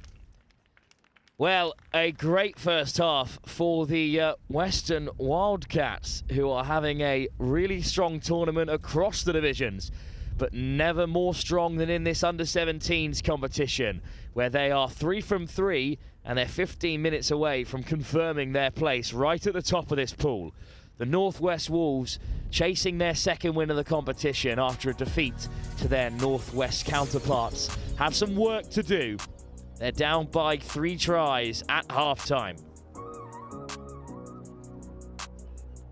Well, Josh, while we have you, we'll touch upon the 3-match test series over in France at England under-20 levels. It was 6 from 6 for both the women and the men's against a talented French setup. That's got to be a great achievement for yourself and for the team. Yeah, no, it was a lovely 3-day tournament out in Vichy. Lucky enough to played there the year before for the Men's Open, but a challenging sort of set of conditions with the weather, but also having all the games on the final day. Really had to dig deep physically and mentally to get the results against the French, and luckily we came away with the medal at the end of it. And it was a really successful competition overall for the ETA, the English Touch Association. They repeated their success of 2022, taking down all but one competition in the gold medal match. It's a pretty impressive achievement, as we were reflecting on with Chris Simon earlier today. Yeah, I mean, we've got to mention Chris there, got to give him all the plaudits in the world for the way he's developed us as a touch nation. I mean, look back to when I was a junior and we'd come away with maybe 1 gold, normally in the girls' 18s, but now to come away with the consistency of the golds we have is incredible. And you look here to nationals and see how many juniors there are fighting for those positions. It's incredible, but also quite scary for a player like myself, where they probably will take my spot one day. So I'm not looking forward to that. But until then, it's good to see them at junior level. Well, the Junior Nationals continues in just a moment when the second half of this under-17s fixture will commence. The West Wildcats hold a 3-try advantage over the Northwest Wolves as they look to continue their undefeated run in the competition.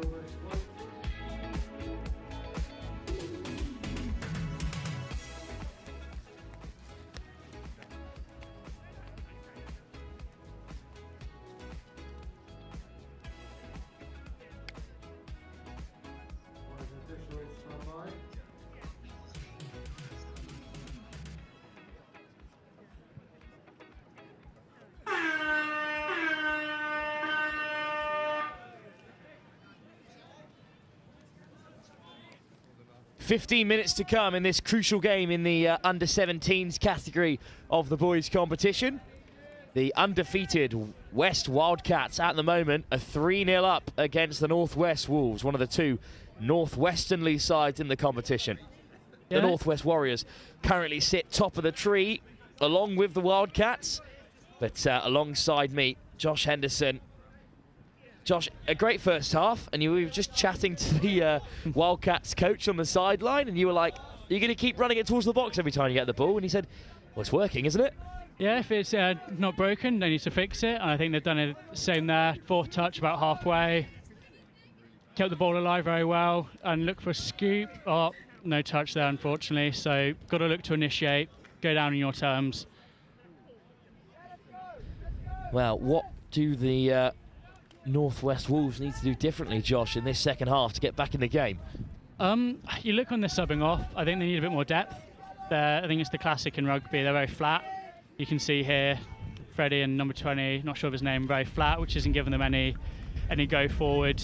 But they just need to look for the space. The space is there. Look at the link hole, look and just get at the line, look at the offside player. Good pick up from Mason in the meantime. He looks to glide through, but the touch is made. As you may be able to hear, the wind is really howling now on Riverside, as it often does in this big open expanse. And, well, it's at the back of the Northwestern Wolves. Can they make that small margin count? It'll be Mason to lay it back to LSD. Yeah, if I'm Freddie here, I'm looking to go at the line. And here he does go, Mason, sliding in. Was it a step? Was it a slip? I'm not sure he'll mind because the score's been given. And Freddie Mason goes over for the Northwest Wolves' first try of the game. Yeah, I think the Northwest have been looking a bit too lateral. You saw Freddie just before that run a counties on the left edge. And they get success if they go at the line, catch the defender offside and does that, gets the reward. Game on. What a score by Freddie Mason, a player you know well, Josh. Yep, coached him last year at the under-15s in another junior tournament, but unfortunately only came second that time. So it was lovely to see Freddie and a lot of the 15s I coached last year come away with the gold this year. Will Wart, one of the mixed 15s to win that gold medal over in France a few weeks ago. Almost away, and this will be it. Little show and go. Great recovery from Mason, but that is excellent manipulation from the Wildcats. Yeah, lovely feet there by Ethan Gallagher. Probably could have dotted the ball down at any time there, but tried to beat his man once too many. Here he is again, Gallagher sliding in. Mason's got the hand up, but Gallagher's got the score. Ethan Gallagher, the co-captain, the England under-18 international, based here in Nottingham, scores on his home field. Yeah, I learned from his mistake of trying to beat four people in one step and just got at the line. Again, Freddie, unfortunately, just that one step too high, not off the line enough, offside, and try given. Good start for the second half of both teams then. We're back to where we were at the break. 3 tries in it, but a bit more momentum perhaps at the heels of the Northwest Wolves. Northwest will look to strike here. Looks like they've been running their short with a sort of passive line here, but unfortunately maybe a bit too close. The momentum just quelled at the wrong time. That's a nicely weighted ball, but plenty of touches there, one of which Stanley Wilcoxon will get it back for the Wildcats. And again, Wildcats looking to go to their box, but Mao notices the spaces ahead, punches forward, same with Gabe, and made lovely yards on the first 2 touches. Still plenty of touches to make it to that box side, which they do now. A few players leaving the field. What can the substitutes create? Good Working platform. through the middle there. Here's Oxford. Great pickup. Lovely weight of the pass. Straight through the centre. One more should do it. What a grab by Connor Shawn. Unfortunately, looked beautiful, but unfortunately I think Noah was touched just before his lovely one-handed pass, so that was a penalty to the Northwest. Wonderful pickup by Oxford, and it's Noah Thomas from Maidenhead who gave the pass one-handed. A great grab. But, well, the Northwest Wolves went straight to the referees to ask the question, and the answer was no try. So as we cross the 20-minute mark, the Wolves are up over halfway. Well, we're 4-1 up for now. But the Wolves are in a good position here. It's Mason once again pulling the strings. Yeah, Freddie's been involved heavily in the northwest attack, but hopefully they can keep up and keep pushing forward. It is the Wildcats, though, back in possession, and they'll hit the box as they have almost every transition. Look to punch it up here, inject a bit more momentum that they lost, unfortunately, there. Lovely injection, lovely tip off there. And there's the pass that's got the Wildcats up to the 10-metre. And that's a turnover there. Involuntary roll bolster there. Freddie sensed his team were a bit under pressure, stepped out of the touch, and unfortunately for the West, rolled it without being touched, which is a turnover. And I think they've just returned the favour. Well, 2 turnovers in quick succession, but the Wildcats, with a fresh set of 6, will surely strike from here. So that's why we've got to initiate the touches. You've got to go control it, go down on your terms to avoid situations like that. That's a nice pass to pick out Will Wart again. He'll take the touch this time. Lifted off the deck by Phillips. Stepping back in now. They'll go to the short side again, sliding in. Kept out this time. Good effort from Dan Brown. Another England international under 18 level. Another member of the Revs touch community as well. Surely this time something might open up for them. Great balance from Gallagher. Yeah, and again, Ethan just gets the ball back, goes to the line, and the space opens up for him. But lovely defence from Freddie just before that on the quickie, where his link looked a bit in a no man's land and worked hard for him. But unfortunately, second time at asking, couldn't perform it again. And a second try of the game for Ethan Gallagher. What a crucial part of this Wildcat side he is, as the Northwest Wolves perhaps have been defeated here with just 2.5 minutes to go.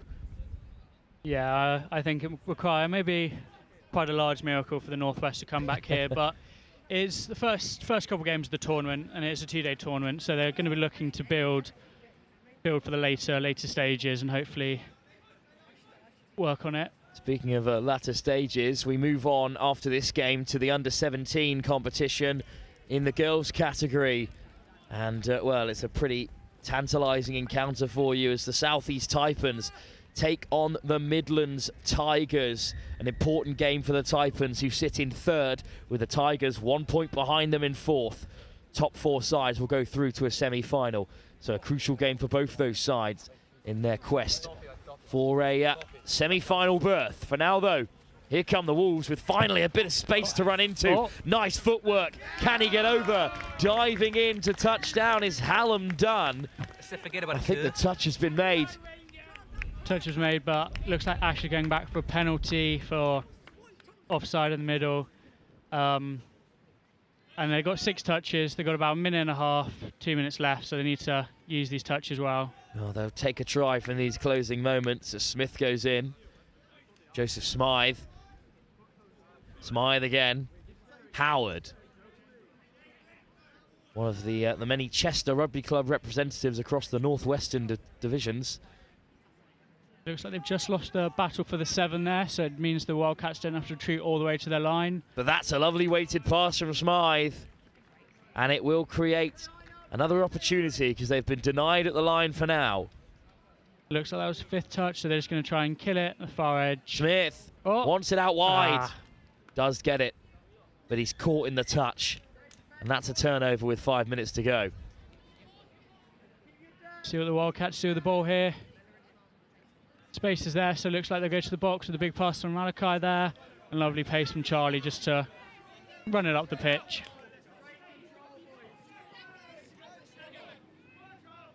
You may notice we talk often about the 25th minute mark being the sort of killer for most teams, because if you're not in touching distance at that point, it's awfully hard to get back into the contest. And that's why if they don't score soon, the Wolves will be out of it. Yeah, I've always found games on live stream to be quite interesting, as you always want the highlight for your own Instagram stories. So, just like this. Slipping away down the left, Benjamin Smith caught on the cover, but great yards made for the Wolves. That might be just an individual moment of brilliance the Wolves need to get a result on the line here. Here's D. Lifted by Shaw.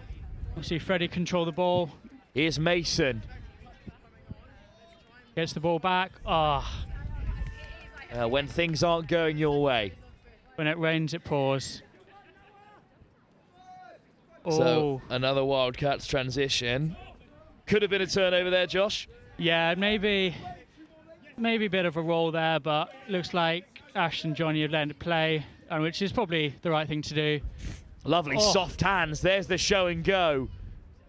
Great work again from Wart. Yeah, so Wildcats look to run a fly play there, where they look to just use the overlap created from the transition, but nothing came of it. Wart does well to keep the momentum alive, but I think the eventual call is touch and pass. Yeah, I think trying a bit too much there. I think someone just needed to take a bit of ownership, go forward, but everyone just wanted to play the ball about a bit, unfortunately resulted in a turnover. Mason takes the touch. And the game might just be on them here. There's an interception from the loose ball and a chance for the Wildcats to come alive. So the Wildcats here will have one extra touch, because when it's intercepted, it goes back to 0, not 1. So this will be first coming. So that's first. And that's the first touch. They've got plenty left in the chamber. Dan Brown takes it on.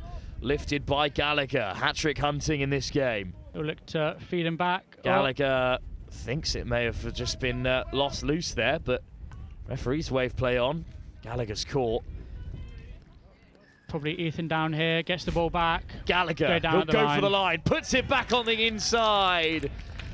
And that's the simple score for the Wildcats in the end, created by Ethan Gallagher. Yeah, lovely, smart play from Ethan. So previously he'd gone at the line, which engaged the saver. So the player who didn't make the touch came in to try and protect his teammate. But unfortunately, the link didn't come in as well and created a lovely space for Ethan to pop it back off to get the score. Dan Brown, who dots it down. And that is the Wildcats' 6th of the game against the Northwest Wolves. Northwest Touch still have a champion in the running, because the Warriors were undefeated going into this third round of fixtures. But this might be time up for the Wolves, because I don't think any side with more than a single defeat are likely to head through to the semi-final, depending on how the Warriors and Wildcats get on, of course, in the latter stages. Still so much touch to play, but especially in this under-17s category. Yeah, so we look again there on the Northwest line attack. Very similar thing to the previous try, where Freddie goes, engages the saver, but unfortunately the space wasn't quite on for the pass, and the West defended it out well. Good carry, almost up to the 10. Lifted off the deck by Gonashod. Another good pickup by Isaac Oxford. At that time, the ball goes down.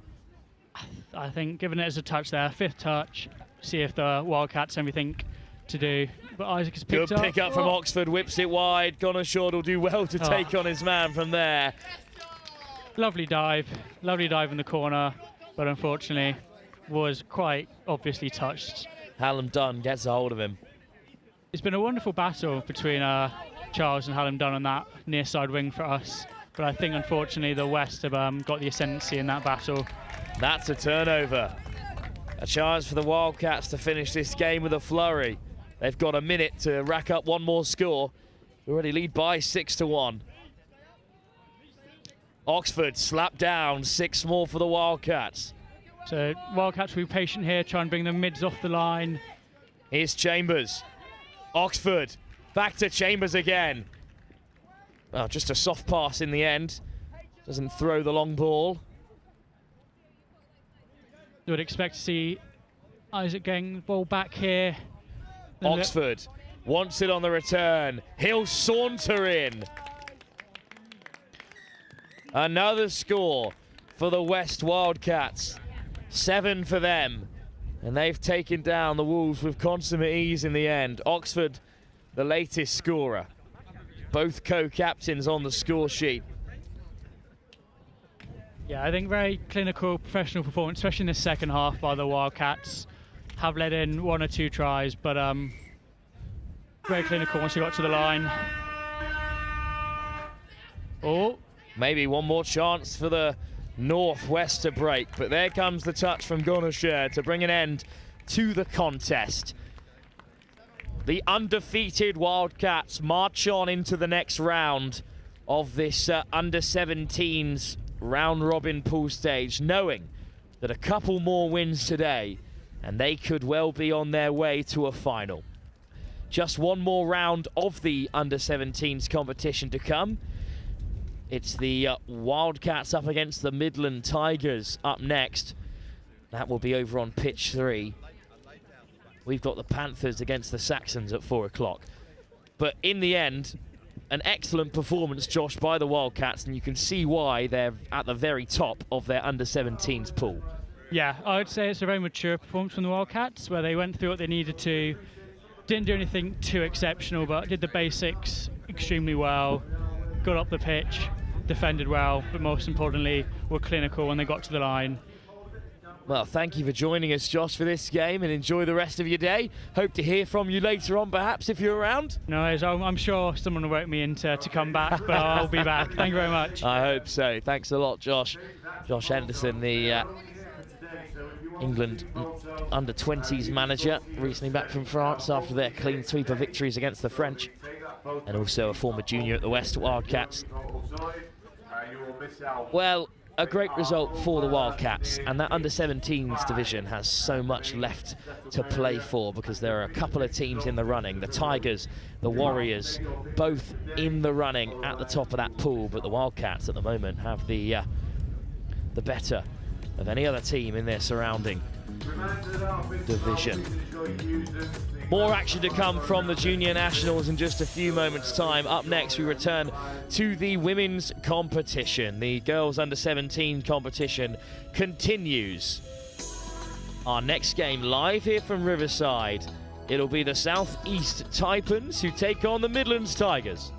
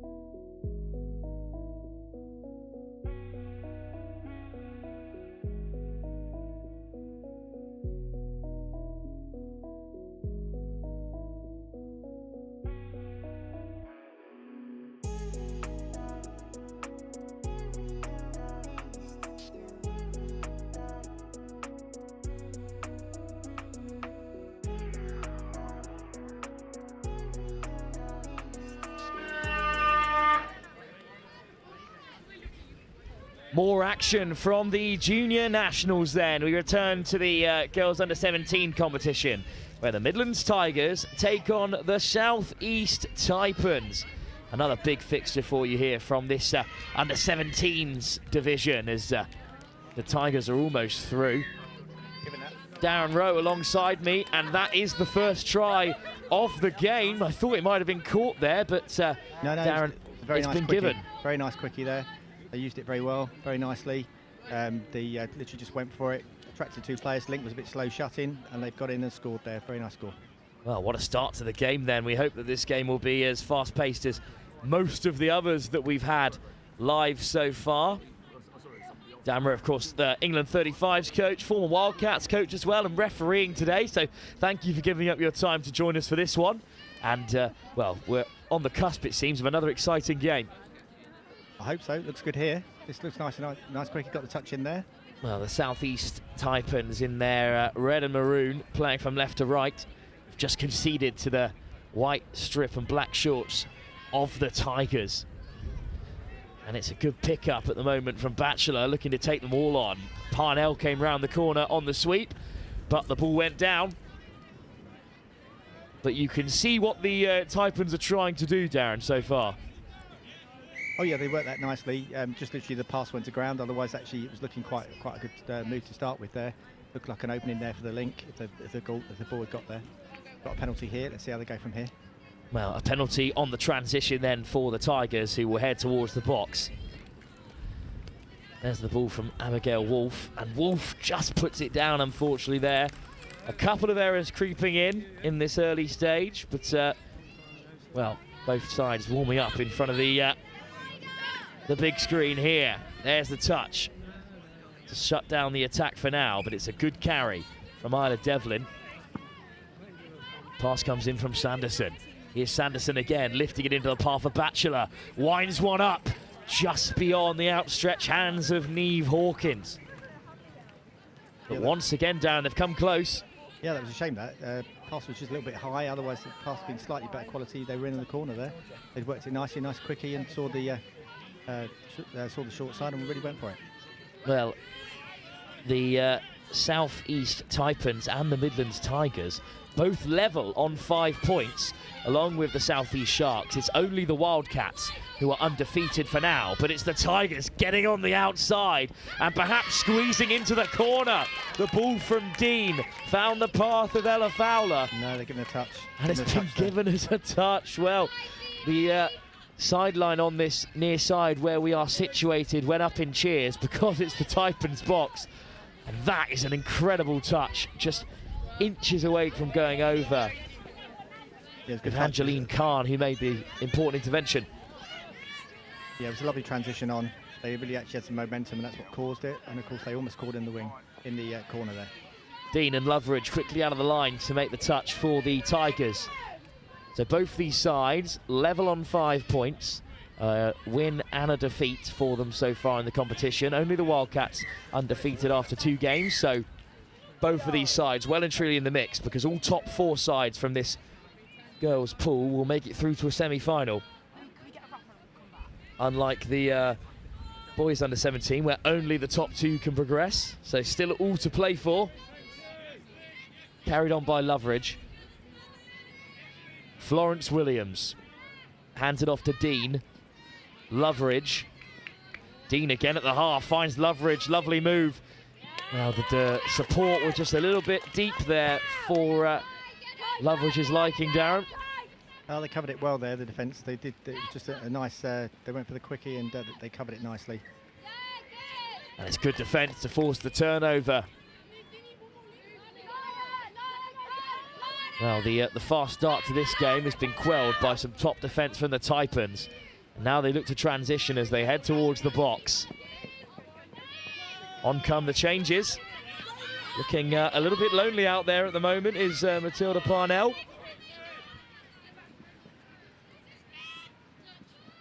Nice running from Sanderson again. Up to halfway with the ball back inside to Jocelyn Diasatis. That's good deep in the Midlands there. They kept them literally just, Taipans have only just got over the halfway line. So that's really good defence. They've really kept them down there. They have no momentum at all. Let's see what the Midlands can do.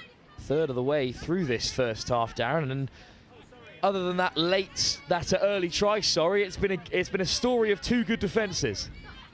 Yeah, they've defended well, and I think that if we can get some drive off the box here for the Southeast, they'll do better. They've had a couple of close encounters there, one in the corner there that went out of the way. Just to try and get that drive off this box so they can actually be attacking. Here's Wolf looking ahead towards the edge. There's one more pass out wide. Up goes the hand from Neve Hawkins to make the touch. It's another turnover and another shutout by the Taipans. Need to get moving in transition. They're a long way from home.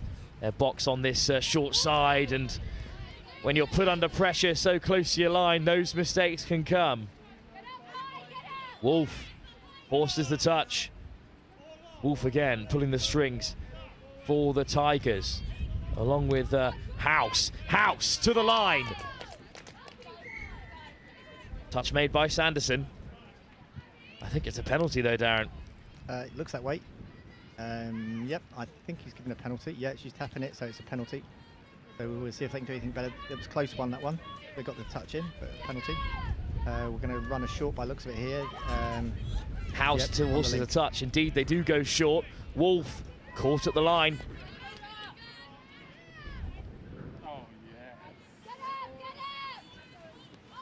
Abigail Wolf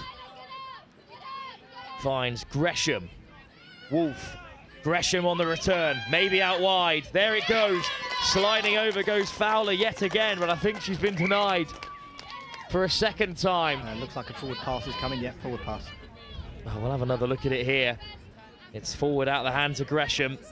I think they may have got across regardless to make the touch. Great defence from Sanderson. Well, and considering how well the Taipans have defended, to keep them out twice and then from the penalty, it's a really impressive start despite going behind early, Darren. Yeah, they've done well. They've done well. Then now we're starting to get some bit more drive off the box here. So if we can do that, Taipans will be looking quite strong. Go on, she's going what a break there. That is by Hawkins down touch. The left, and then diving in is Thea Hall. That's better. Exactly as you were saying, Darren. As soon as they got onto the outside, they made plenty of yards. It's still on here for the Taipans. Okay, they've got a penalty here for offside. So, yeah. How quickly the game can change in touch, Darren. There's suddenly down the other end, defending the Tigers after being so close to doubling the lead. Here we go, nice dive, but a touch. Without doubt, this game does change really quickly. This is the beauty of watching this game. It's so quick that things change. Just literally, you can find yourself, you miss one chance and suddenly they score down the other end and it's like a two-score swing. It makes a big difference. Well, here's Brown. Kinneberg plays half. It's just lifted into the path of the Taipans attacker. It's a great line picked out by Batchelor, but a missed opportunity, Darren, given how close the game has been.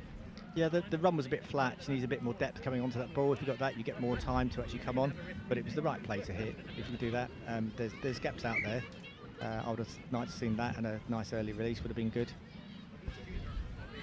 Well, a bit of a slow start for the Tigers on transition, but now they'll head up towards halfway.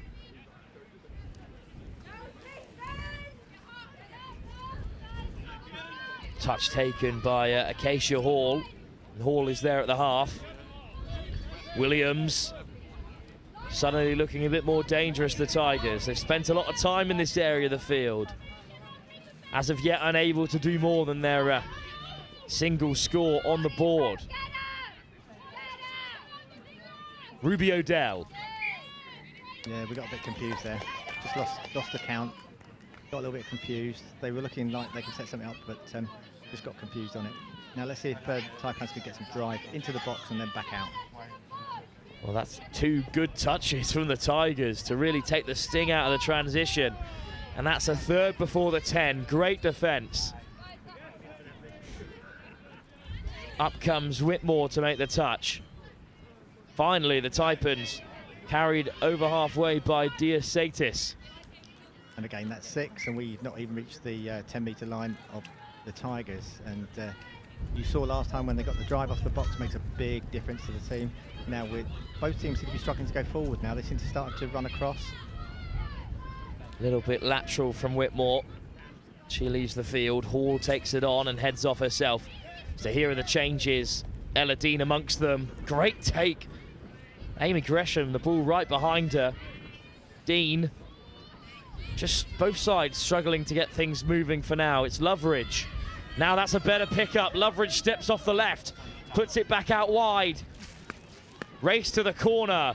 It'll be won by Hawkins, who's defended really well out there. And a penalty as well. Yeah, forward pass. Yeah, 10 minutes in, and we're still only one try in the game. Yeah, I think the tries will come. It just needs the players to get some driving. We tend to be going a bit too sideways. This is better. That's it. Get the ball down. If we can go forwards, if you go sideways, it's much easier to defend. And of course, you don't gain as much distance. So, where are we now? With 3. Now we've got a chance. That's the touch. We've got a chance to get some momentum here. We can get it out there. Again, but that's 4, and we still want to stay over there. So with 5th, we need to get it down and go forwards. Important touch on Sanderson, and that ball just caught in the wind as it was released, I think. Yeah, they'd be better just to get the ball down and scoop and just try and get down the other end and finish up near the 7 rather than actually just trying to mess about with it. Let's just get the ball down, get a touch, and somebody scoops, just goes. About 3.5 minutes on the clock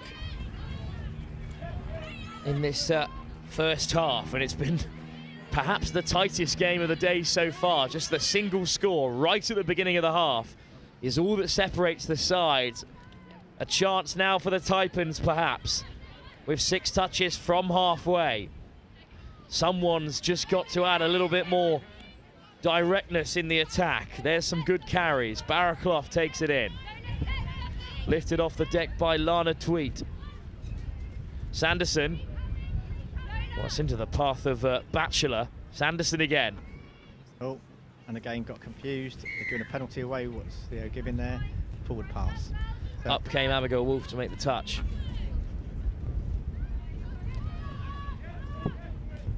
It's not been the first instance, Darren, of a bit of miscommunication perhaps between the two teams. They have played a lot of touch so far today. Could it be a bit of fatigue as a factor? Possibly, but I think it's just trying to keep a clear head when you get down there. This looks a better drive now. We've stopped, gone a bit staccato. Oh, this is better. Let's go. Hall back to the outside. There's plenty of Tigers there. Show and go right through the hole. Excellent work, Ruby O'Dell. Straight through the centre with 2 players out wide. Yeah, again, and you can see that they've driven down from their own line all the way down to the other line. It causes issues. People have got to defend it. A good dummy, and she's gone through and scored. And a wry smile on the face of Isla Devlin, because I think she knows that that was a seriously good dummy. Sold down the river there, unfortunately, and that has led to the Tigers doubling their advantage. What an excellent show and go. Darren, one of those where with 2 players outside you, if you don't go through and score, you're going to be in trouble with your link and your winger. Oh, but that's the thing. I think that if she'd have passed it, the Lincoln wing were covered. I think that's why the dummy worked so well. Because literally once the dummy went, she had half a yard, and she took it and went for it. And good score, really good score. Well done. Here's Diasatis into that try area. Just had to give the pass just beyond Potter. But at least they're creating something there. Although that's he's given 6 touch, but they created something. They got through the line. They were looking to try and get something up. If they can keep driving down, they will score Taipans. They just need to get their driving play better. Here comes the transition from the Tigers in response in what has been the lowest scoring game of the day so far at this stage. They hold a crucial 2-try advantage. Just a moment of magic most recently from Ruby O'Dell to break open the Taipans defence. But with 30 seconds, perhaps one more chance for the Taipans to get on the board before the break. Potter, great carry from Potter on the outside. It's a race to the line that will be won by Abigail Wolf, but this is the chance then. Maybe 10 seconds to go. Parnell hands it off to Brown. Brown on the return. Where are the options for Taipans? This has to be it. Taking it to the line. One more pass should do it, but, well, it was just beyond. And the closest Taipan attacker, and that brings an end to the first half. Well, one of the tightest contests of the day. Midlands Tigers fighting for a place in the top 4 alongside the Taipans, currently lead by 2 unanswered tries with 15 minutes still to come. Darren, what do the Taipans need to do differently in that second half? I think you've seen it. Yeah, when they actually managed to drive to their box and actually get a good subset, so they're driving towards their 7. If they can just fix that, they'll actually score tries. They're actually creating things when they're down there. As long as they stay composed, don't rush it, and run straight. Quite often you find that, especially the juniors tend to come sideways. If you're going straight, both teams, if they go straight and actually use the ball to do the work, get to the box and then come out, you'll find that they'll gain much more ground, and also they'll be able to go straighter and actually commit defenders and create the space. I think from both sides, if we can do that, then I'm looking forward to the second half. It could be a really good little game here. It's developing nicely. Second half still to come then. Do the Southeast Taipans have the intensity to turn it around? 50 minutes to play in this under-17s encounter in the girls' competition. The Midlands Tigers at the moment lead and will jump up into second place in the pool if they can hold on against the Taipans here. Second half to come in just a moment's time.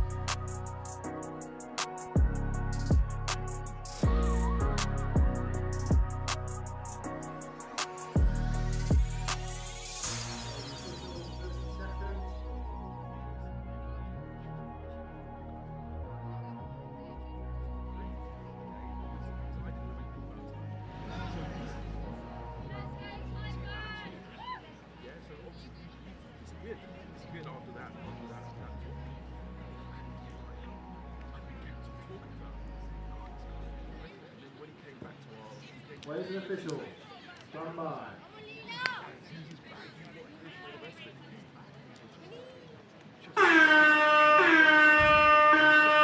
So the Southeast Taipans trail by 2 tries to the Midlands Tigers. And they've lost possession right at the start of this second half. They're fighting for a place in the top 4 up against the Southeast Sharks as well as the West Wildcats, who currently sit top of the pool. It'll be interesting to see how Northwest get on against the Southeast over on pitch 3. For now, though, a win for the Tigers will bump them up to 2nd place in the pool.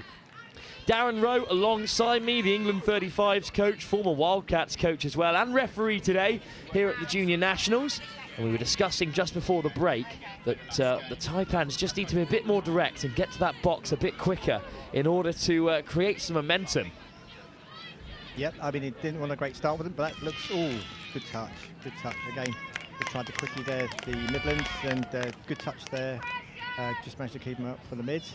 Let's see what happens here. Going to try again. Oh, we're looking for a short this time. Oh, no.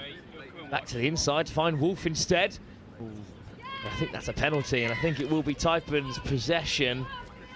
So both sides lacking a little bit of impetus, perhaps, at the beginning of the second half. Yeah, forward pass there. A bit sloppy, but let's see how it goes. Again, we're running across. We've got to go straight. Wolf gets out of the line to make the touch, and then it's been put down. That was not a kind pass to pick out Evangeline Khan. And it's just been spilt there, unfortunately. So Wolf in the centre with Josephine House. Wolf, House again. They got plenty of touches and time with that 2-try lead. House, Wolf does well to take it on the return. A bit off balance there. Abigail Wolf stepping up to go again. Draws a penalty. Big moment in the game this. 6 more touches for the Tigers. House. Gresham at the half. Finds House again. Goes back on the inside. But the touch is made, and in fact it's a penalty the other way. So that's a bit of a missed opportunity, Darren. Yeah, it's another forward pass off the ruck. That's twice. It's fairly basic stuff. They've got to make sure they take their step first before passing it. I'm sure the coaches will be really unhappy about that. I know I would be. Now let's see if the Taipans can run straight. That's better. Get this again. Let's go. Now just get it down again. Better. That was what you were called for. There's a bit more directness, and it's allowed the Taipans to make some changes. Okay, that's 4. That's good. Get a good. Now again, it's still a bit slow. Again, we've got to go. Well, actually, that's 6 now. I think he's got the count on there, but who am I to say anything about referees? I've done it several times. At least there's 3 of them out there who all agree, as Wolf carries it on forward towards the box this time and leaves the field. Taken on by Thea Hall. Oh, and it's a penalty this time that's in the favour of the Tigers. Another big chance for them to get a 3rd try on the board. And again, the Midlands came off the box quite well, so of course that created the penalty. They ran straight, got a couple of good touches, and of course that creates a penalty, doesn't it? So, because they didn't get on side. Here's Loveridge. A bit of a nonchalant dive towards the line was after a penalty call that wasn't going to come. Here's Loveridge again. Ella Dean takes the touch and gets it on the return. Dean sliding in. Looks like he's going to give that. Well, indeed, after a short consultation, Molly Brown keeps her hand down. She knows she didn't get there. It's a 3rd try for Ella Dean. And it's a bit of a mountain for the Taipans to climb now, considering how the game has gone so far. 3 tries in this fixture, Darren, will be hard to come by. Yeah, let's think, because they're not getting down to the attacking zone of the Midlands Tigers, and of course it goes back to this driving. Let's not overplay this again. Last time they tried to overplay it from a tap off, and of course what happened was they actually passed it too late and got the forward pass against them, so they actually lost possession. And again, we're just taking. They need to get down and get some. We're getting there, but we're still on 4. Now we only get 1 strike. Here's Sanderson. They've just got to work their way up the field a little bit quicker there. Diasatis adds some good energy. 1 more pass should do it. And if it's not forward, it'll be a try for Neve Hawkins. Oh, well, it was, in fact, a forward pass, but thankfully a penalty has kept the Taipans in the contest. A couple of tries, which certainly get the bench in front of us here in higher spirits. That's 2. Well, that's a second penalty, one more, and the Tigers will be down to 5. Sanderson hands it off to Diasatis. Sanderson gets it back, winds one up, and it's, well, the ball goes to ground, Darren, and they still had touches left to use in that attack. Yeah, the pickup wasn't a bad move, but of course the pass, just trying to hit it too early, could have got it to the link to see what it did. The mid had turned the wrong way, so the pickup was not a bad idea, but pointless trying to throw a long pass like that if you're not going to hit target and give it away on the first touch. And that is a shame. The Taipans are in need of something to really unlock the defence there. Fowler with a good run, but it's been turned over. Another chance for the Taipans, Darren. They really have to start taking advantage of these opportunities. Yeah, they got an overmarked penalty there. Now, if they get some drive and they proved when they get down there, they created a chance. They just had a forward pass against them, which missed out the score. If they can get down there, which is the key. Let's see some momentum going forward. Again, we're going sideways. We've got about 2 metres. Now we can go a bit forward. Okay, that's better. That is a more direct run. They've got touches in the chamber. They just need to work their way up the field. Make a touch on the 7. A frustrating game for the Taipans bench. Here's Diasatis. Good pick up from Sanderson. Diasatis. Sanderson again. Gets around the defender. Now Diasatis changes direction and attacks the line. Sliding in from close range, searching for the try. Isla Kinneberg forced back to the line, but Diasatis has it.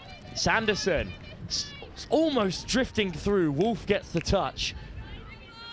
It's another missed opportunity for the Taipans, and they've had more than 3 chances at the line, and yet they are still 3 tries behind, Darren. Yeah, but if they can get down there, they can get themselves back into the game. But oh, hang on, is she gone? Well, suddenly there's a break down the left. Has Josephine House got the legs? What a touch that is by Isla Kinneberg, who's got all the way back to deny the Tigers. That was a great chase, it really was. Lovely hands from Dean, important hands too to keep the attack alive. Dean of the scoop steps into the try area, searching for the pass, and does find it. And the Tigers do get their 4th try. And in the end, it's Thea Hall who converts. That was a great pickup from, I think it's Ella Dean, isn't it? Great pickup there. She read the play, saw the players going the wrong way, stepped back, right through, got the pass away, fantastic score. And of course, that's now 4-0. They've just been under pressure, had 3 chances against them. And as you said, this game is so fast, it turns so quick. Look at that, 4-0 now.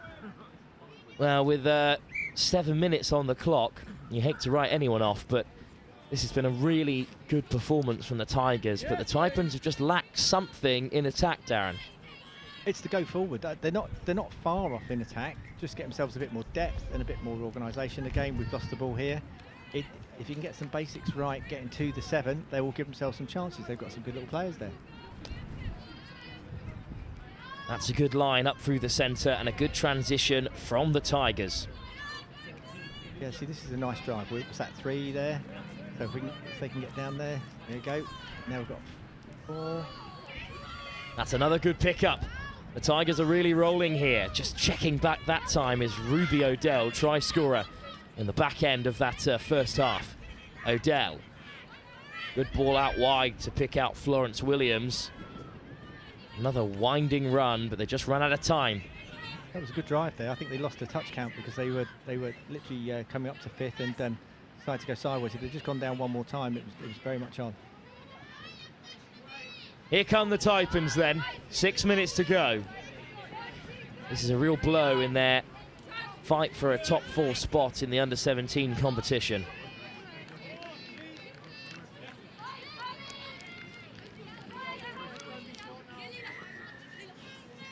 And this is their final touch, I believe. So they throw the miracle pass, but it doesn't find its intended target. Actually, that pass has actually put them back about 5 metres. Obviously, it's where the ball bounces. So, of course, that is a shame. It really didn't help. They didn't get the drive again. Again, it was very lackluster drive, not going straight. It's very important in this game. If you can finish down at the opposition 7, it's very hard to score from there. The Tigers, however, with perhaps try difference on the mind, as they're currently level on points with the other southeast side, the Sharks, on 5. Some work to do to catch the Wildcats in front. The Tigers, with 5 minutes to go, will feel this game is certainly in their control. Again, going sideways, and we've got a penalty for, was it over the mark? Yeah, over the mark. Well, it just hasn't got going really for either side, to be fair. It's just that the Tigers have had those few extra moments of magic that have decided the game. Here's Wolf. Still with it in the centre, Abigail Wolf wants it on the return and gets it sliding in. Well, that's the touch made. Good defence from the Taipans. Whitmore at the half. Wolf again. House takes the touch. House with it once again. And is just crowded out this time by Sanderson. One more try will most certainly seal it with 4 minutes to go. But that's an ambitious ball. Little hand possession back to the Taipans. Clever though to keep the Taipans away from their box, but then conceding the penalty sort of defeats the point there, Darren. To be fair, it makes 3 metres difference. It's not really the end of the world or a forward pass. They're down towards their 7. Go on then. Let's see how we can go. What a run on the outside this is. All of a sudden, Matilda Parnell is breaking away, and not for the first time. It's Abigail Wolf who gets back to shut down the attack. Well, that happened right down this left-hand side next to us, and you could see the smoke coming off the heels of Matilda Parnell. Nice step on the inside, this time from Kinneberg. This is the best looking attack of the game so far for the Taipans, if they can keep the pace up. A miscommunication there, and unfortunately a Taipan hits the deck. And that's the 6th touch, unfortunately, there. Although, in making the touch, it looked more like Josephine House came forward to check that she was all right before making the tap on the shoulder.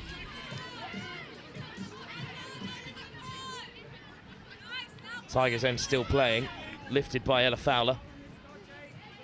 Good touch out of the line from Molly Brown. Good carry from Loveridge. Dean in behind. Great work to get round and make the toss from Jocelyn Diaz-Satis. And again, they finished the ball fairly well down near their 7. So, of course, now Taipans have got to get that drive going that they haven't really had, apart from the odd run like we've just seen. They haven't really had it the whole game. And again, we're looking very sluggish, slow. Who's going forward? Who's going to take it? And that has been the difference between the two sides with 2 minutes on the clock. Undoubtedly. That's better. It's a better transition from the Taipans, but they might run out of touches here. And indeed, it is a penalty. Going over the mark. Well, we look forward to our next game here. It's another round of pool action from the boys under 14 when the Wildcats are back on the live stream again after their big win against the Broncos in the closing stages. They take on the Northwest Bulls. That's the next game, live from Riverside here with NextGen15 at the Junior Nationals here, hosted by the English Touch Association. Loveridge goes in. That's good, yeah. Lovely dive. And it is given. Yep, that's a score. And the Tigers do have a 5th. And it's indicative of their play that they've managed to carve out this pretty substantial margin of victory. A good finish from close range. Yeah, that was a lovely dive. Lovely dive. Nice quickie. Got in there between the mids. Very nicely done.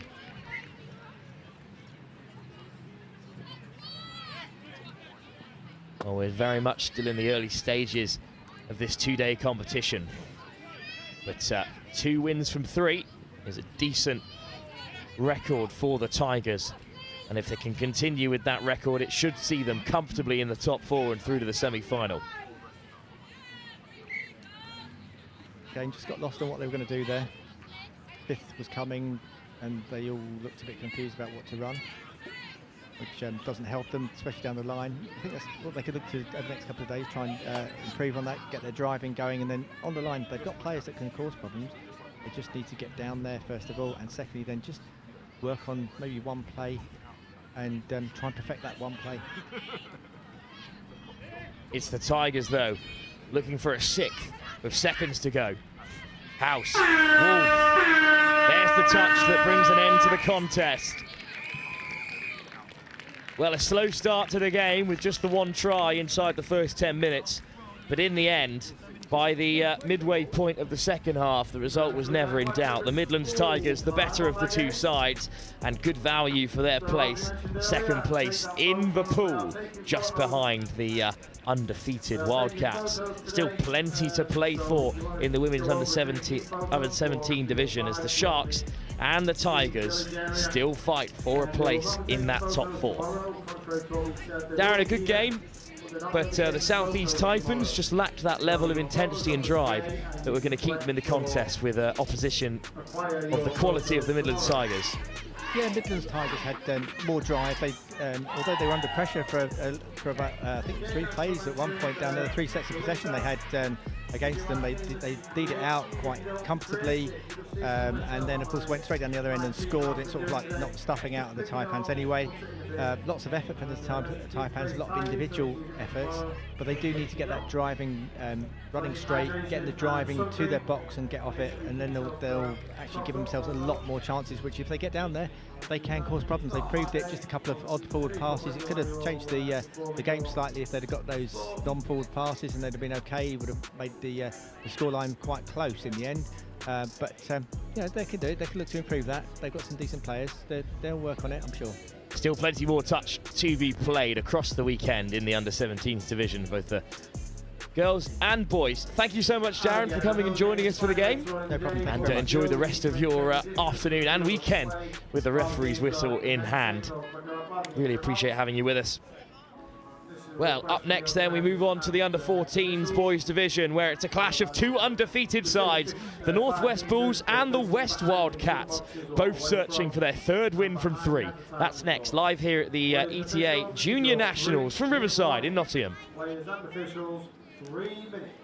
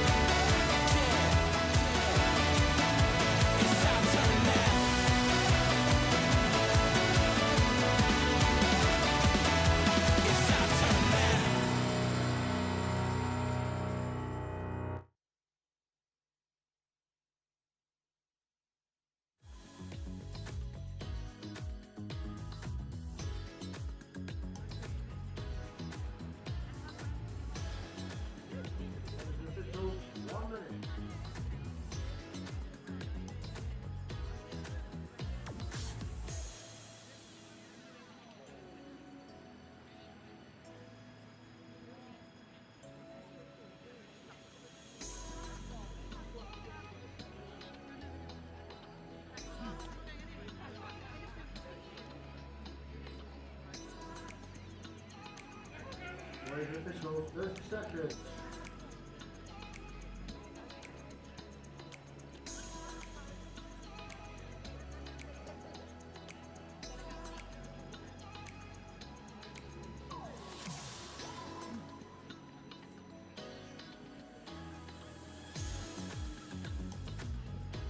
Players and officials, stand by.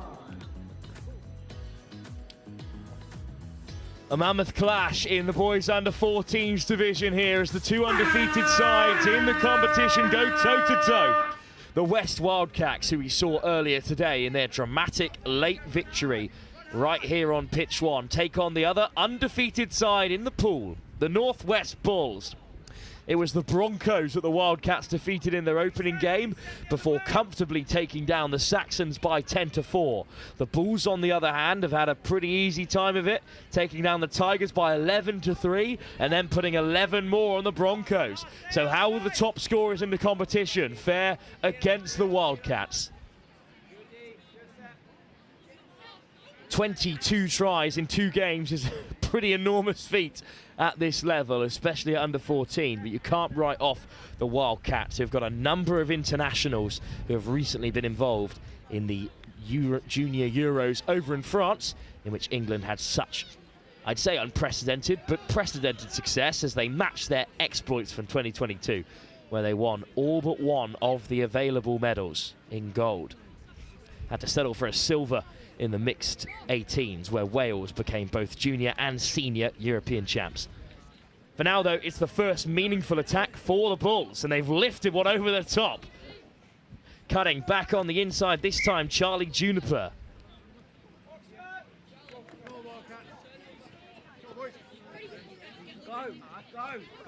And now it's time for a transition then.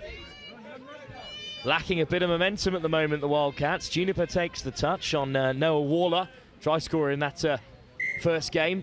That 5-4 victory over the other Northwestern side, the Broncos. And it's a turnover on halfway. Not the transition the Wildcats were hoping for. Can they be punished by the Bulls? That has forward pass written all over it. A great take, though, by Fionn Wheatley, regardless. Fionn Wheatley plays at Wigan Warriors Touch Club. Both of her brothers have represented England. However, Fionn is keen to play for Wales, described as her mother's daughter in the most glowing of terms. Good carry by Charlie Mosley-Scoggins, of course, part of Ireland's mixed open side at under 15. But that is a roll ball, and that is a turnover, as indicated by the referees. The referees for this one, Di Davis, Brendan Harrington and Samuel Oxford. Ball back on the inside to find Graham. Here's Joe Speakman. Speakman out in the centre with Graham. Green directing traffic. Strong carry by Grieg. Grieg almost through.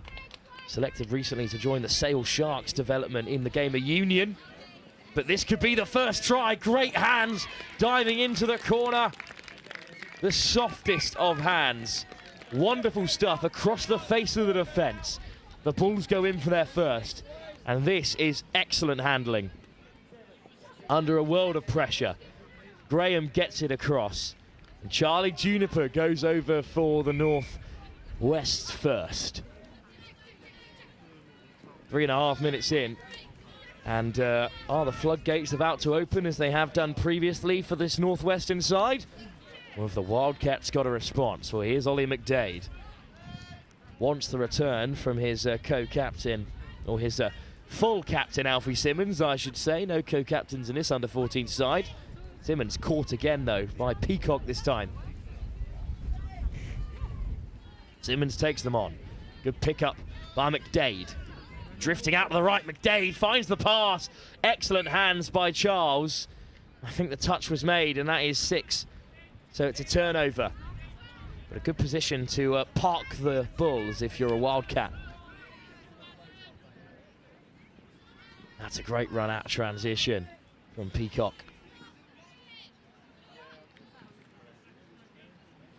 Oh, and it's just been spilt. Unfortunately put down in a dangerous area. McDade finds Charles. McDade again. Plenty of time for the Wildcats here to get back on level terms. Plenty of touches as well. Ollie McDade. Here he goes, McDade, all the way through. Suddenly the Red Sea parted.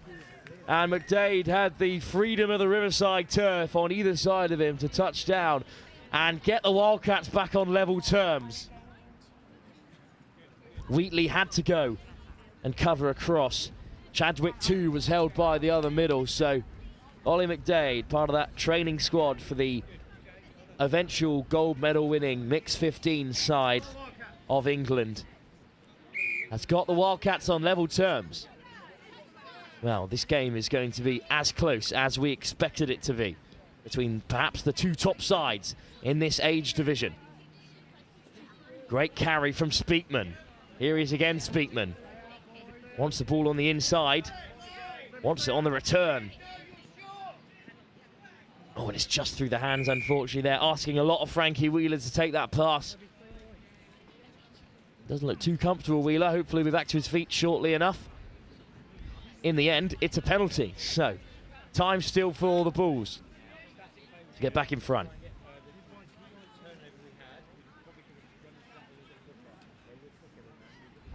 There's the tap off from Graham.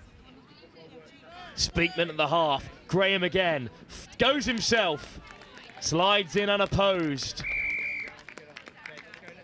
Just good work with the ball in hand from Charles Graham. And the Bulls go ahead again. In come the changes from the Wildcats. They'll have another tap at the halfway to try and rectify things here. What a first half that's unfolding for us on pitch 1 at Riverside.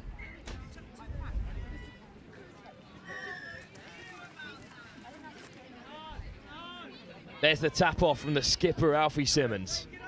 And he'll play half as well. Simmons picks out Charles. Charles, touch made. Good pick up from Simmons, and it's just been spilt, unfortunately, by the try scorer, Ollie McDade. A lot of pressure on these young lads in this very important game.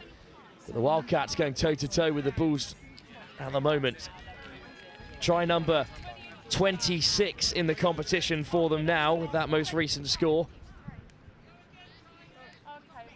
A reminder, that's in just 3 games.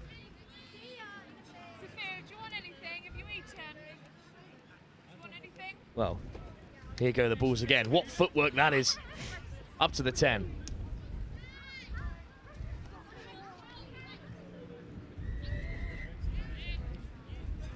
Here's Zach McCullen. McCullen wants it back again. Nice work to evade the defenders, but Grieg is caught. This is his 2nd year with the Northwest, the number 71, Josh Grieg. Plays his rugby for Caldy. Really decent standard, the championship club. Now down in National 1, of course.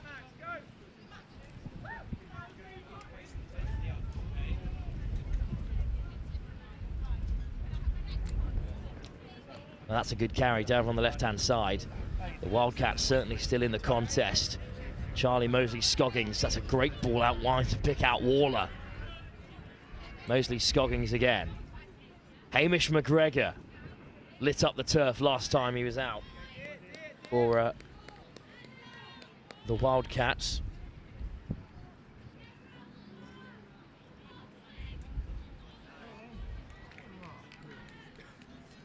Must apologise for the people of Caldy as well, whose rugby team I have relegated, as all of a sudden the Bulls just race away to score. Well, a try out of nothing. And a disappointing one for the Wildcats to face. Just a show and go, drifting through the line. What a run that is by Adam Peacock.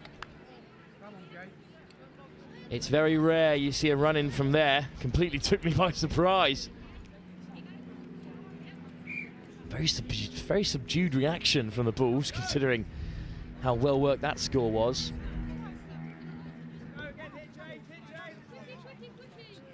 If my maths is corrected, that's try number 25 for the Bulls. And on the offensive now, the Wildcats looking to take it forward. Once again through the skipper, but the ball's just been put down. A tough ask of Vernell Waller, but that'll be a turnover.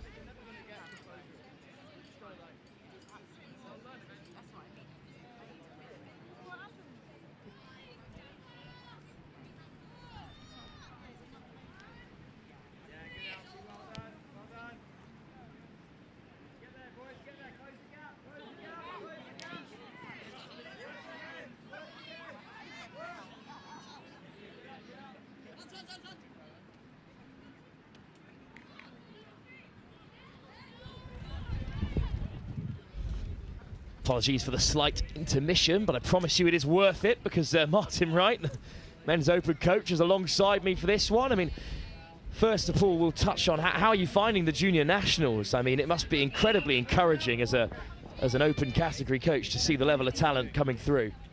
Yeah, I have to say it's great to see the under-12s playing. If they're starting that young, then it'll be fantastic to see where they are in 5 or 6 years' time. Oh, lovely soft hands again from the Bulls. This time it's Nathan Green who gives the pass. Juniper's over for another. And, well, we're discussing this Bulls side with such complacency because the phases of play they're stringing together are quite marvellous at this level. Another great score for them. Martin, sorry, we're just discussing how important tournaments like this at the junior level are to the future of the game in this country as we try to inevitably catch our Southern Hemisphere competitors. Yeah, well, it's just growing and growing every year, isn't it? It's fantastic to see touch going down the age groups. When I started back in 2009, I think at the age of 29, I was the youngest one playing, and now look who we've got. So it's fantastic, isn't it? Absolutely, it's a great advert for the game. In the meantime, though, it's McDade looking to get things going for the Wildcats. McDade, lovely footwork back on the inside. Up goes the hand from Peacock. I don't think the score's been given. He's a real live wire, McDade. He stepped back on the inside to steal the game from the other northwestern side in this division, but at the moment it's the Bulls taking them on. One-handed offload from Mosley Scoggins, but unfortunately it's just beyond his nearest attacking support player. Fred McPherson from Maidenhead Rugby Club, so close to getting a hold of that. But it's an excellent transition as well from the Bulls. Bit of a collision there in midfield. Don't think there was anything in that. I think Chris Simon always said it's a non-contact sport, but it's not a no-contact sport. Very true, very true. Touch up to halfway, and over the Bulls go. It's another top run through the centre by Green. They really know when to go here. That's excellent handling, 2-on-1 again. Is it beyond Juniper? It's a tough ball for him to take, but Martin, this Bulls side, every time they enter the half of the Wildcats, who, by the way, are the other undefeated side in this category, they look like they're going to side through every time. Yeah, well, they got great momentum there. And then as the defence collapsed on them, that's when the space was out wide. I think the wind just took that ball, so that was a little bit tough for the winger to take there. Another ball across from Graham. He's been impressive for the Bulls so far. The Wildcats have plenty of quality amongst this side as well. Here's Charles. Fifth coming.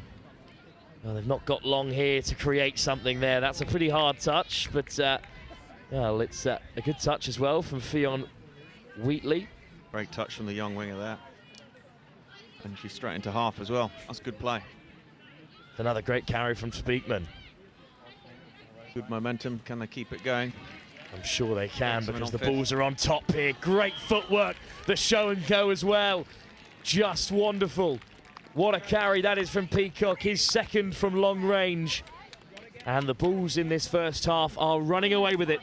Yeah, started all the way back in their own half. Great work from the young winger there, 3 times in a row. Good momentum. 5 turns is back on the game. Can't do that at this level. Gets absolutely skinned. Great try. Even the captain, Alfie Simmons, was sold by that big winding dummy. Another try for the Bulls. They're looking pretty unbreakable from here, even in this early stage. And that's another knock on there right before half-time. Bit of frustration from the bench, but this game is a lot less about what the Wildcats have been unable to do and a lot more about what the Bulls have been able to do. Yeah, the Bulls keeping it very simple. There's nothing flashy out there, but just good simple touch with good momentum. Good drive there. Let's see what they can create on 5th. Another great drive from Speakman. He's having a great game, as is Green. Speakman. I just lost it there on the 5th. 10 seconds to go. And the first half might be over. And, well, the game could be over unless the Wildcats make a change at the half-time interval. There goes the buzzer. Referees bring an end to the first half, and it's a first half that's gone all the way of the Northwest Bulls. They will jump the West Wildcats into top position in the pool with a victory here. Top 4 sides from this age category will make it through to a semi-final. So the West Wildcats, as one of the best teams in this division, are not at threat of dropping out of the competition, you'd expect. However, this could well be the final that we witness in a day's time. And if that is the case, the Northwest Bulls can take a lot of confidence. That's half-time here at Riverside in the Junior Nationals, with the second half to come very shortly. But Martin, as we have you, we must discuss England's recent success at the Junior Euros, not just at men's 20s level, but also at men's 18, the women's 18s, and even the mixed 18s, who made it through to another final, only losing to senior European champions Wales. There is a lot to come in the years to come from England as a setup in touch rugby internationally. Yeah, there's some real good quality on show there. I watched quite a bit of it on the live stream from back home. I didn't get the chance to go to Vichy myself. But then you come here and you see some of those players that played out in Vichy, and just the difference is unbelievable. One Euros tournament, and they come here and they just look very at ease. They've got a lot of time on the ball. They know what's happening in front of them. They can predict it, and they just look really good. Especially watching some of those Tigers boys 18s, boys 17s this morning. They look like they got a lot of time on the ball, and that's a sign of a team who's playing really, really well. You know, we haven't really touched on it on the live stream so far, but, well, how are you feeling post-World Cup, of course? Yeah, well, what an amazing experience to have a home World Cup. Absolutely brilliant to have all those teams come over. And the overall England performance, fantastic really, with all those medals. Who would have thought it? What a wonderful position to be in. Men's Open, not quite so pleased with our outcome as 5th. Very hard category, and the boys played fantastically. I think we've come on an awful long way, and we were but 1 score off 3rd place, I think. So yeah, overall amazing experience. But for us, 5th is not enough, and we go again for the World Cup in 4 years' time, trip to New Zealand. We're already getting excited about it here at Next Gen 15 as well. A lot of touch rugby to come in between now and then. And a second half still to come here as the Northwest Bulls take on the West Wildcats. There's 15 minutes for the Wildcats to turn this around. Or will the Bulls go marching on as they have in every game so far here at the Junior Nationals in the Under-14s competition? 15 minutes still to play. Coming live in just a few moments' time. Official 2-minute warning. Official 2 minutes.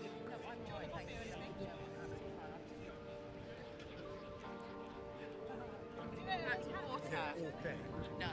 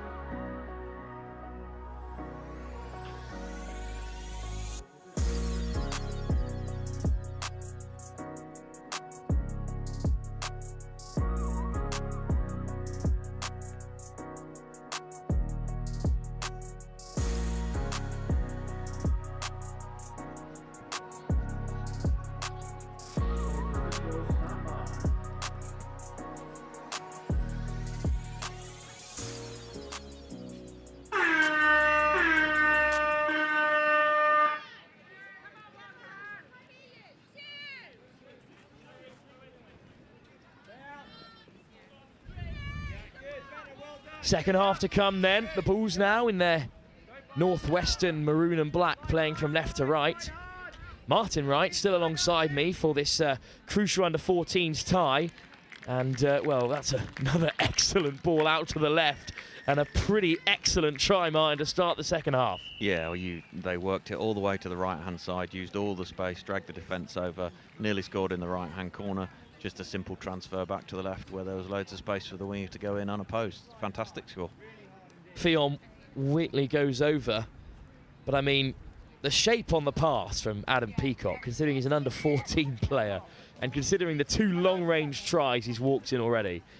How long until he's on the mixed open catalogue here at England? Well, I'd say normally you require a good 3 or 4 years playing at a decent level. If you've got the skills, the handling skills, it takes 3 or 4 years to understand how to defend and how to play in contact. And but once he's got that, he'll be flying, absolutely flying. Won't be long until he's involved in the England youth setup, that's for certain. Penalty for the Wildcats, big moment for them to get a foothold in this second half. It's the Irish under-15 international Moseley Scoggins is in possession here. So they went very direct in the first half. Didn't quite manage to set that one up. Let's see if they can get up the line again this time. Moseley Scoggins takes the touch. He's got McGregor out the back there, but he goes himself. Just called offside by the referee, but not allowing a play through call. Good direct attack at the line, and you see how the defences all collapse. There's lots of space now. Let's see if he can go direct again and then use the space. There's the pickup from McPherson. Moseley Scoggins has another crack at it. Turned away at the door by the Bulls. So he's gone nice and direct again. Compress the defence. Now let's see if they can play something else. Oh, no touch there is McPherson's call, so he drifts one out to the left-hand side. Excellent work, and he picks out Noah Waller, and the Wildcats are on the board in the second half. Yeah, all those guys defending in the middle there with the threat from the direct threat at the line, and just pick out the space on the wings. Good play. Well, great work from Moseley Scoggins to drag them in. The number 11 finished in 4th place in the under-15 mix opens. Wales took the bronze after England took down France in the gold medal match. Well, and that ball's just been juggled there in contact, but the Bulls just about keep a hold of it. Peacock lifts it into the path of Zach McMullen. Peacock, McMullen drops it short. Looking to go himself, Frankie Wheeler. Good cover from the link there. Good defence. Just seen one of the Wildcat supporters walk past with a Wildcat in hand. The stuffed toy, the mascot, if you will. Well, that's a lovely shape on the play from Peacock. He just drifts in behind, and that is one of the best hat-tricks you will ever see, regardless of the competition. Coast to coast for his first try. Dummies and footwork aplenty, and then a beautiful drifting run with the show and go to boot to see off Noah Waller.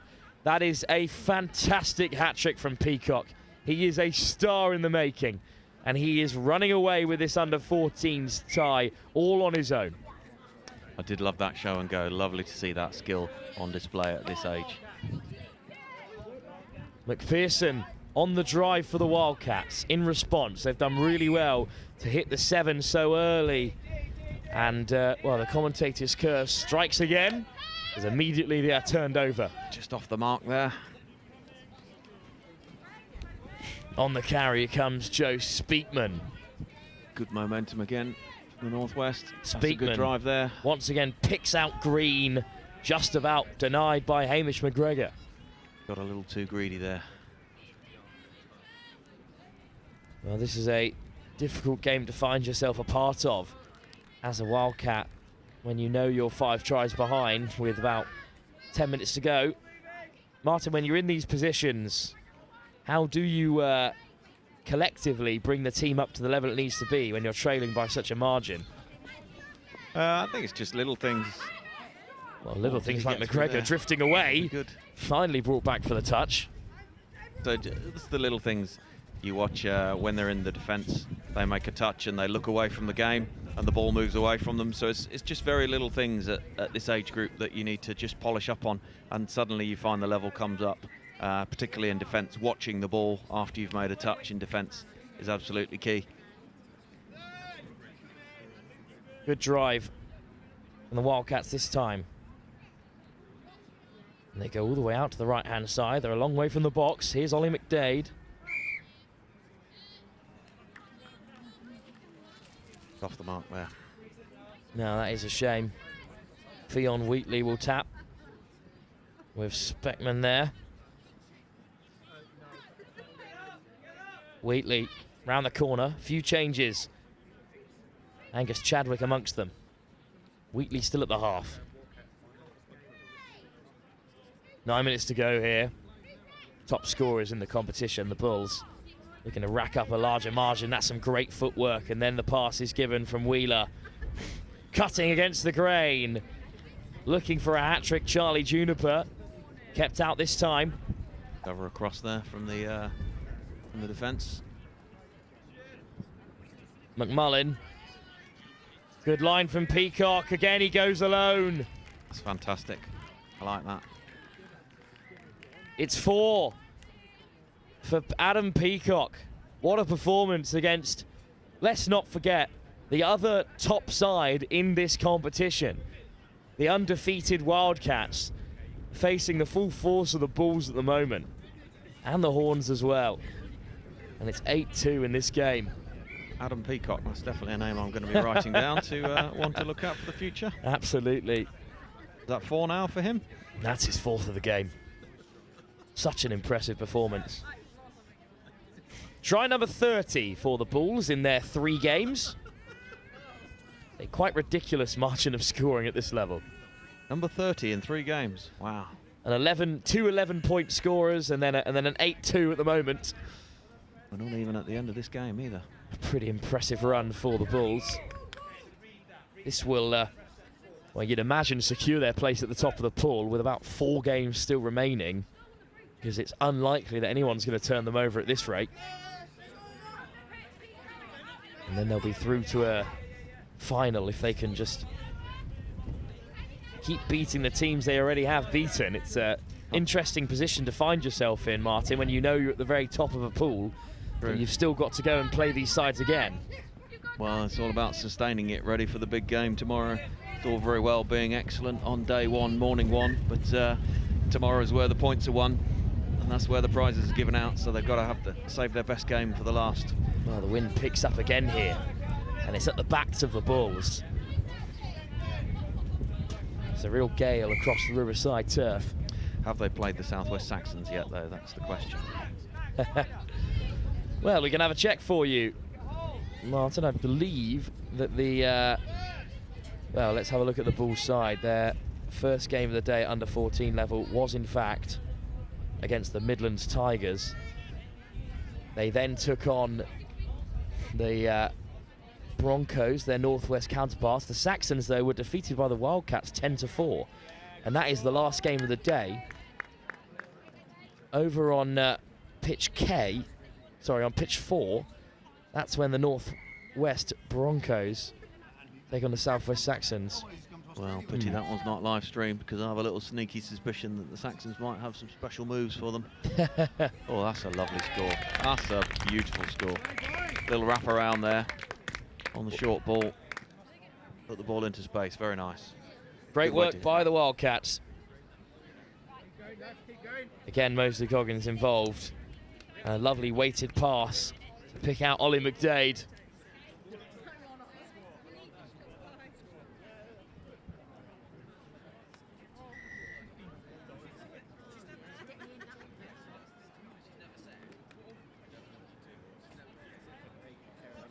Still time for the Bulls to get a couple of more, even if the game is certainly theirs. Here's their first opportunity.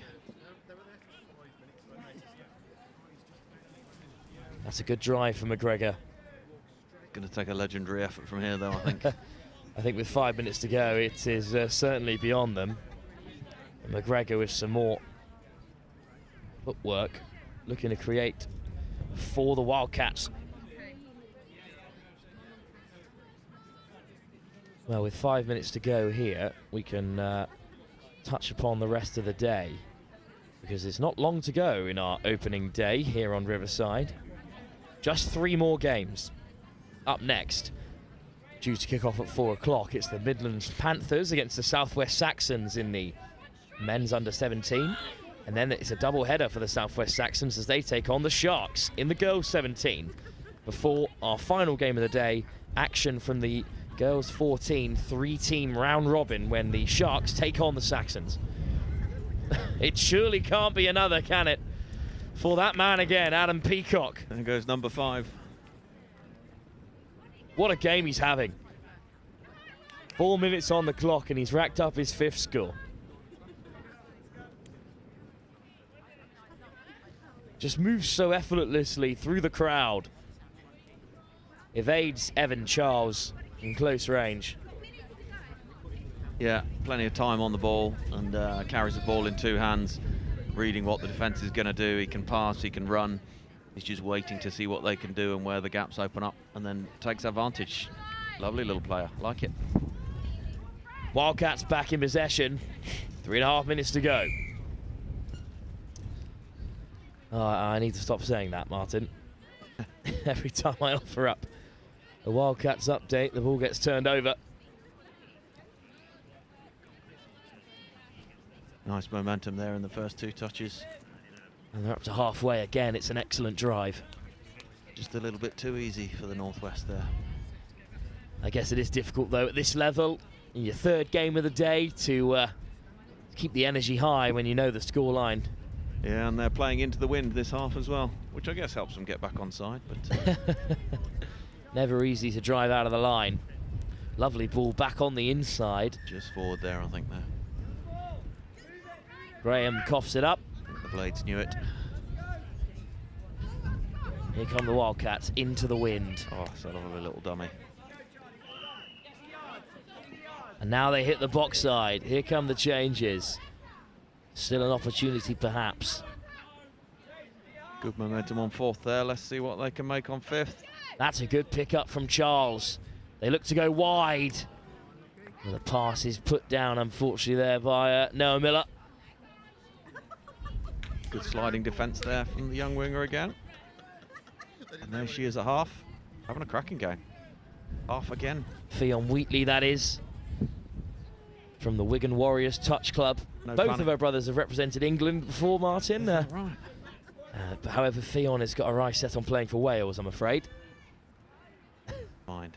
Another one lost to the Mixed Open European champions, who themselves had a good World Cup. Lovely ball back on the inside.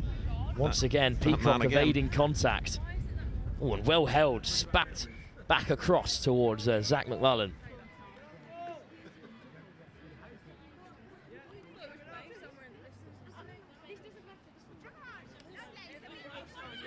Carry towards the box by the Wildcats.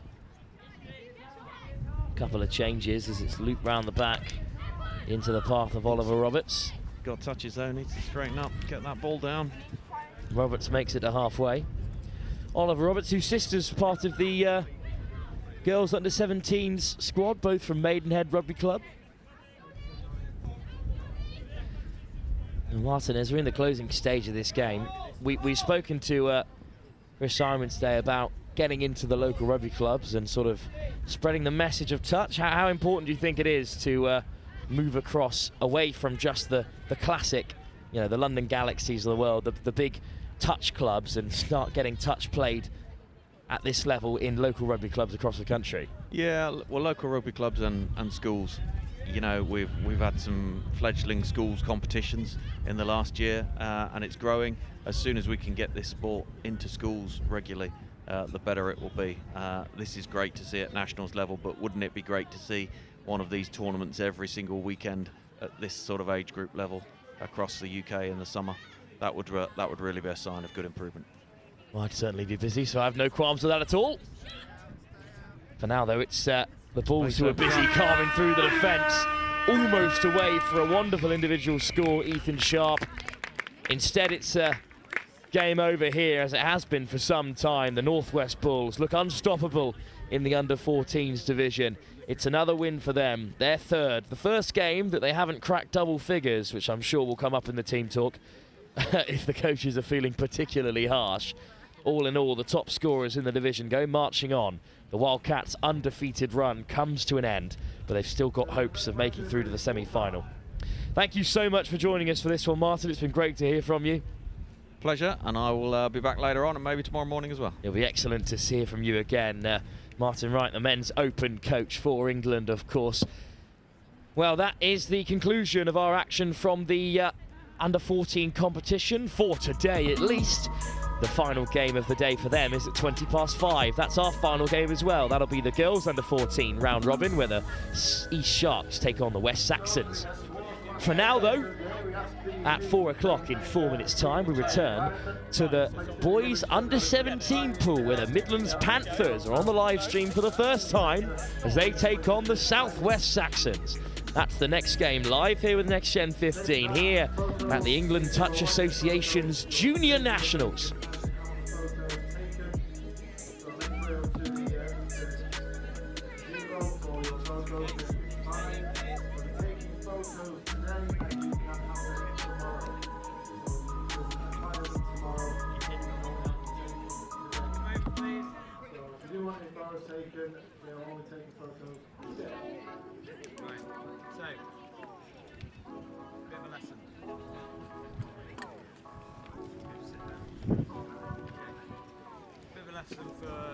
In many ways.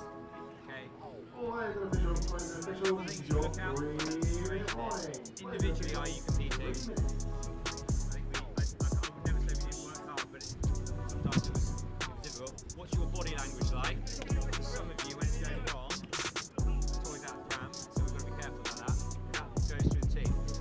Yeah? Okay.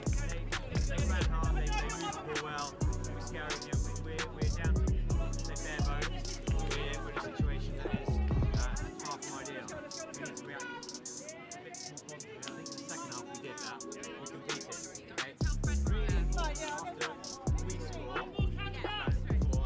we shut them out. We try and shut them out. Because psychologically, it's hard. You think you're getting back in the game, and then we let them score again. Okay? So you've got to deal out 60 seconds of hard work, whatever that looks like. Okay? Them scoring on fifth touch when they're going backwards, and we seem to have them shut down. It's a bit frustrating, but things to work on. Okay? Individually and as a group. It's hard when you come together as a group. We get into a game where things aren't maybe going the way we'd like to go. Okay? So next game may be similar. So I'd like to see a positive reaction to our next game. If we take this forward into our next game, we're going to get worked. Okay? So you need to pick it up for the next game. So have a little rest now. Okay? Can I just stop? Yep.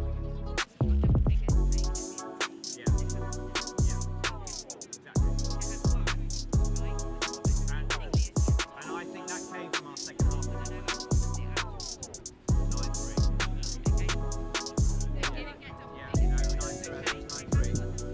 But you did what we asked at half time and you stepped up and we competed.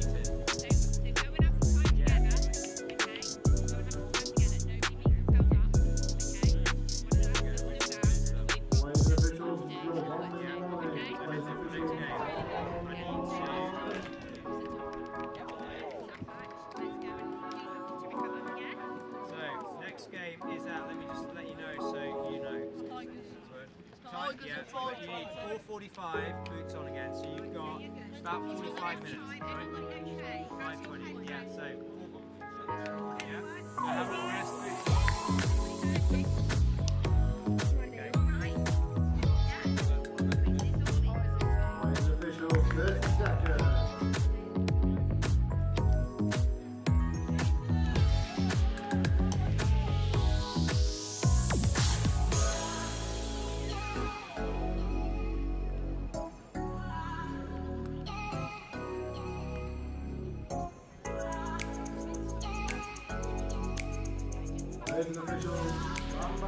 Three more games to play on day one here of the ETA Junior Nationals, live from Riverside.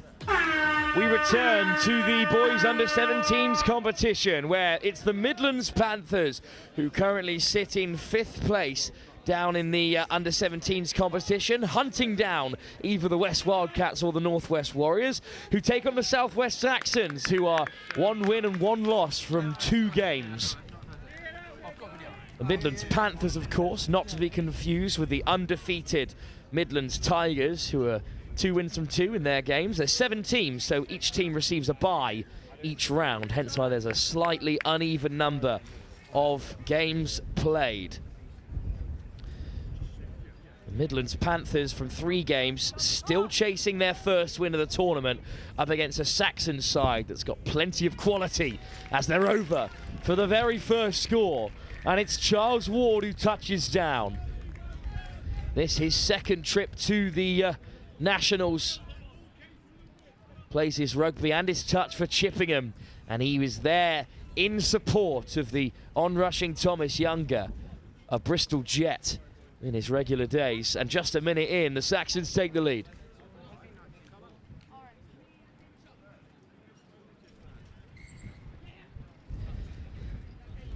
Well, the Saxons are looking to get their tournament back on track. 1 loss doth not a exit from the tournament make.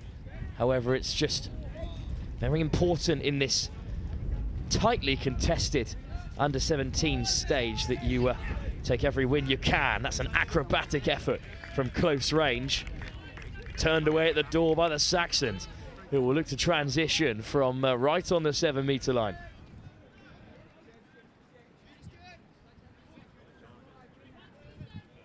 Touch made by Henry Turner on the retreat. Turner back up in the line to make his 2nd touch in quick succession. On come the changes for the Saxons. Lovely soft hands, and they're up over halfway. They're up right through the centre. Excellent carry. Oh, and they're just drifting through unopposed. The hands stay down from the Midlands Panthers, and all of a sudden, the Saxons have a 2nd. It's Owen Joyce, another Bristol Jet, in his 2nd Nationals, who floats through to score the Saxon 2nd.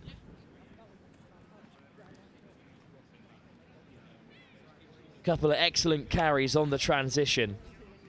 Left the Panthers at 6s and 7s, and eventually a light blue shirt could stroll through. If things don't change soon, it could be quite a long day for the Midlands Panthers. This is their best chance of the game so far. An excellent dive towards the line, well timed. But unfortunately, Bill Badger is denied at the line. So we're back for a transition for the Southwest Saxons.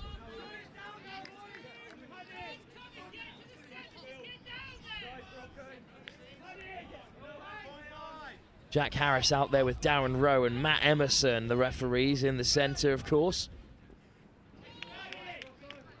And that will be a turnover. And another 10 yards as well. So a good chance this for the Midlands Panthers to get into the game.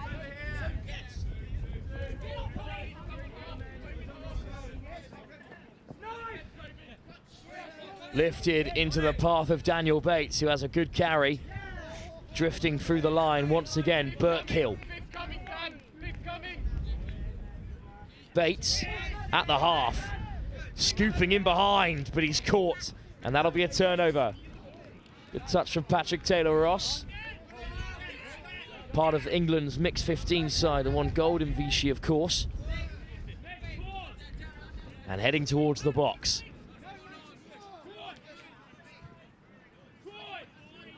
Touch made again by Bates. And here's Troy Alder. Now Alder has to cough it up. Another member of the Hornets from Weston-super-Mare. His 2nd Nationals as well. Scored Saxon's try of the tournament as voted by the squad. The number 13. And here come the changes in the meantime for the Panthers.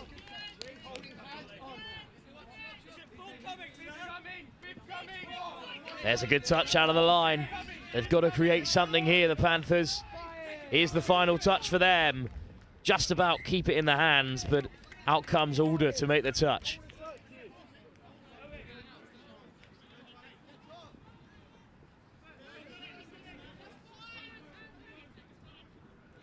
Over to the box go the Saxons with their 2-try lead safely in tow. That's a nice introduction to the game. And suddenly the Panthers are backpedaling. Oh, excellent pickup. Giles Ward does really well to keep it alive, but all 6 touches up for the Saxons.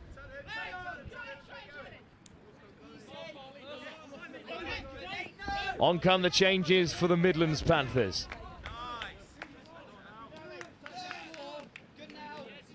Here's Howell.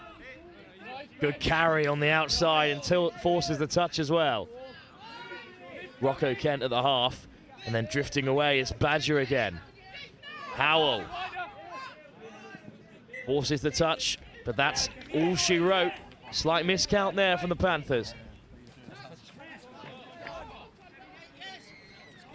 This will be an important win for the Saxons. If they can hold on here early in this first half. Well, I've got to stop jinxing opposition, haven't I? It's now back with the Panthers. That's a penalty. And here's Alex Gayton. It's unfortunately just beyond Howell, but the referee waves play on.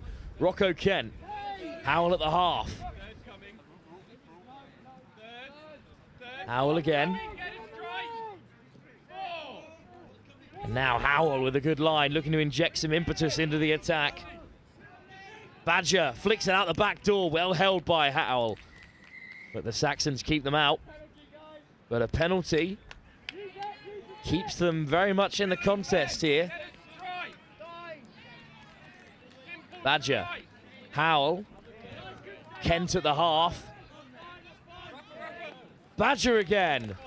This time it's another touch made. But they've still got a few more in the chamber, the Panthers. Howell takes the touch. Rocco Kent.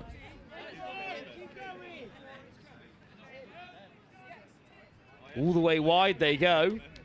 Looking to stretch the Saxons. Alex Gayton. Kent. Gayton. Howell for the Panthers. Flashes it across. So close to an intercept from William Finch on debut for the Saxons, but instead it's 6 more for the Panthers. Good line speed from the southwest side. Another good carry from Ben Howell in response. Badger just caught. Up goes the hand from Ollie Toogood. Played as an under-14 last year. Plays his touch for Winterstroke 100 School.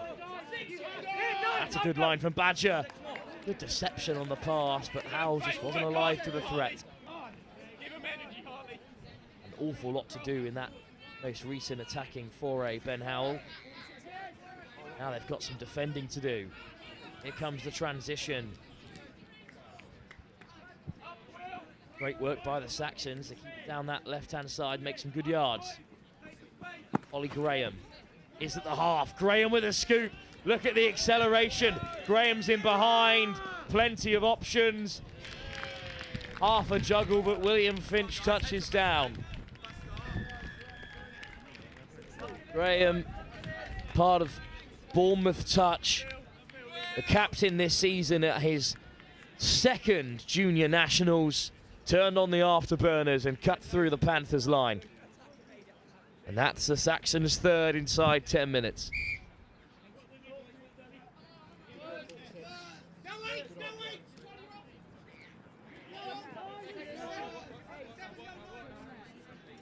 That's a much better carry.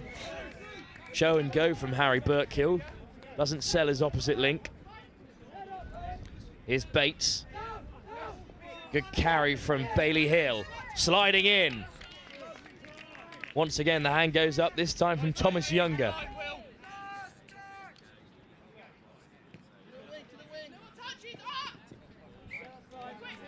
Powerful touch there on Harley Duke. And that'll be the end of the most recent Panthers attack. First touch made by Burkill in response. It's a nice ball to the left-hand side, and that's opened up a bit of space for the Saxons. Oh, we're not sure where that pass was headed, but it wasn't in the right direction.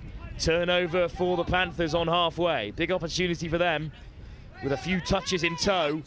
Excellent start. Burkill once again makes good yards. Burkill at the half. William Murphy. Bailey Hill. Turner. Bailey Hill again. There's the missed pass. What a pick out that is. Beautiful ball across the face of the defence. And the Panthers are on the board. How about this for a pass from Turner? Great ball from Turner. Nathan Williams, the scorer.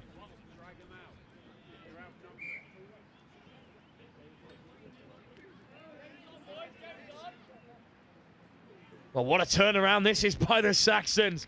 Owen Joyce through and away. Talk about a response. Joyce has his second. The Bristol Jet at his second junior nationals. Finds some space and eats it up in the blink of an eye.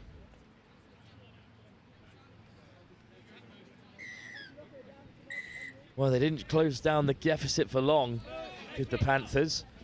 But if the Saxons can score straight off kickoff, then so can they. And the outstretched Murphy just puts it down.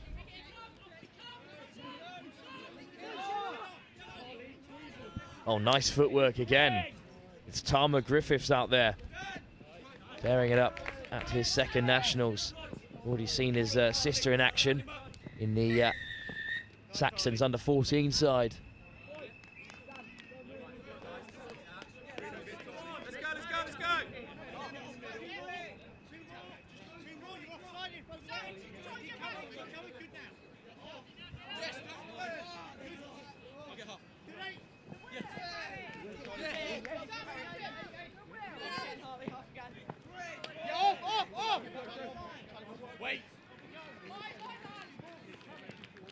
Well, another slight interjection because Paul Farrington, who runs the Junior Touch Cup, of course, never more relevant a time to have you on the stream. Thank you for joining us, Paul, and also a big part of the Midland setup as well. Yes, thanks for having me along. Great to be part of my first year coaching boys under 12s, 14s at the Nationals. But yeah, Junior Touch Cup was great this year, first year. 20 teams, which we're really happy about, and I hope to grow it again next year. And a good day so far for the West Wildcats. Yeah, good start for our boys at both age groups. Bit of a rough game last time out. Squad's got a bit thin on the ground, a couple of injuries, so we're hanging on in there. Well, this game won't stop springing to life at every opportunity. That time it's Too Good who almost went over. It was Henry Turner who added a try to his excellent assist to cut the deficit down to 2 tries. But just as quickly as they did the first time of asking, the Saxons looking to respond, but that ball over the top from Patrick Taylor-Ross doesn't find its target. Yeah, just forcing a little bit there, but here come the Tigers off their line. Well, it's a really, as I've said, ruthless setup at the under-17s level of this competition. Only the top 2 teams will go through to a final. And you've got a couple of undefeated teams after 3 games. It's a big ask to break into that sort of monopoly. Yeah, and towards the end of day 1, teams, you know, fatigue setting in, a few injuries, bit of strapping I can see out there. So I'm sure some of the boys will be toughing it out for the next round. Well, the Saxons look to be running away with it in the early stages, but the Panthers have fought back well.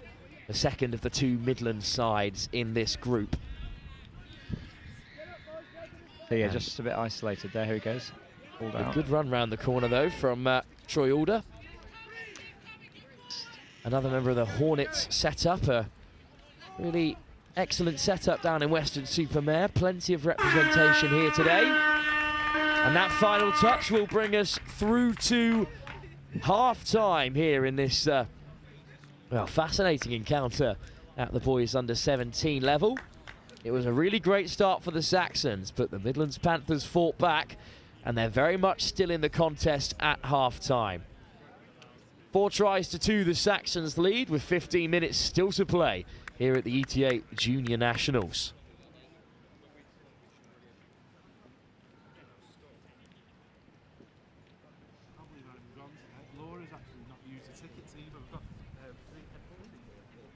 So once again, just a reminder that take that photos, we're only going to be here today, take photos, and then they'll be back tomorrow, but only dispensing them, so there'll be no photos tomorrow. So if you do want some photos, you're required to get them today.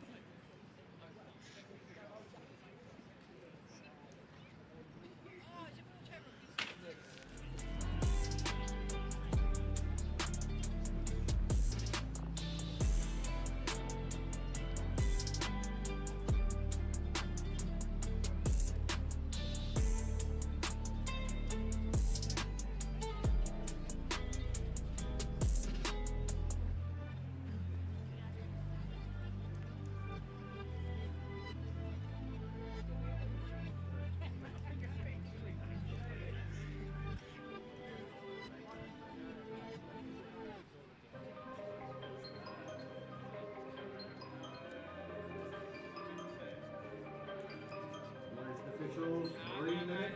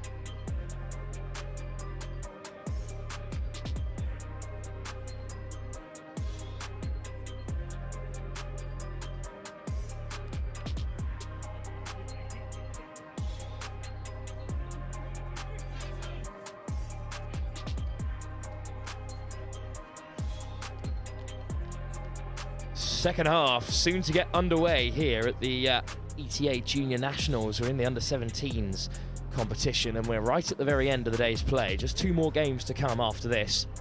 Action from the under-17s and under-14s girls competition to close out this afternoon's coverage. The Southwest Saxons desperate to keep their hopes of a top 2 finish and a place in the final alive with a victory here against the Midlands Panthers, chasing their first win of the competition. Paul Farrington alongside me for this one, the creator of the Junior Cup and also coaching the West Wildcats at under 12 and under 14 today. Thank you for joining us, Paul. Thanks for having me along. No, it's been really enjoyable. My first nationals, as I said previously. Great to see the growth of the junior game, which is something that I'm really focusing on now for the next foreseeable few years. Get the next generation of young players, even below this level, coming through. Absolutely, it's such an applicable sport to that generation as well. So accessible a sport, and that's what really sets it apart. What we touched on a lot during the World Cup coverage, of course, that we're still live with us here at NextGen15. Yeah, definitely, and it's the mix of gender as well. I mean, if you're along here today or tomorrow, you know, boys and girls, you know, almost equal sort of number of teams. It's such a great mixed game. We've even seen in the boys under 14 competition a couple of young women making their mark, especially at the Northwest Bulls. One Fionn Wheatley having a big impact for them. So it's great to see even at this high level that there's so much accessibility within the contest. Good start almost for the Midlands Panthers. That last ball just went down, but they did well, Paul, to make it up to that 7. Yeah, they got onto the 7 and just didn't come off for them there. But they've slowed down this this drive here. It's actually great line speed as well. Flying out to make the touch is Charlie Gornall. Yeah, there's some good few touches there. They've pushed them really back now. There's Henry Turner who made that touch, a try and an assist for him. That's 6th touch, and they didn't cross the halfway line. It's Gornall who made the final touch, and he hands it off to Turner, who's looked really bright so far for this Panthers side. Gornall, Turner, looking for his 2nd assist or try. Turner. Gornall at half. Turner wants to spread it wide, but instead he slides in himself. He's in there. Good little quickie there. 2nd try for Henry Turner, and it's a popular one with the Panthers bench just round to our right-hand side here. Well, the weather may have started to turn, but the mood here at the Junior Nationals has not. There's plenty of support for a whole host of sides here today. And that all really came off the pressure from their defence. Stop them getting over the halfway line and had the repeat set of 6, or had a set of 6 in their own in the opposition Saxons half. Here come the Saxons though. Joyce on a hat-trick, leaves it for Graham. Wide they go. That's floated through the line, but surely forward. He's going to give it, I think. Well, it's been given. Backwards out of the hands, I think. The only time I've ever called a forward pass at this level, it's actually flat to the line. That was, I think the wind sort of held it in the air there as it picked the ball up. Troy Alder gave the pass. Then touchdown for a quick response by the Saxons. Yeah, they would have wanted to hold out there after their score, the Panthers. Here we go. Well, what a step off the right and the left. The diving touch from Sam Hewlis. The only thing to deny him. Yeah, great break, but he needs a half there. He needs to get that ball moving again. Henry Burkill again involved. Makes plenty of yards for this Panthers side. And there he is in the middle now. Burkill off to the races. Leaves it for Bates. Oh, I think they're indicating that's down. Bates has been given the score, and the Panthers going tit for tat with the Saxons for now. You score, we score. Panthers really want to hold this out for 60 seconds. That kind of concept of, you know, psychologically, can we hold this out? Well, let's see if the Saxons can respond again. Now their lead cut to just 1 try. Oh, yeah. Well, and that's a turnover. Loss of control, really, on the roll ball there. Well, difficult for the Saxons to stomach. They were so on top in that first half, but they didn't make their dominance count. They might pay for it here. Yeah, Panthers looking to get off and get some fresh legs on now. Here's Sharp. Leaves it in behind for Harley Duke. 6 touches them. Over-aggressive touch at this level, not always given. Sometimes you look for that player's reaction, where you look for what the position of the attacker is, position of the defender. Do they balk in the touch? Are they milking it? Here are the Panthers then in a promising position. Howell forces the touch. Badger! Oh, and it's been given. Yes, just burrowed his way in there, Badger. Bill Badger, the scorer. Well, the bench on the short side went up in jubilation. They just had to double check there that it was given. Well, I think that means it's now level. 5 apiece between the Saxons and the Panthers. Bill Badger gets his try that he was denied so early on.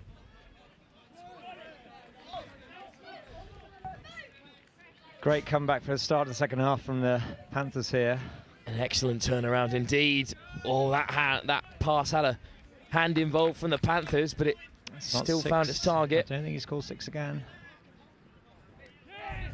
Joyce taking the touch. Good line. There's the missed pass, and it slips through the fingers of William Finch. Opportunity there. Just a little bit more quality on the pass would have got him in.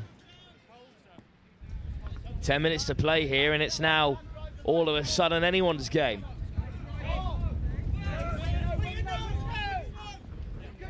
Good transition, good pace to get the Saxons backpedaling. Burkill again. Yeah, just stealing a few extra yards there. That is his forte. Turner, who's had a great game himself. Oh. There's one over for the pass. It was the right option, but not executed. Yeah, they'll be happy how they came off their line there, Panthers, and then just see if they can shut the Saxons down a bit here. Oh, well, the delayed pass towards Ollie Graham. Just miscontrolled. It was a touched in flight, 6 again. I think they've pretty lucky to get away with one there after putting it down the Saxons. And again. Well, they're marching their way up the field with these penalties. Yeah, just slowing the momentum down, but got to defend another 6 here.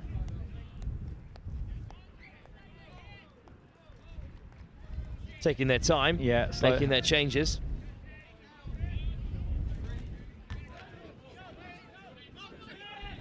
Here's Hewless, up to halfway. Another good pickup from Ward. Hewless on the outside. Great cover to get across from young Harley Duke. Yeah, touch and pass there called, just about pulled that out of the bag. Duke with an important intervention, and there he is at half. On come the changes for the Panthers, Howell amongst them. Steals a lot of yards, number 46 of Howell. Quick hands to return it to Badger. Try score in this second half. Just need a little bit of composure here, Panthers. They've fought back into the game. So they've used all 6 there. So Ward brings it out for the Saxons. They go down the short side again. Just rushing both sides here, just rushing things a touch. Yeah, I think the Panthers will be slightly happier. Saxons coming up with some errors at the moment. So a chance to strike for the Midlands Panthers. Duke lifts it to Badger. Duke again. Nice footwork from Bailey Hill. Bates. Tobin Bailey Hill has it again. Looks inside and out on the turn. Good take from Harley Duke. But I think the touch was made, and that's all 6. They'll look to pin them in here now.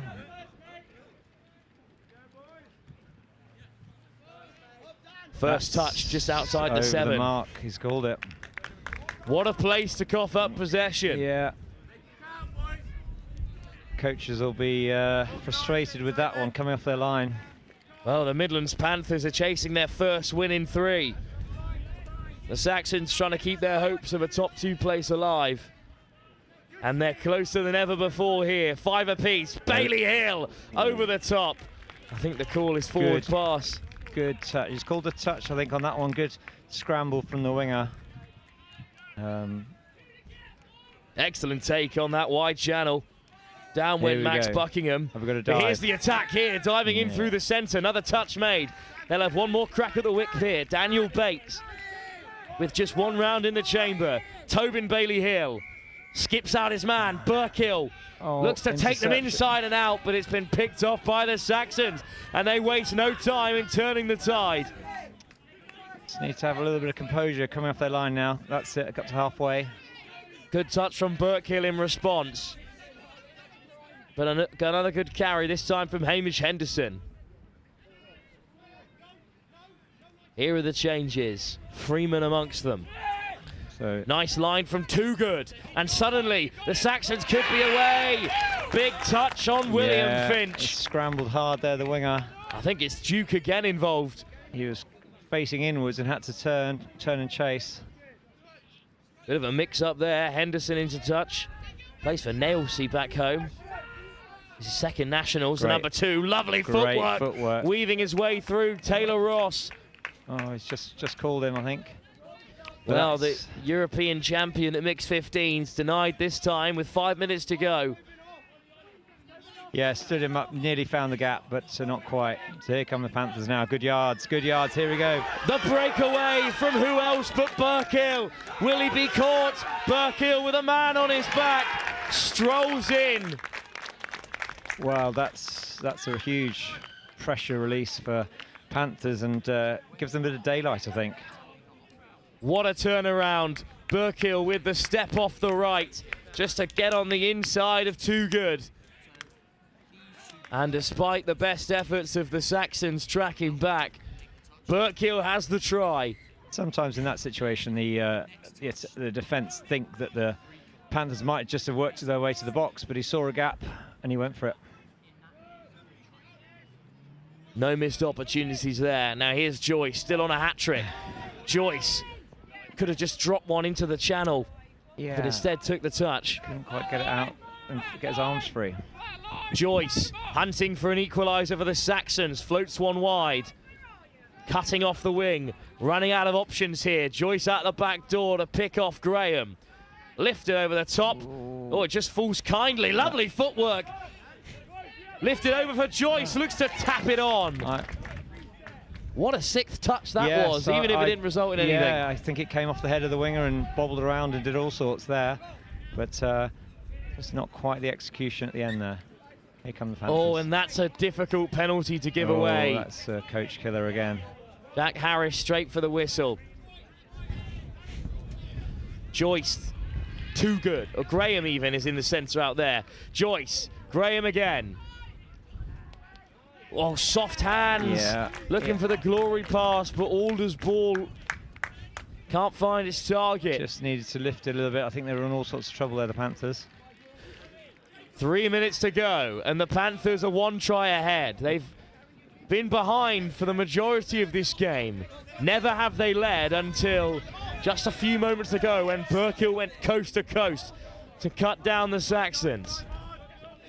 Just looking to get those fresh legs on. They've a couple of big defensive sets there from the Panthers. Great carry from Howell.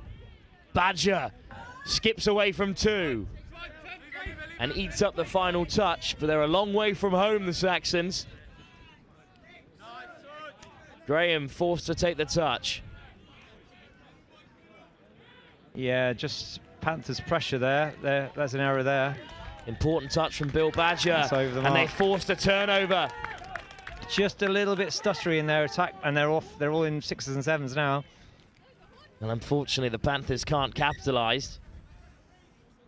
Yeah, just a mix-up coming off the line. You had players subbing off. You had players suddenly subbing on. At the moment, though, it's Bill Badger with possession. I think the Panthers will be happy with this situation. Howell at the half. Ben Howell taking touch. Sliding in, Badger again. Touch made. Clear comms there from Jack Harris, the referee. Badger will roll it back to Howell and get it on the return. Already a try scorer in this second half. Floated over the top, picked off by the Saxons. High risk, never really on, but... and they'll lose another 10 yards as well. Yeah, disappointing end to that set for the Panthers. A minute and a half for the Saxons to get back into the game. They trail by the one try. Lacking the intent they perhaps need at the moment. Hewless off the field.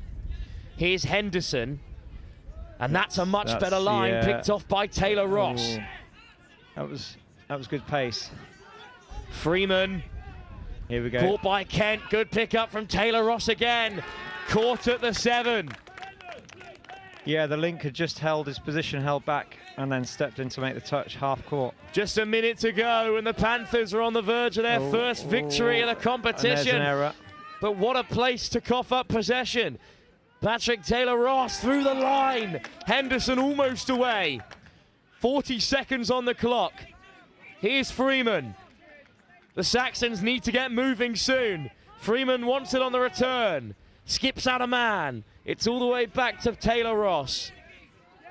Taylor Ross, powerful shot comes in from Howell. Just recessing the attack here. Here comes a short. 20 seconds. Taylor Ross could be over. There's the equaliser for the Saxons. 6-all in the closing stages. Yeah, took him on the outside. They're a little quickie off the ground. Great score. And right on the buzzer, the European champion, Patrick Taylor-Ross, gold medal winner in Vichy with the mixed 15s, grabs the equaliser and saves the Southwest Saxons at the closing stage. It still might not be enough to get them back in the contest for that top 2 spot that will see them through to the grand final. But what a game of touch we've had, Paul. Yes, great game, great entertainment, and a real advert for the game there. And yeah, Junior Touch Cup next year, 5th of July. The date is now set at Old Leamingtonians Rugby Club in Warwickshire, so hope to see you there. Well, get that one locked in if you're watching at home. Any club and school side can get in contact with Paul Farrington. How can they reach you, Paul? Paul at intotouch.com. That's an email straight to me, or Into Touch Juniors on Instagram. Just drop me a message. We'll be running under 12s, under 14s, under 17s, boys, girls, and mixed. And yeah, we're looking forward to next season now. Absolutely. Thanks very much for joining us as well, Paul.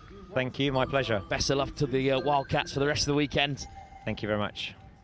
And well, we're into our penultimate game of the day.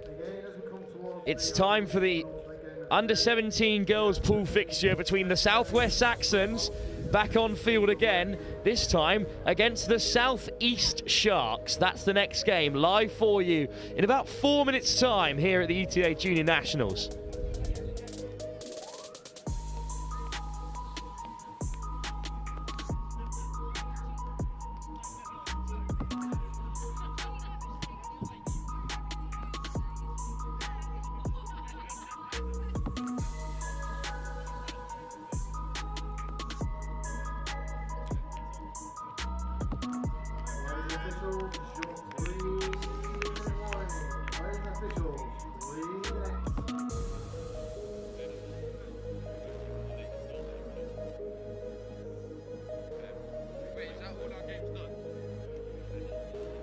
Oh, that's what my equipment is.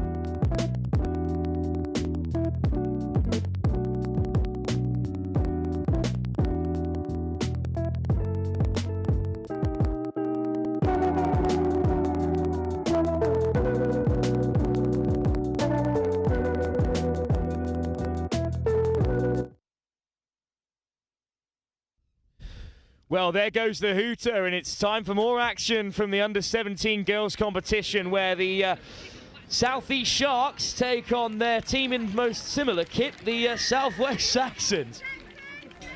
And what a start it is as well. And I can confirm that it is the Southeast Sharks that have scored early doors. So, for the sake of any confusion, the Southeast Sharks play in dark blue with a light blue bottom, whereas the Southwest Saxons play with a sort of darker blue shorts and bottom half with a lighter tint at the top. I hope that helps you. It's barely helped me. But the two sides with the most similar kits in England touch face off here. Interception as well to follow up the try. Poppy Hitchens gets a hold of it. Carrying down that left-hand side, almost breaking away Charlotte Elton. It's a top start to the game for the Southeast Sharks, who currently sit level in second place in the under-17 pool. A reminder that the top 4 sides from this competition will be through to a semi-final, covering touch from Ava Bond. Well, the Southwest Saxons yet to get off the mark in this competition. 3 losses so far, but a win would still bump them up level on points with the 2 sides above them, in fact. So they're absolutely still in this contest.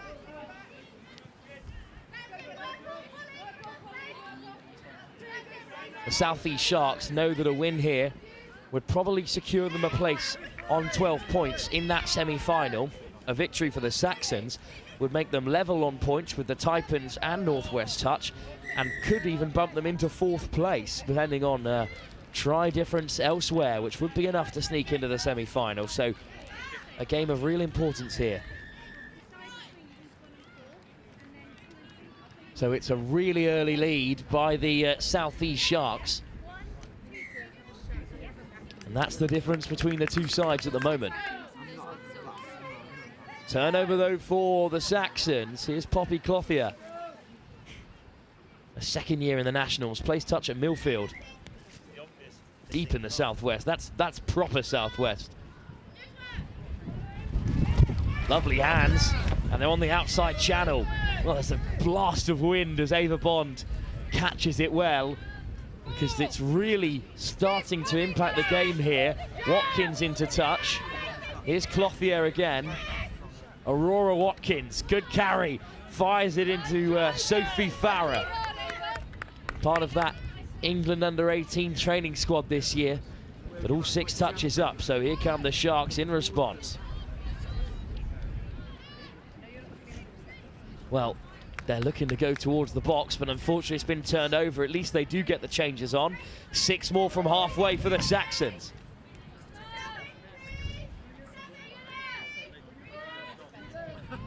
Aurora Watkins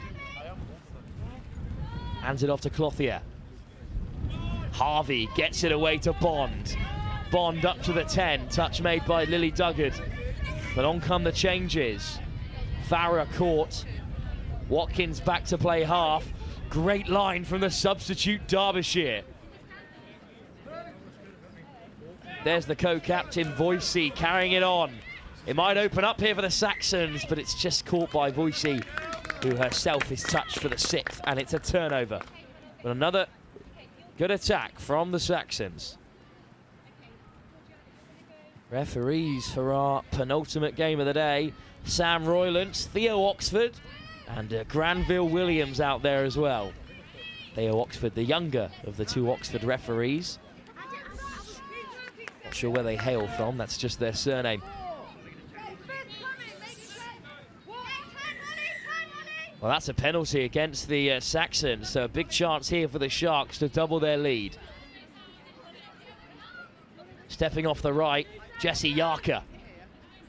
Here's Hitchings with Yarker at the link. Yarker takes it on. Hitchings with the pickup, finds Yarker again, but well, they've drawn another penalty, so 6 more at the 7 for the Southeast Sharks.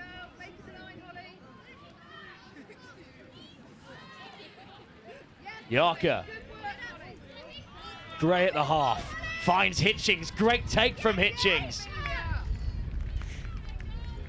Touch made by Amelia Huell.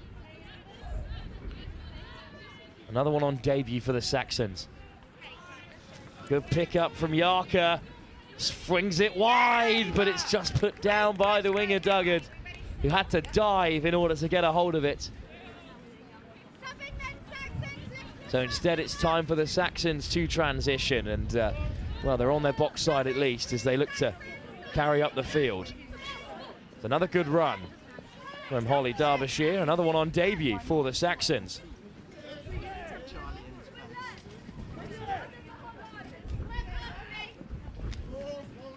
Good acceleration to get onto the outside. Got Sol Phoenix out there in the centre. Well, that's a turnover.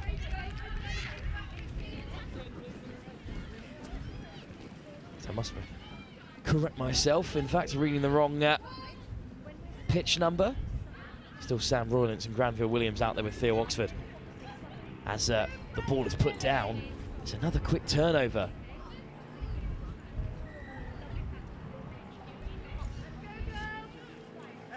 As even though the allocations may change throughout tomorrow, the referees have done an excellent job here, as Chris Simon was saying, to have a full complement of referees to cover each pitch. It's pretty impressive, with no help needed from any of the sides entered today. That's an excellent line through the centre by the Saxons, and they're off to the races here. What a run by Poulton, who unfortunately puts it down just short, but a great run from Poulton. Another Hornet in the Southwest setup, Western Supermare. It's her debut, however, for the Saxons.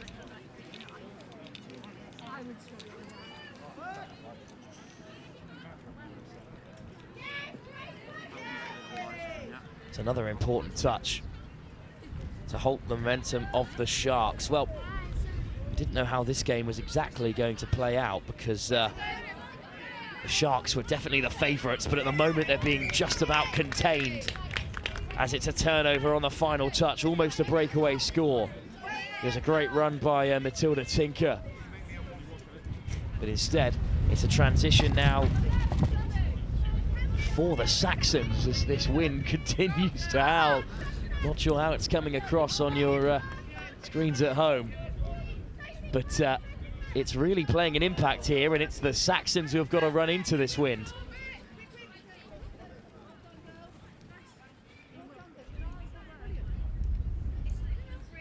As we've said, this is the penultimate game of the day, day one of the Junior Nationals. Our final game is more action from the under-14s pool stage, where the Sharks and Saxons play each other again. They're the two top sides in that group, or even though the Sharks have come out on top on the majority of the occasions, as this time a bit of space finally opens up. But the score still isn't given. It's a turnover, in fact. Lily Duggard really thought she was in there, as did we all, I feel.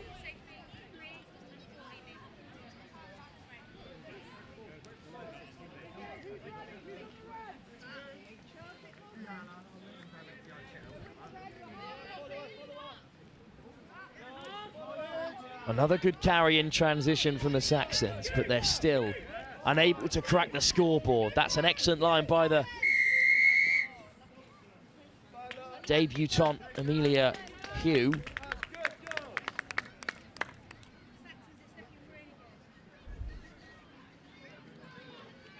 Unfortunately, nothing comes as it. Instead, Alex Zahad and the Sharks can play away. There's the ball on from Tinker. And a good carry by Yarka. With the changes on board, they should have a chance at the line here. Another good carry, this time from Henderson. Skipping away from two. Duggard there at the half. He feeds Hitchings. Here's Abisayan. Winding through the defence again. Hitchings. Gray. Great pace up to the 7. One strike at the line then. There's numbers to the left if they can find them. Nice ball and a simple finish in the end for Anya Adamovska. And Adamovska has the Sharks' second score. They've been denied a couple from close range, but this time there was just too many there over on the left-hand side for Millie Poulton to cover on her own. Good ball from Hitchings. Adamowska has her first of the game, and the Sharks double their lead.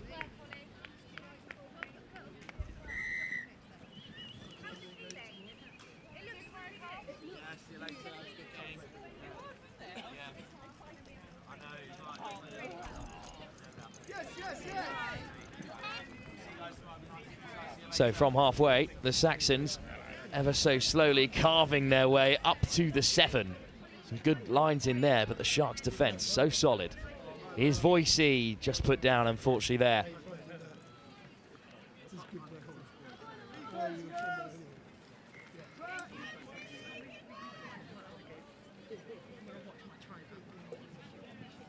Well, a carry up to halfway then, in transition from the Sharks. 2-0 Sharks at the moment as they drive their way over the 10. Here's Abasayan. Hitchings. Great weight of pass, but perhaps just overrun. Penalty, however. Big chance then before half-time for the Sharks to make it 3. Hitchings taps it off. Ruby Abasayan. Well, that's a missed opportunity, but at current, they won't be too upset. Still lead by 2 unanswered tries. But this is a much better transition from the Saxons and an excellent carry down the left-hand side from Ava Bond. Another one on debut, now part of the Hornets and Western Supermare. What an impact they've had on touch in the Southwest. What a carry that is by Derbyshire. The brightest attack of the game so far for the Saxons. Here's Harvey. Great weight of pass into Bond again. Aurora Watkins. Farah. Watkins trying to get on the inside. But caught at the 7. Lovely ball over the top, sliding in. Needs an offside call, but won't get it. Shut out by the Sharks. But Derbyshire will have another go at the line. Farah. Nice weight of pass, little show and go. But Ruby Abasayan makes another important touch and forces a turnover. What a defensive set from the Shark middle. And now she'll play away through the centre as the Sharks look to transition. What a take that is from B. Gray, because that could have been an unfortunate turnover.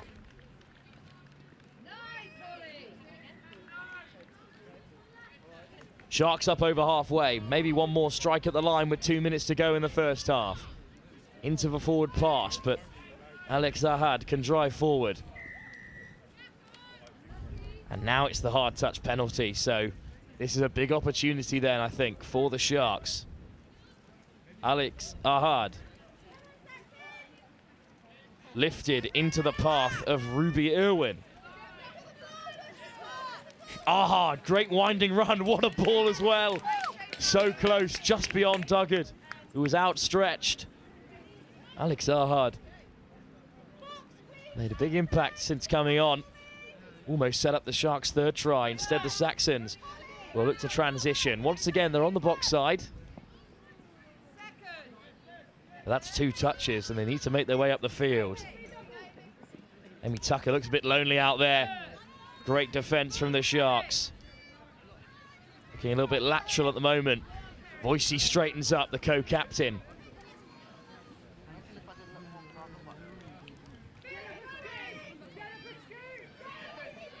Well, they've got a scoop here and they've got to make it count as well. Good step on the inside from Clothier, but that's the end of the attack. Just 30 seconds to go in this first half. The Sharks still lead by 2 tries. An important result for them because it keeps them very much in the running for a semi-final place. With only a few more pool games to go. Another excellent recovery, this time from Tinker. Here's Hitchings. Now they're at the half, Hitchings. With Yarka to her right, the ball goes down. And I think it's just going to go back for the touch. So we'll perhaps have one more strike at the line from the Sharks. Yarker flashes it wide, could be a score on the buzzer. I think it will be. I'm not sure Poulton got there in the end. So right on the stroke at half time, the Sharks will have a third. Well, you can see Poulton pulling them across, but they didn't answer the call. So in the end, Isabella Horsfall can touchdown to score the Sharks' third at the break. Southwest Saxons still chasing their first win of the competition at this level, are trailing by 3 to the Southeast Sharks, who are looking to secure a place in the top 4 with a victory here. 15 minutes still to come in our penultimate game of day 1 here at the ETA Junior Nationals, live with Next Gen here at Riverside in Nottingham.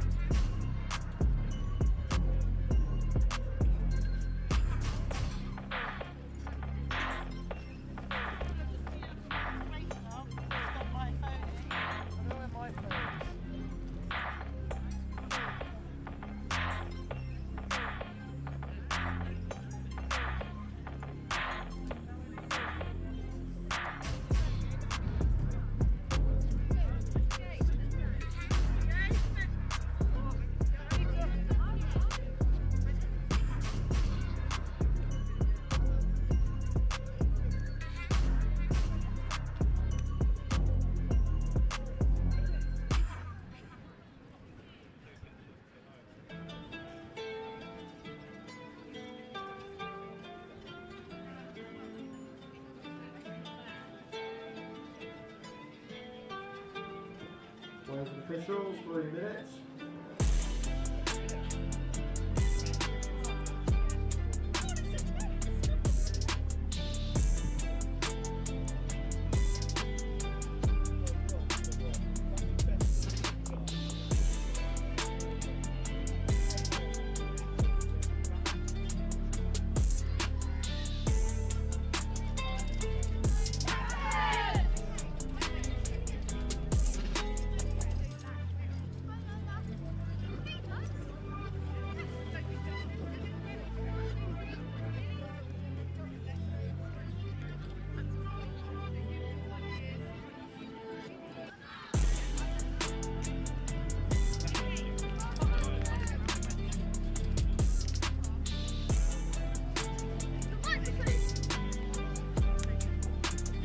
Players and officials, 2 minutes.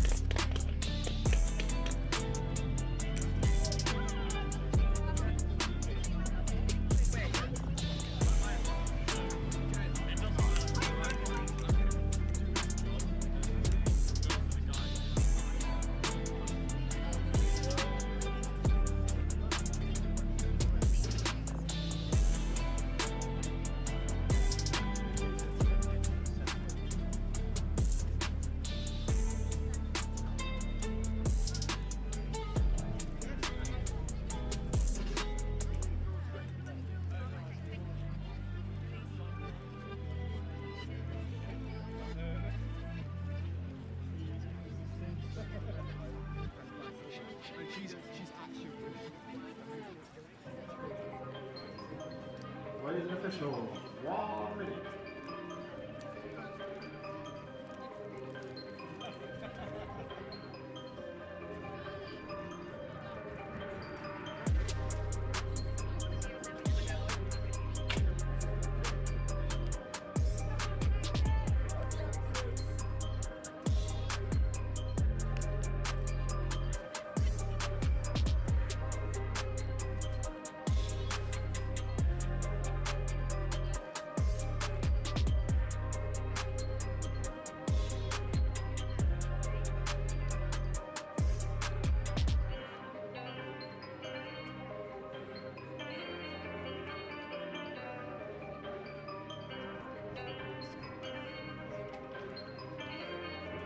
Players and officials, stand by.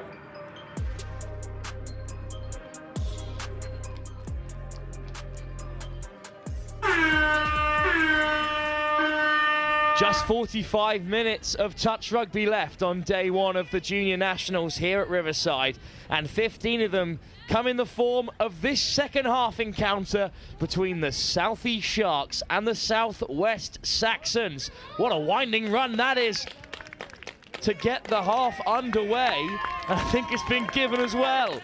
Sophie Tucker, who plays both touch and union for Minehead Barbarians Rugby Club, on debut for the Saxons, runs in an excellent score to get them their first try of the game. The Sharks dominant in that first half, led by 3 unanswered points at the break.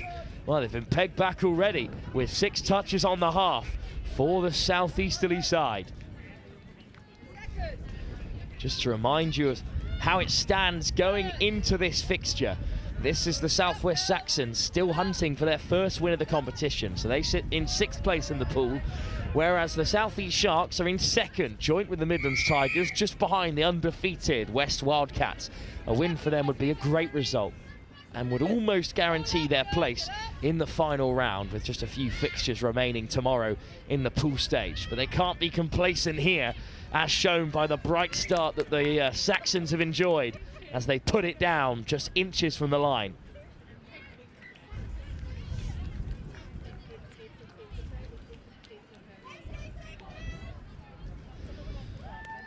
Well, the Saxons are a long way from home, way out on that left-hand side, but they choose to go to the short side, and, well, they've done amazingly well to keep a hold of it there. I was certain that that was going to find the Riverside turf, that pass, and be a turnover. Instead, they lack a bit of momentum on the transition. Oh, and in fact, it has been turned over, and that is unfortunate.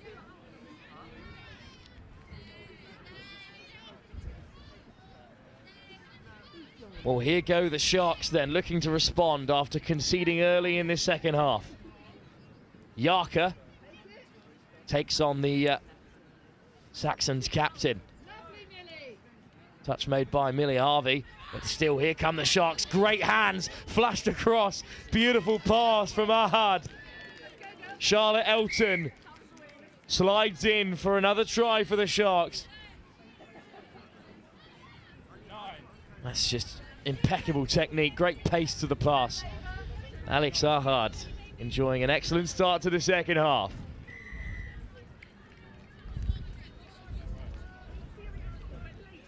Six touches at the half then for the Saxons to enjoy. Farah taken on by Georgiana Shepherd. Another Hornet, another debutant. Shepherd caught at the 7 and forced to cough up possession.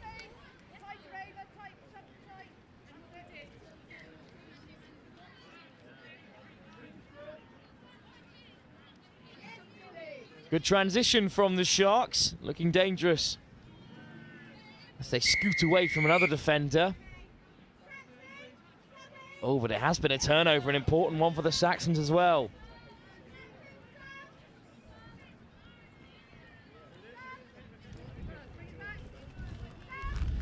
Well, here come the Saxons then. An important time to score. Keep up this second half fight back. Here come the changes. A little bit delayed getting on, but then Derbyshire's there. As is Watkins at the half. Derbyshire takes the touch. Aurora Watkins, the co-captain, rolls it back. Good line speed, but they've left a bit of space out wide. Unfortunately, Poulton is caught. One more crack at the whip then for the Saxons. Poulton caught again, and that's all she wrote for this most recent attack.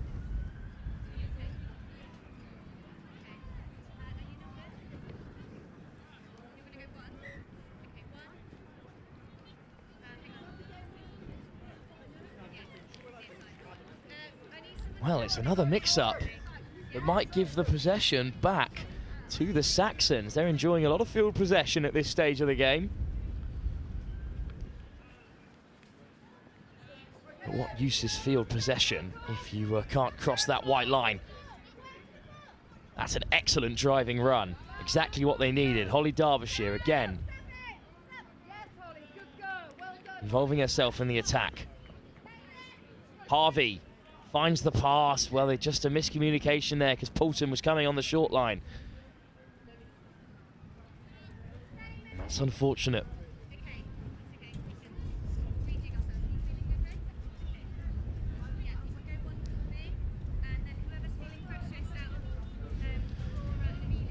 Can the Sharks really nail this transition as they failed to in the last 2 times of asking? Well, this time they're up to the halfway. Good pickup from Hitchings. That's the 5th touch on Yarker, and it's loose regardless. Another good defensive set by the Saxons. The Sharks have just dropped off a little bit in the last 5 minutes or so. I mean, they know that they have this 3-try advantage still, which they re-established after being pegged back at the start of this half. Taken in by Tucker, the try scorer. That pass goes loose.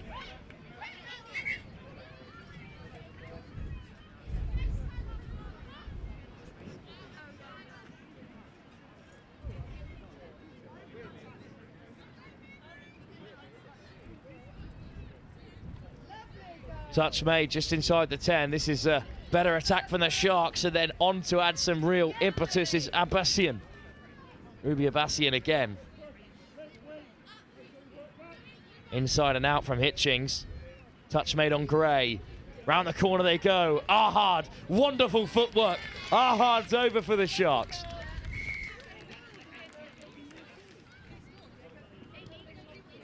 Well, an assist at the start of the half, and then an excellent try at this stage as well. A little show and go, a flick of the head, a step off the left, and Alex Ahad adds the Sharks' 5th try.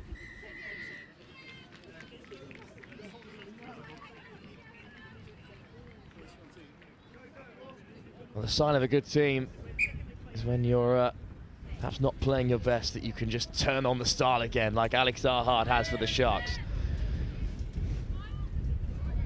But here come the Saxons in response through the co-captain Watkins, over the top to Howe.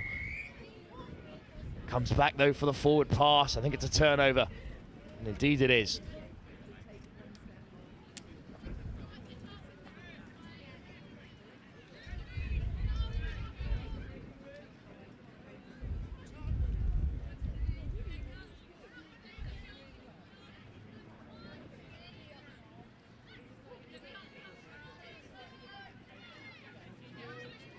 Well, a better transition from the Sharks. Passing through the contact, excellent ball to find the winger, Charlotte Elton. A try already for her in this second half. Poppy Hitchings. A great pickup from Alex Ahad again, who's storming away into the try area and has found another pass, this time for Horsfall. What a second half Alex Ahad is having. Made an impact in that first half when she came on, a noticeable impact. But 2 assists and a try already. 1 off the right and then off the left as well. Alex Ahad is a serious player. And if the Sharks are going to do anything in this Junior Nationals competition, it's going to be because of her impact. An important second half performance from Ahad, and then almost the interception from Abbasian. As I was saying, was rudely interrupted by Abbasian's attempted intercept.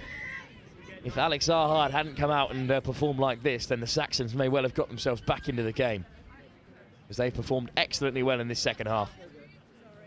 Abbasian, great carry, looking for an offside call and gets it. Great reactions from Farah.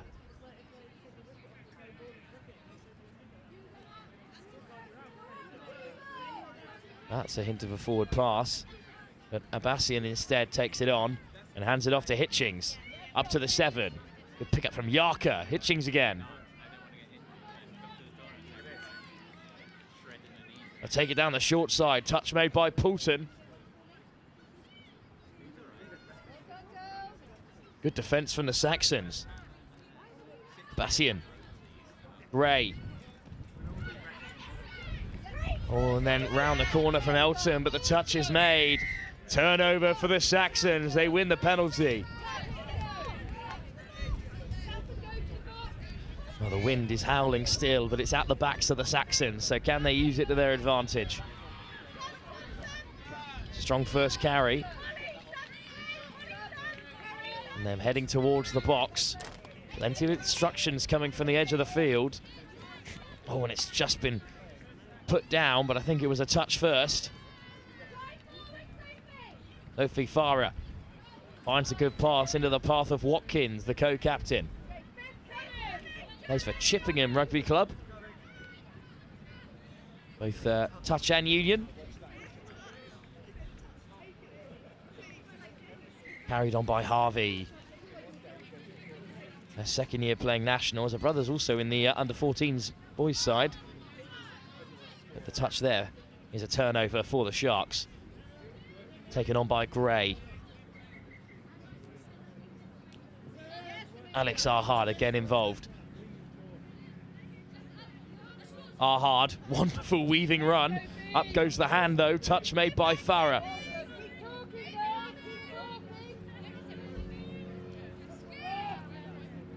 Hitchings. Arhard again. There's the missed pass.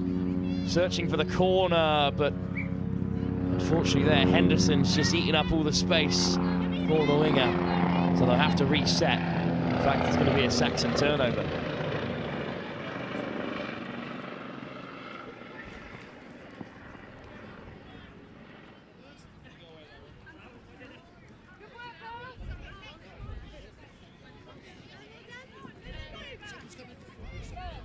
Now, strong defensive effort from the Sharks, as you can see. But a great transition from the Saxons. Laid back well by Aurora Watkins, I believe it was. A nice footwork as well, the Saxons then on fifth touch. Need to create something quickly. Here's the co-captain, Voicey. That's it, a miscalculation unfortunately there, so turnover it is.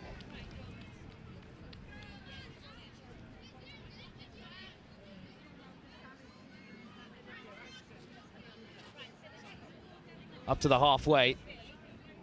Sharks driving forward. What a line that is. All the way through the defence.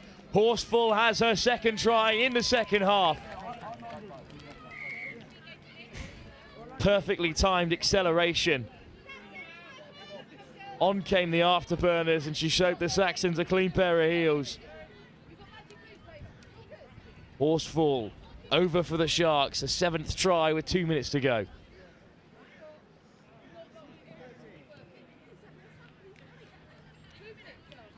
Under 2 minutes to go now. Saxons tap at the half.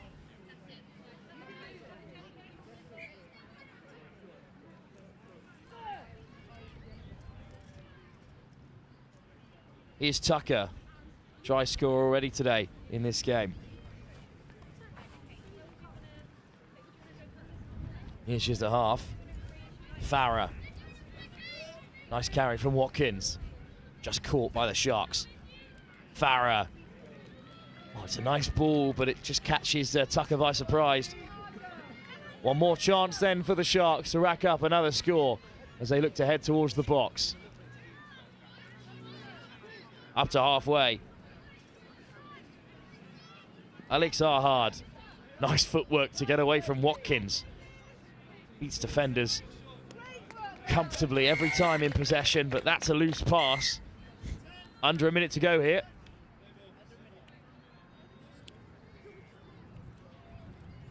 Quite enjoying every instruction I give being repeated by the Saxons box in front of me. Whipped across again. This time it's Abbasian. Lifted over the top. Wonderful ball. Puts it down before the line. Oh, it's Charlotte Elton denied her second try. I wonder what those jagged white lines are for. She is not the first to do that today, and she will not be the last here at the Junior Nationals. 10 seconds here. A spill in possession gives the Saxons back the ball. See if the Sharks back the ball, sorry. Saxons cough it up. Here's Hitchings, maybe a chance for Elton to redeem herself. Already a try in this second half. Abassian, last play then. Can they finish with a score? How well timed is the pass? Not well enough, because the penalty goes. And that will bring an end to the contest. One last tap for the Saxons from the penalty. Poulton will roll it back. Well, that's the end of the game. And that is the end of this fixture. Well, the result perhaps never in doubt. The South East Sharks at half-time were in control. A fight back started by Amy Tucker with a great individual score, was quickly put together by some good responses from the South East Sharks in total. A great result for them. And that brings an end to our coverage of the Under-17s competition today. One more game to come today. Our final fixture on day one of the Junior Nationals, and it's from the Under-13s pool competition where the South East Sharks take on the Southwest Saxons. That's live, brought to you here by NextGen15 from Riverside in Nottingham, here at the ETA Junior Nationals. That's all to come in just a few moments' time.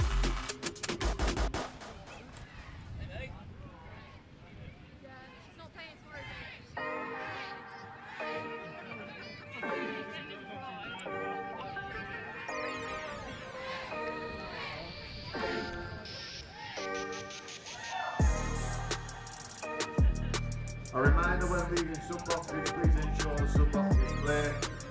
Make sure you take out the rubbish, bottles, clothing. We are representing England Touch this weekend. If you see any rubbish flying around, please just pick it up and throw it in the bin to keep it inside clean.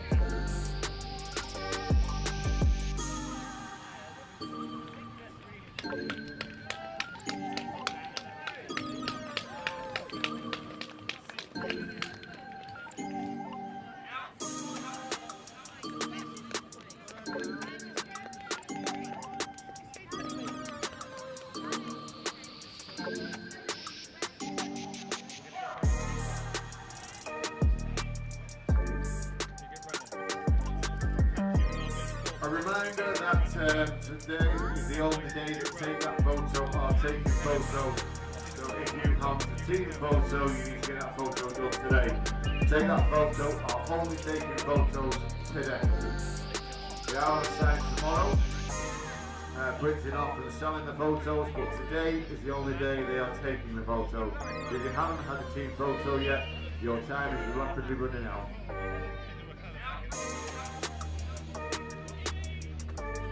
That's pretty much it.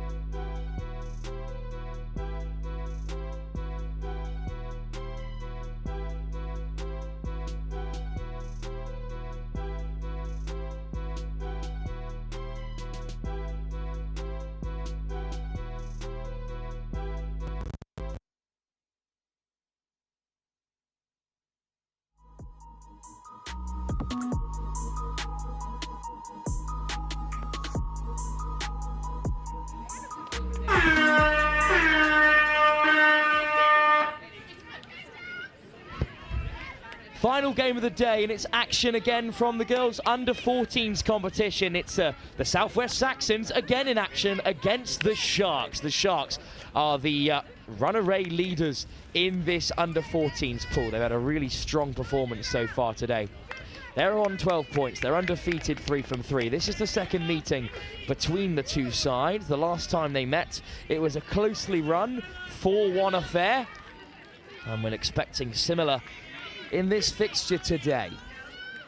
And, well, first attacking intervention. Once again, very similar kits, but it's the Southeast Sharks with the light blue on the bottom, the dark blue on the top, and the Southwest Saxons with the dark blue shorts and the lighter trim on top. So in this first half, it's the Southeast Sharks attacking from left to right, and they've got a tap just over halfway.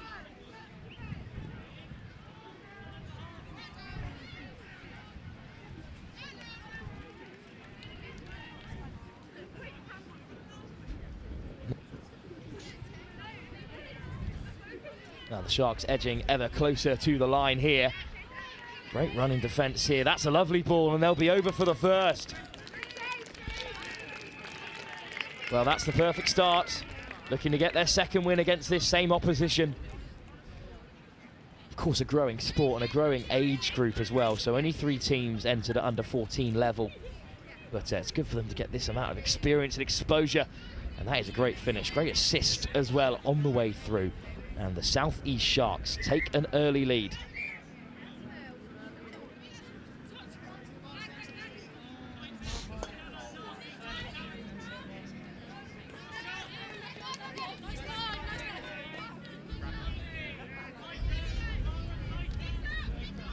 Well, devastating news for the Southeast Sharks fans amongst you that they have not entered any team sheets numbers, I'm afraid, so I cannot identify the players. As the Saxons now on their best attack of the game so far. But please do not mistake that for neglecting their names. I simply don't have any way of identifying them. But what I can do is identify the number 4, young Keris Fry, who celebrates her 13th birthday today here at the ETA Junior Nationals. And the added benefit of that is she is the only player on the team I will be able to identify because I was just given her number by her coach. That's the number 4.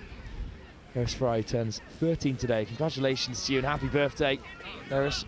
What a place to do it as well, here down on Riverside.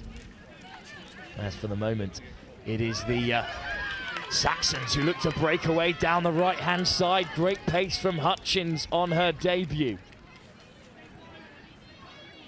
Forced to retreat. What a great run that is by Elizabeth Hutchins. And this is a good chance for the Saxons, who are looking to overturn that earlier defeat. A winding run as well from the Saxons as well. Porritt almost on the outside.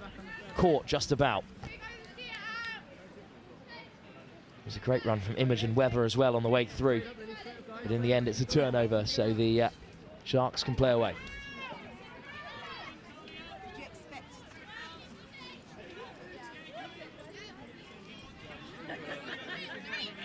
So, here come the Sharks around the corner, the substitutes being made.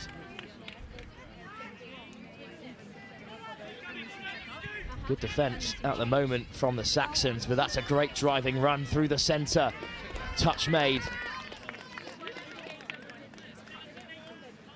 to keep them contained for now. So in this round-robin pool, it's important to mention that there will be a final in the under-14 girls competition. That will be tomorrow at 2 o'clock, where the first place take on the second place in the pool. That's likely to be a repeat of this fixture here.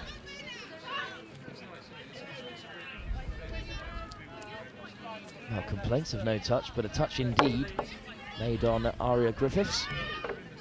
His brother we saw in action for the under-17 side earlier on this afternoon. Another winding run, this time for Megan Wright. Both parents have played at international level for England in the game of touch before. They've got a handful of players in this Saxon side who can weave away from the contact. Aoife Joyce is one of them. The Bristol Jets. Formerly the Jets player of the tournament in a recent outing. But it's the Sharks who drive up the halfway, 5 minutes gone in this final game of the day.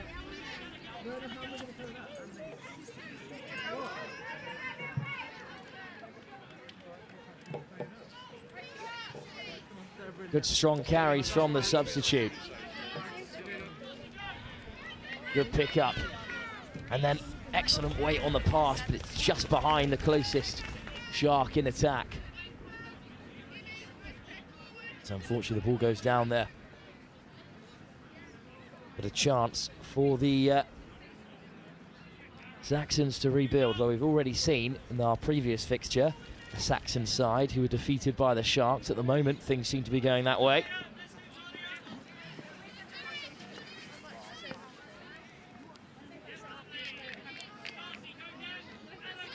It's again a slow transition in our final game of the day, but Porritt is looking to change things there. A strong runner out on the wing on debut for the Saxons. So almost every single player on debut, except for Daisy Taylor, I think, which is great to see. A pass from the captain Bobadilla, just beyond Megan Wright.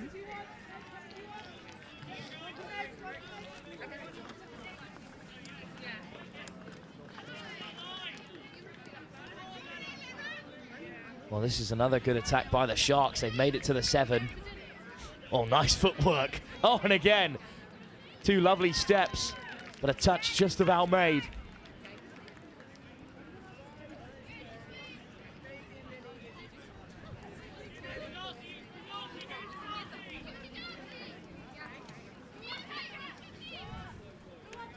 Oh, another good carry. A few more passes should do it. Here's Keris Fry going for the corner. Caught by Hutchings. And Fry will lay it back. Oh, and down the short side again they go. Fry goes diving in, but it's an important touch from Georgia Monaghan to deny Fry on her birthday of all days. A better sportsman would have let her score. But Georgia Monaghan is nothing but a competitor.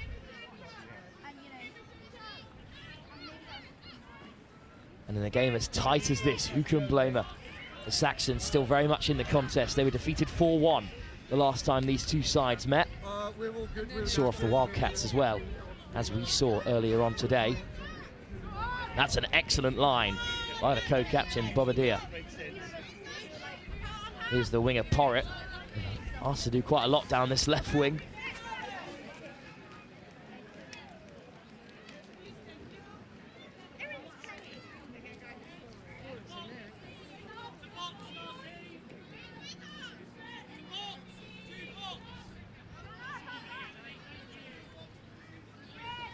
Touch made inside the 10. The Sharks still on the offensive. Keris Fry plays half. And there she is again at half, feeding Shark attackers as they head up to the 7. Lifted over the top. Great execution there, and they could be into the corner. What creativity. You wouldn't call it textbook passing, but it evaded the defense and found its way to the wing. And the Sharks have a second score inside the first half.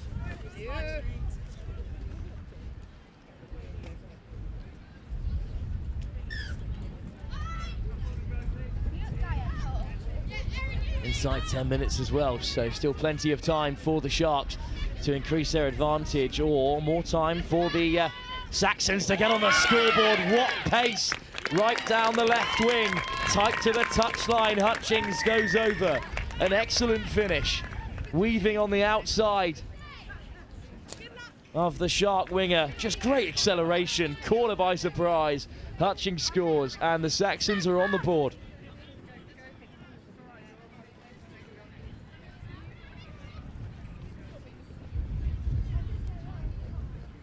Now the First half rolls on, still 5 minutes to play, and the game could go either way. This game has importance beyond the pool stage because as the top two sides in the pool, this is likely a repeat of the final tomorrow. Well, the wind is certainly at the Sharks' back, as again it has not stopped howling across the Riverside Plains.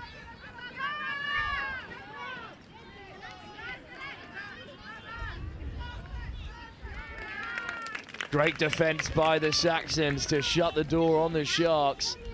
And it is a turnover as well at the 7 as they head towards the box.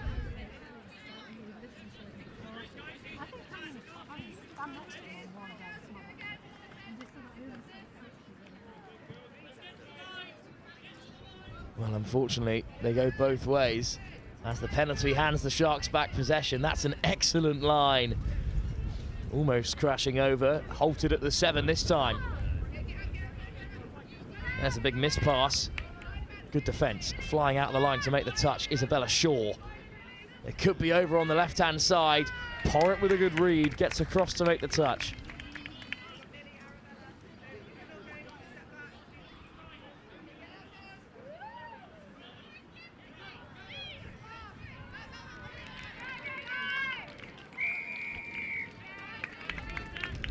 Well, this time they are turned away at the door.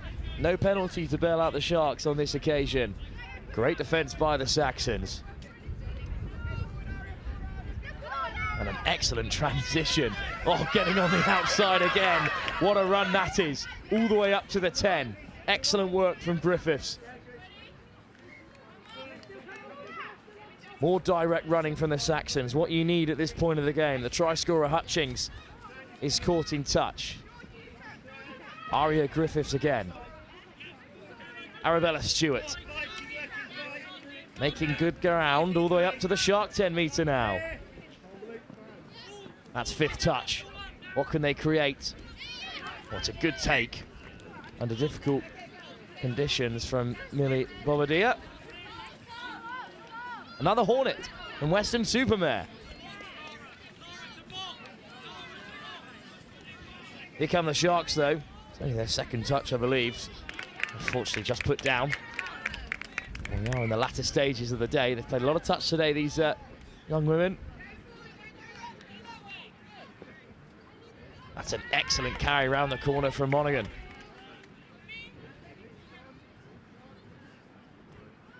Bobadilla at first receiver. Hands it off to Stewart. Nice step off the left from Megan Wright. And unfortunately, another drop ball in the back end of this first half.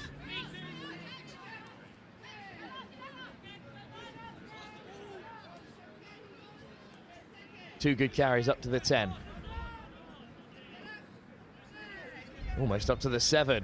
Great scoop by the Sharks. Got to give the pass. Bobadilla picks it off. And they'll have 6 touches after the intercept.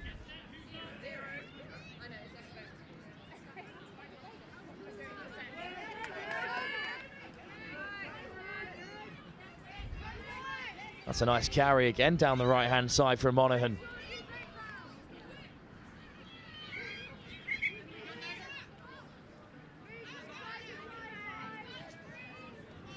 Almost up to halfway. Bobadilla will play half. Here's Wright. Bobadilla again. Hutchings opens up the legs. Look at Hutchings go. Stutter step inside and out. Well read by the Sharks defence. But the whole crowd lights up when Hutchings gets the ball.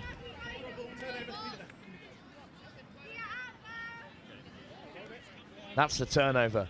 But another bright attack from the Saxons, who, let's not forget, are just a single try behind against this dominating Shark side, who have looked the most impressive with 3 wins from 3 in this 3-team pool so far.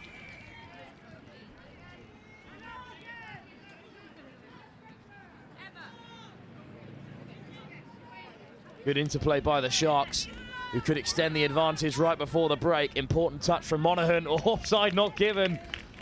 So Porritt quickest to react and force the turnover. Right on the buzzer then. My timing's never been better.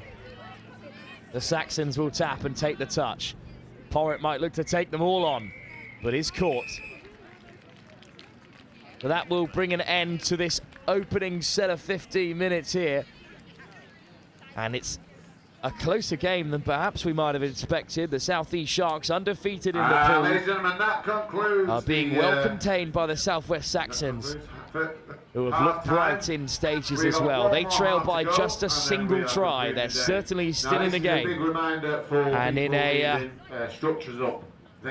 foreshadowing event to what could be the final tomorrow, the Saxons right in the contest, with 15 minutes still remaining on our first day here at the ETA Junior Nationals here at Riverside in Nottingham. It would be your own responsibility. If he's done anything else again, that'll be your responsibility. You must peg and guide rope your structures down. Other than that, we are got one more half of game to play.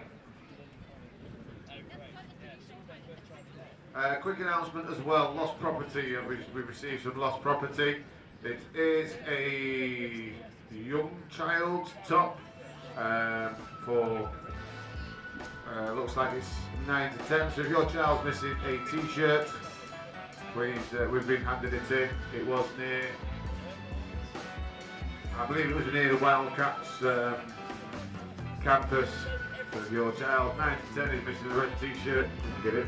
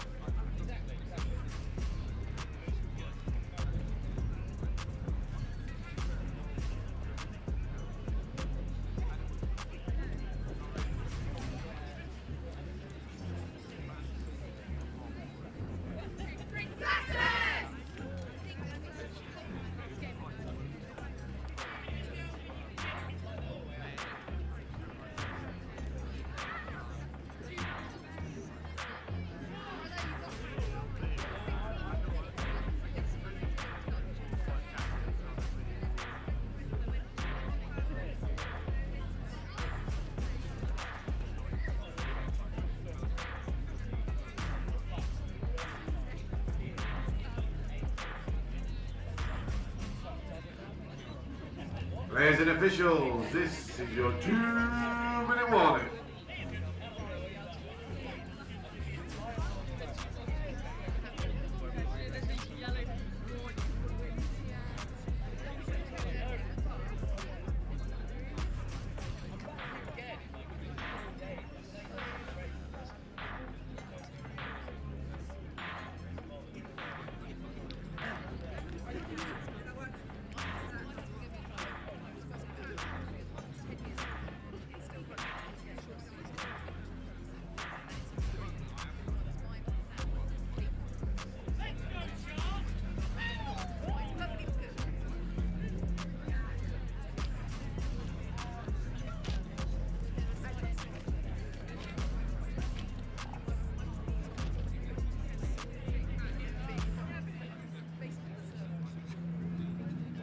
Players and officials, this is your 1-minute warning.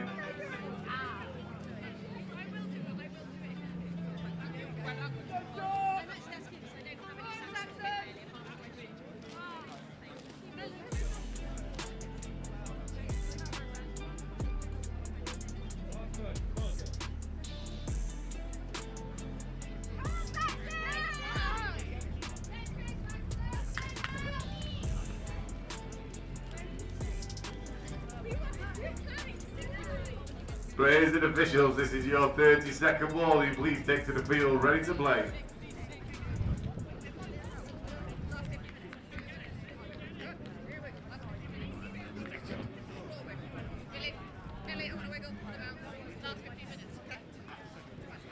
For the final day, or final time today on day one, players and officials, stand by.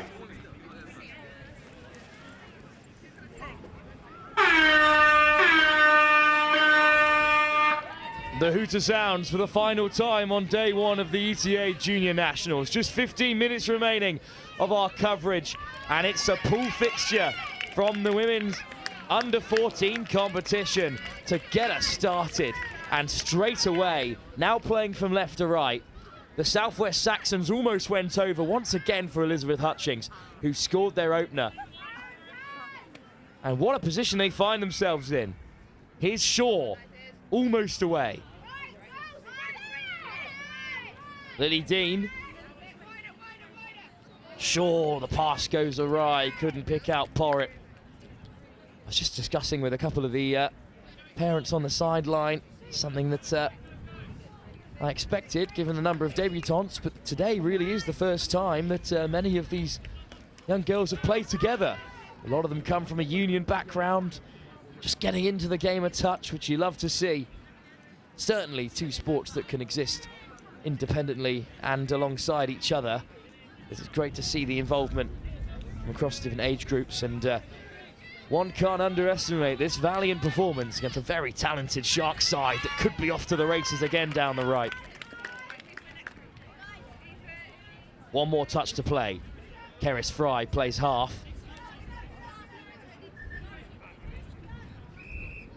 But the whistle eventually does go, and it will be a turnover for the Saxons.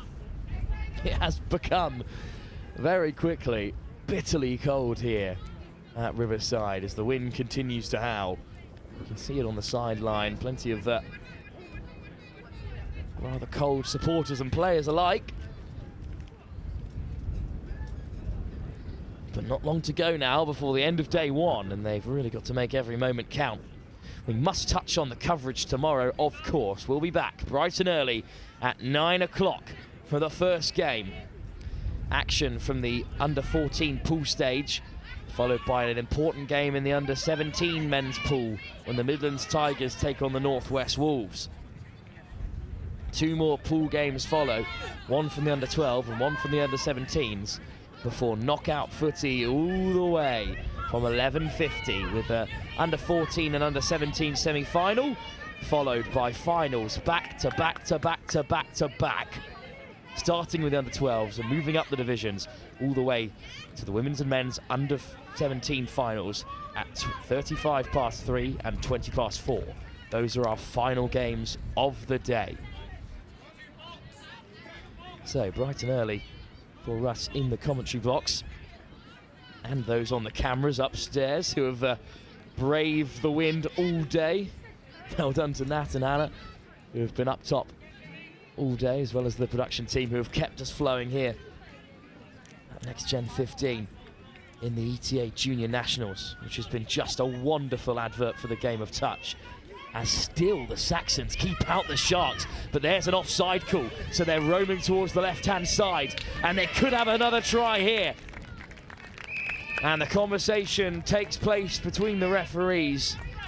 The try, I believe, has been given. The Sharks look hesitant to celebrate,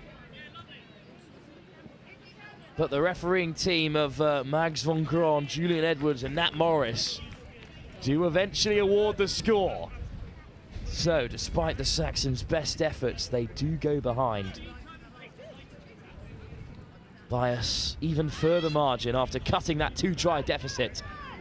But they have looked bright from tap-off at halfway, so close to levelling things here at the start of the second half. Here's Porritt. Ball back on the inside for Griffiths, good footwork.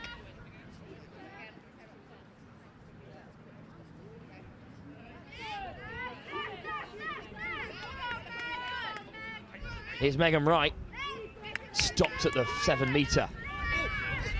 Weber, Joyce. How much further wide can they go? What acceleration again from Hutchings. And she's got the second try for the Saxons, 2 for her in the game so far. And they're back in the contest. Well, if you need something to excite you for the action tomorrow, then look no further than this game here. They will meet again if results go as expected at 2 o'clock in the under-14 women's final. These two sides. And if it's anything like this game, which is happening right at the end of day one, it'll be an absolute cracker. Interestingly, these two sides will also meet at 12:35 in the final pool game. By then, if the Saxons can beat the Wildcats at 10:20 tomorrow, they'll already be in the final. It's one to watch out for on the schedule. Diving in from close range, the hand went up for the touch. And indeed, the touch was made, so forced to retreat.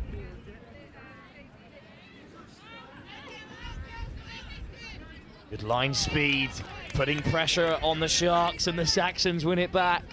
What a turnaround this would be. Great line speed in response, though, from the Sharks. Just 10 minutes to go on day one of the ETA Nationals. This is our final game from the pool stage, for now at least. A costly mistake, but one easy to make at this stage of the game. Great take out wide. A lovely weaving, winding run to get the Sharks onto the 7-meter line. Oh, but over the mark is called. Good defense from the Saxons, and they escape the most recent Shark onslaught. There's the tap. Obadia gets on the outside of one. But it's a good touch in the end. Porritt can play half. Great line speed as well. Oh, and that's just a testing ball in the conditions. The wind really got a hold of that one. So the Saxons penned in for now. It's looking a little bit spacious out wide, and that was the pass expected, just slightly overcooked. Once again, the wind playing a factor, I'm sure.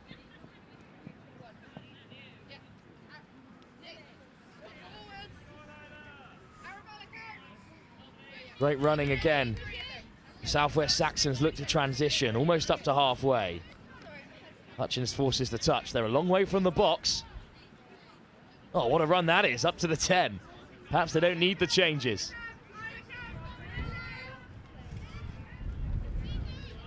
Looking a bit bereft of options at the moment, Lily Dean.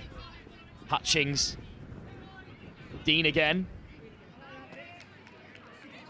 He's Daisy Taylor, the only player in the squad who's been to the Nationals before.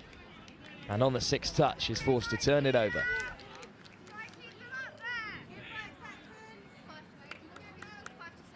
Here come the Sharks then. About 7 minutes to go in the final game of the day. Still just the single try in it. A really tight contest. Exactly what we'd like to see from the final tomorrow in this category, which kicks off just after 2 o'clock. Live here on Pitch 1 at Riverside on the Day 2 live stream. Great pickup.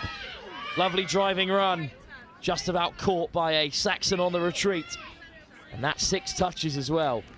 End-to-end stuff, but still no change in the score. Oh, just put down, unfortunately, there. Our first receiver, as the changes come on. Megan Wright rejoins the fray. Decisive pool fixtures starting from 9 AM tomorrow. And here's another one. These two sides expected to top the group. Saxons would need to beat the Wildcats again tomorrow at 10:20 to confirm that. Great passing out wide, but great pressure once again from Elizabeth Hutchings, having a great game for the Saxons. Offside, I believe, is the call, so it will be a penalty.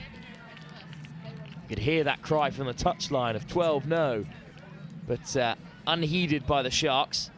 So 6 touches on the transition. What a lovely run that is from Lily Dean. His brother's also part of the under-14 squad for the Saxons. Or is that a touch and pass? I believe it is. Put down regardless, so it will be a penalty. Touch and pass is the call. Couple of changes, though, made by the Saxons in the meantime.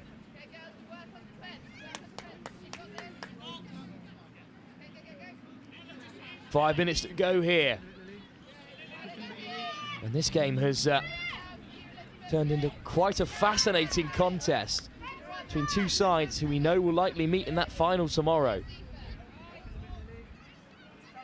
A Saxon side who really played together for the first time in this competition. Kept out a Sharks team that looked so dominant in the early stage of the morning. And they've kept them out again. Well, the Sharks might have enjoyed all of the field possession so far. And they've got nothing to show for it on the score. Another great run from right. Porritt heads towards the box. Gets away from one. What a run this is. Porritt down the right-hand side. There's cover there for the Sharks. Excellent work from the number one, but Porritt also almost away. The opening try scorer of the day for this Saxons team. Webber. Joyce. Bit of space out wide. Hutchings. Little stutter step. Might go all the way. What a finish by Elizabeth Hutchings to tie things up with 4 minutes to go. Well, it was all started down the right wing by Lily Porritt. And then good hands right to left to put Hutchings in the space she needed to score. Her second try of the game. And equally as impressive as the first.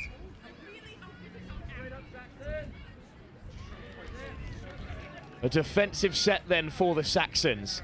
They need to shut out the Sharks here and then go up the other end if they wish to turn this game around. They haven't led at any point in the fixture, but they've equalized it here. Oh, great weight on the pass, what a grab! But across comes Hutchings to make the touch. Excellent take out wide by the Sharks. Just one more touch and there they've got it.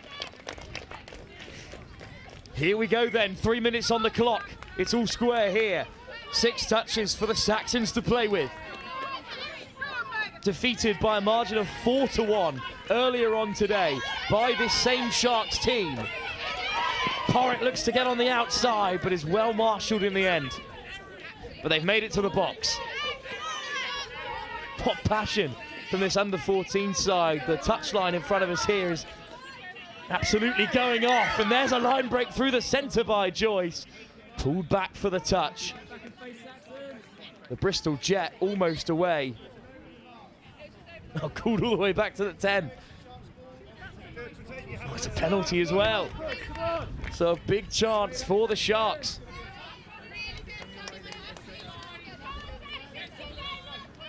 Now, for all the talk of a Saxons comeback, the Sharks could be the ones to steal it. Looking for that wide ball, the wonder pass doesn't go to hand. So Porritt taps it back. So touch and pass is the call. Penalty with 2 minutes to go. 2 minutes, Sharks, come on! There's the first touch, almost at the 10. Porritt at the half. Good ball to find Stewart. Stewart with a good run. Does well to keep a hold of it. Here's the co-captain, Bobadilla. And they found Hutchings out wide. And Hutchings could be away. Hutchings for the corner. What a hat-trick. Oh no, but called back for the touch, I believe. Let's have another look at that. Well, could have been a fingertip, but pulled back all the same. Almost the perfect hat-trick for the Saxons. Almost surely the winning try, but instead it's a turnover. And the Sharks have a minute on the clock to break Saxon hearts here. It might just be a pool stage game, but it means an awful lot to those on the touchline here.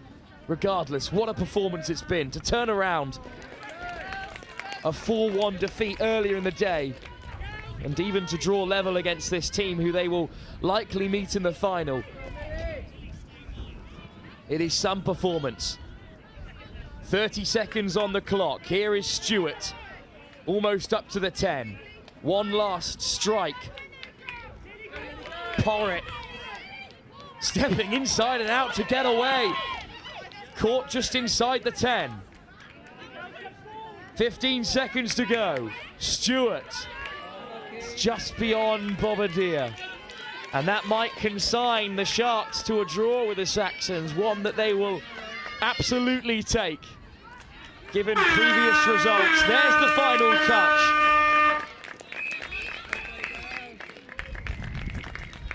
Ball goes down, whistle goes. What a fantastic advert for the game at any level, especially at under 14s. Girls so young to put on such an outstanding display of touch rugby is remarkable. One of the best games of the day comes in our closing fixture between the Saxons and the Sharks. The South East Sharks, who sit comfortably at the top of the pool, held by the Saxons, a side cobbled together in the last few days. They'll take on the Wildcats for a spot in the final tomorrow, where they'll meet the Sharks again, live here at 5 minutes past 2. And with that final whistle, that brings an end to our coverage of day 1 of the ETA Junior Nationals. Don't worry, we've got an absolute bucket load of touch rugby fixtures for you, starting bright and early at 9 AM for the first kickoff, where the Southwest Saxons take on the Northwest Bulls. And then it's a couple of pool fixtures, 2 from the under-17s competitions, which could be crucial, given that only the top 2 sides from that competition go through. I'm looking especially at the 11:05 fixture between the Wildcats and the West Warriors. The Northwest and the Wildcats sit right at the top end of that pool. Following that game at 11:50, it's the semi-finals from the under-14 and the under-17 before finals, 5 of them, starting at under-12 and working our way up all the way to the final fixture at 20 past 4, the men's under-17 final between the 2 pool champions. That's all to look forward to, starting tomorrow. Live with us here at Next Gen 15 at Riverside in Nottingham at the English Touch Association Junior Nationals. I've been Wilfred Kemsley, taking you through all of the action today, along with my many guest voices. Special thanks to Chris Simon as well for stepping in around midday, the chairman of England Touch, getting involved at every level. He'll be around tomorrow for some more conversations, as will a revolving cast of special guests. But from all of us here, live with Next Gen and the English Touch Association, thank you for joining us for day 1 of the Junior Nationals. We'll be back tomorrow at 9 AM on pitch 1 at Riverside. Join us then. Goodbye for now.